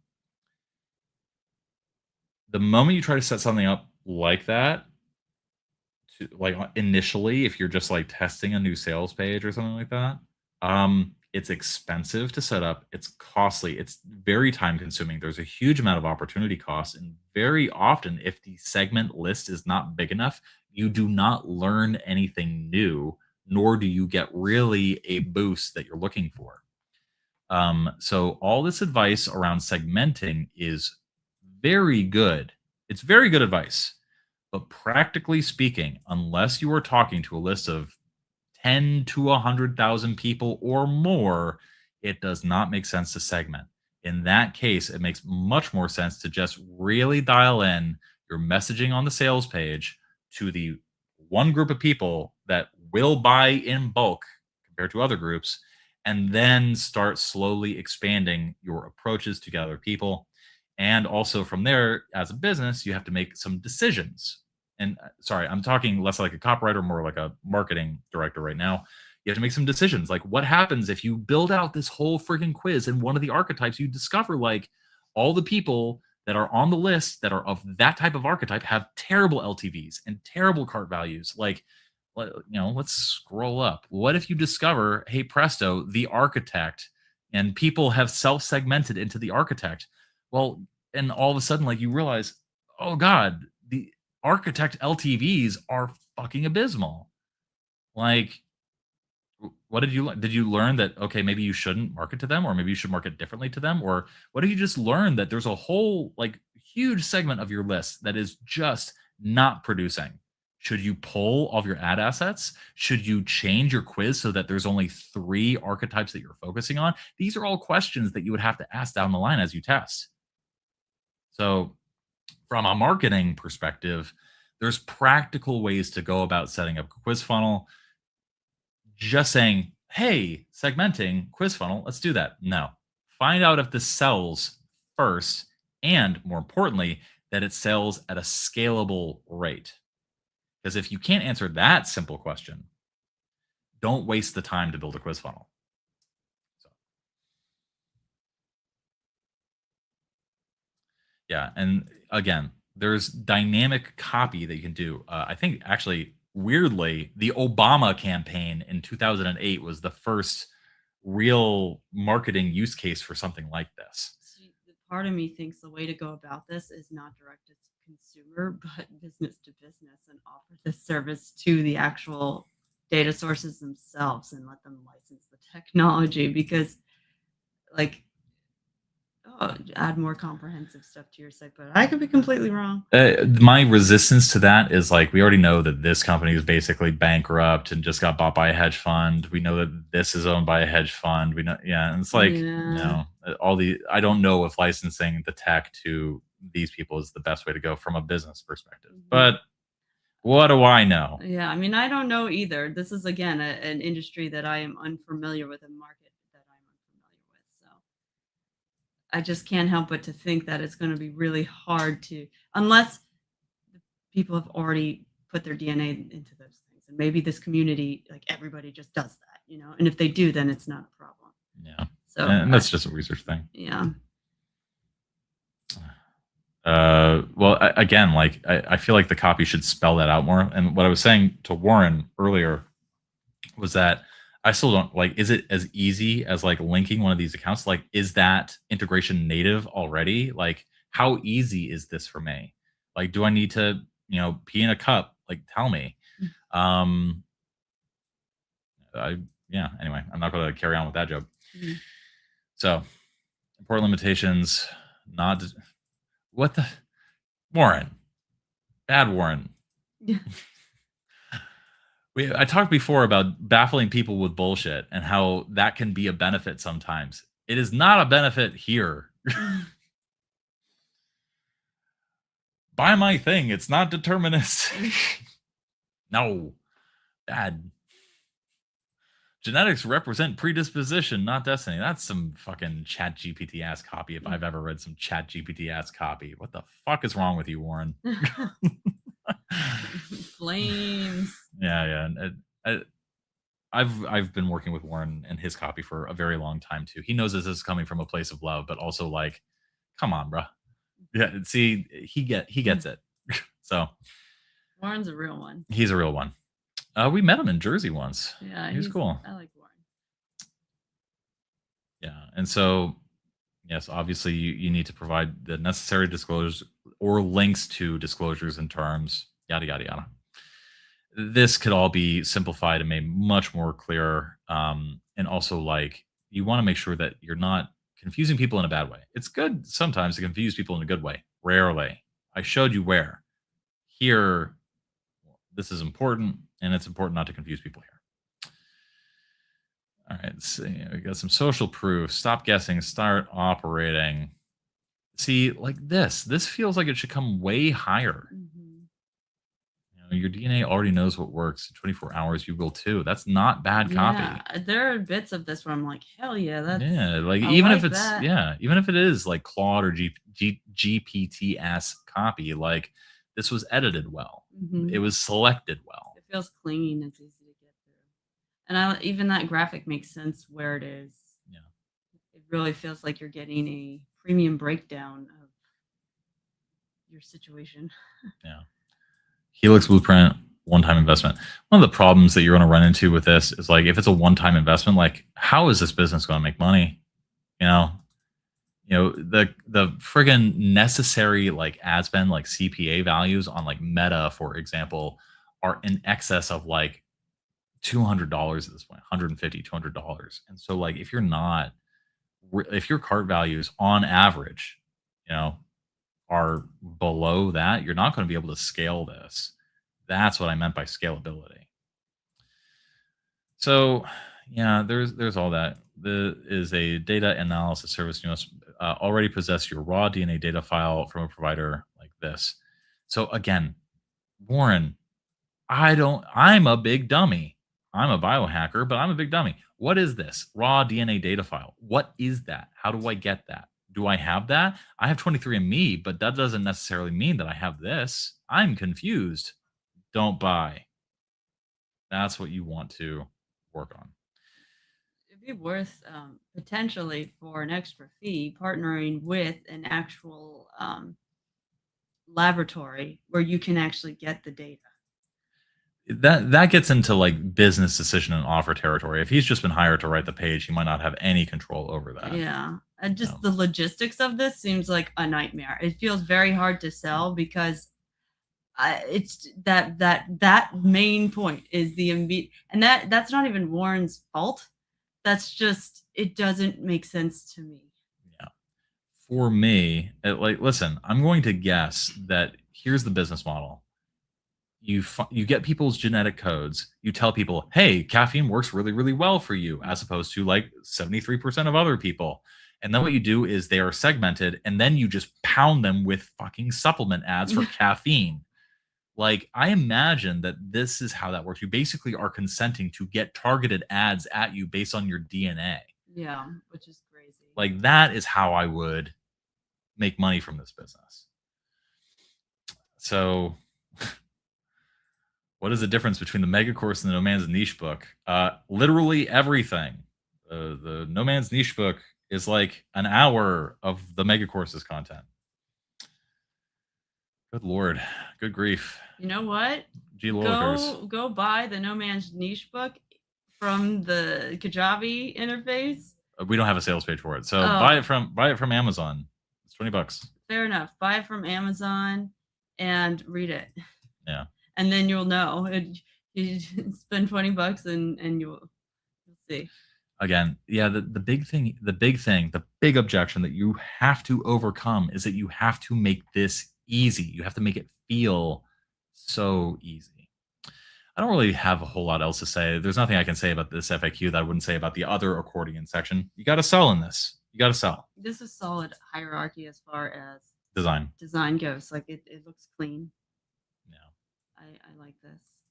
Yeah, and like some of this does feel like, listen, even if it's edited, some of it still feels like GPT-esque copy. And what I told you before is going to lead you in the direction of like writing more like Dan Kennedy. Like, even when you sold somebody, you still have to sell somebody. So when you're answering questions, don't answer questions. Delay, build intrigue, delay gratification, etc. So this is some GPT-esque copy. Genetics isn't fortune telling. It's tendency. What does that mean? Yeah. So if it's very easy to download the raw DNA data, you have not proven that to me on this page. And that is such a huge friggin' objection that you have to overcome. Let's see. It's not X, it's Y. Hey, so low key, Dondoran Tathiang. Talk to this dude. He's been implementing our advice in the book for a long time, and it works really, really well. I don't know if you were here for that part of the stream, but I referred specifically to a part of this page that did, how should I say, comparing against alternatives or selling against alternatives really, really well. When studying structured copy, how can I learn I'm listing it right? Sometimes I don't know what the structure is. That is, you just reverse outline a whole bunch of sales pages and you eventually learn. Gold feedback. Thanks, team. Hey. Hey. That this was is a high so, five to you, Warren. That was the most dweeby thing I think we've ever done. All right. Hey, guys, that was an impromptu stream. That was fun. I enjoyed that. Caroline is so cool. Again, she's amazing. I've been friends with her for 11 years. Oh my God, I'm old. We're old. So we'll probably have her on stream at some point before. She lives in Baltimore. I live down here. So yeah, we're gonna have to figure some other way to do that. But yeah, no, that was really good. She answered a lot of questions. Mm-hmm. I really wanted her to speak about her experience, like writing copy in English as somebody who has English as a third language. Mm-hmm. She did amazing advice for that. And again, like people were making fun of me in the copywriting Discord because like when she was talking, I was like, yes, because everything that she was saying is stuff that I've been saying for a very long time. So if you haven't, rewatched the stream, learn from her and what she said, learn from my advice, learn from her. And Kaylee too had amazing things to say. Yeah. What do people have to do to get you to keep doing Whetstone? You have to join the inner circle. That's it. I want to keep doing this. I want to keep doing copywriting critiques. I'm just not going to do like 12 at once. So we are going to start having like weekly copy review sessions for people in our copywriting inner circle program. So if you want like direct or group mentorship from me or from Alex, maybe Rod, if we can convince him to spend more time with the business. Definitely not Lindsey. She does not have time for you. Sorry. But I'm also going to hire coaches. I might ask Caroline to be one of our coaches. Oren, I might ask.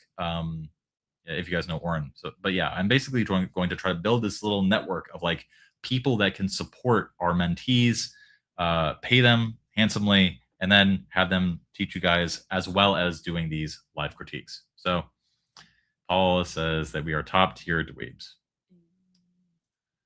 I did want to talk about this. We barely have time, and I have to eat something before I have a call at 4. But let me pull this up because Kaylee, I think that you would love this. Oh, it's so good. So it looks amazing too. What? Look at this product page. Oh, they can't see it. I'm sharing. This is that again. This again. Hold on. It looks so good. How much is it? Let's find out.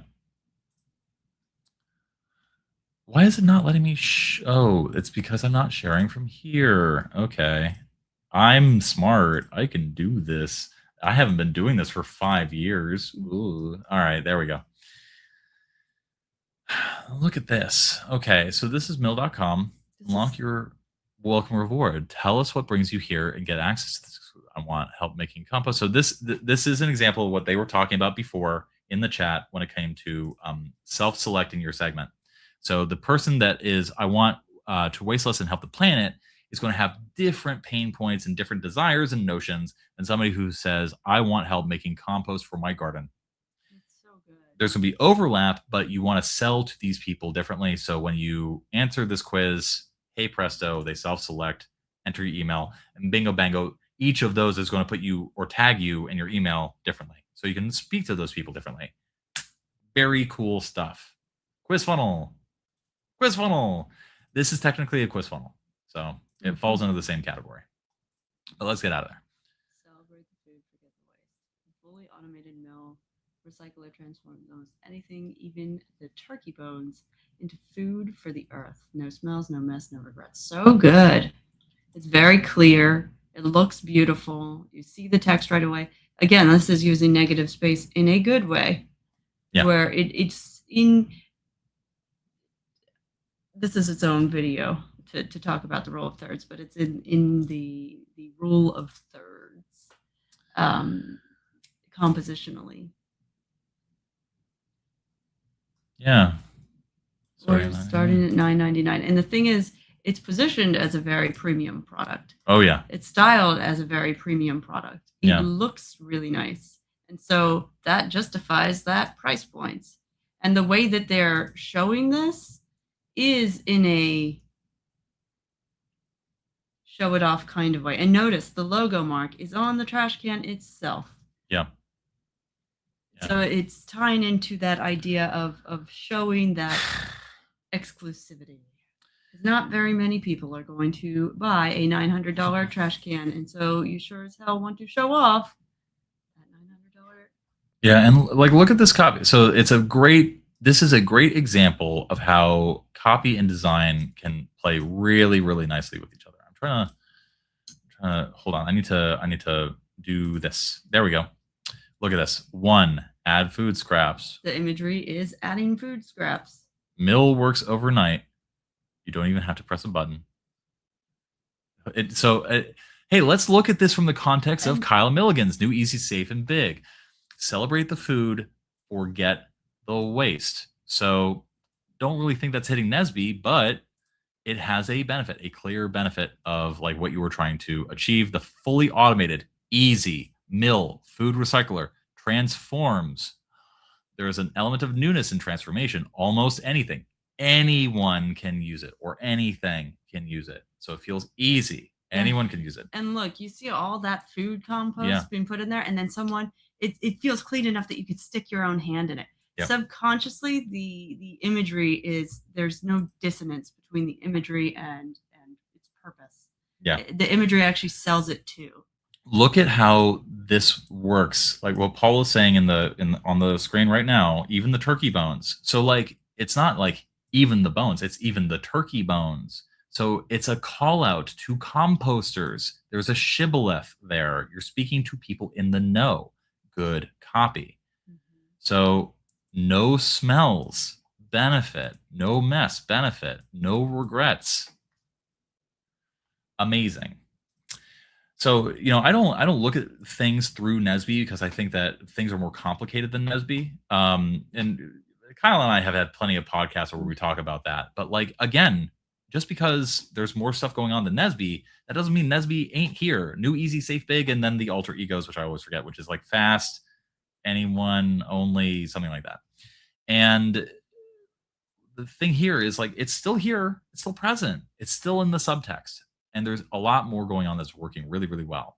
Look at this type of social proof. Mm-hmm. So there's, I think, I forget what masterclass I did this, but I explained like there's like several different types of social proof. There's institutional social proof where like as seen in Fast Company. Now, quick compliance edit, you are technically supposed to provide a link. If you show their logo, you have to provide a link to where this is seen in Fast Company's page or whatever. Or you have to provide a link to the Slate article where this was seen. Is anybody going to knock you for non-compliance of that? Probably not. But it's not a good look if you get caught. Prevent food waste. The smart way. Benefit the smart way. I want to be a smart non-food waster with intelligent tech and a beautiful design. Okay. Spicy provocative. Benefit. Mill makes compost pails and garbage disposals obsolete, selling against alternatives. Mm-hmm. Again, there's not a lot of copy on this page. It's doing all of the subtext and all of the cool little tricks and doodads that copywriting is good at still, even with very few words. That's what, through this stream, what word did I keep returning to? Compression. Compression. This copy is good because it is compressed. Like compost. I did the thing. Mm-hmm. All right. I want to say something about this. Please. The coloring in number 2. It is, again, there's no dissonance between the imagery that's being used. You associate blue, nighttime. This also gives you this feeling that it's quiet. And they've evoked that feeling through imagery. And part of that is the subconscious association with sleep. And so choosing to display the composting overnight is very smart, because you're immediately assuming you're going to be able to sleep through it. Therefore, it's quiet. Mm-hmm. And you're saying that without saying that. Yeah. Yeah. Absolutely true. Keep filling it for weeks. Oh, again, reduces your food volumes by easy. All this is just easy. Anyone can do it. The hands-free, and how effortlessly the food scraps are going Exactly. in there. It's hitting, again, all of the emotions that copy should hit. Built to last. Designed to inspire. Designed to inspire. Well, designed to inspire is lame as fuck. That's some ChatGPT ass bullshit copy. But built to last, that works. Mm-hmm. Mill is sleek, sculptural. That's a provocative word. That's a great word. That's a great word. And capable of exerting 288 pounds of force. Guys, Kyle Milligan, Nesby, that's B. That's big. Honestly, you could move sculptural and go sculptural design built to last. Yeah. And that's better than Each crafted by hand in North America. Oh, patriotism. I love it. And engineered by leaders from Apple and Nest. Yep. Oh, God. So engineered by leaders from Apple and Nest, just automatically you have all these associations with these things. Oh my God, this cover is so good. And it makes it credible. It's just designed so well.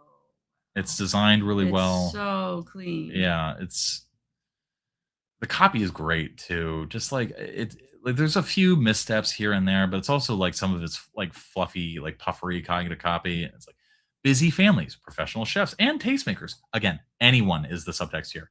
Everyone loves the wonderful feeling of wasting nothing. Again, it's so good. I love it. Paula, thank you for sharing. Mm-hmm. I forgot which page it is, but they show videos of the product being dropped and kicked and tested for durability. That's oh so my good. God. I love that. Oh my goodness. So, and again, this is the product landing page. Use it every day for years to come. Oh, man. I love it. It's so good. And look at the copy here. Precision machine for optimal heat transfer. Industry-leading capacity for 12 pounds of food. It's big. It looks beefy on the inside when you see it. It feels like it's made well when you see it in pieces like that.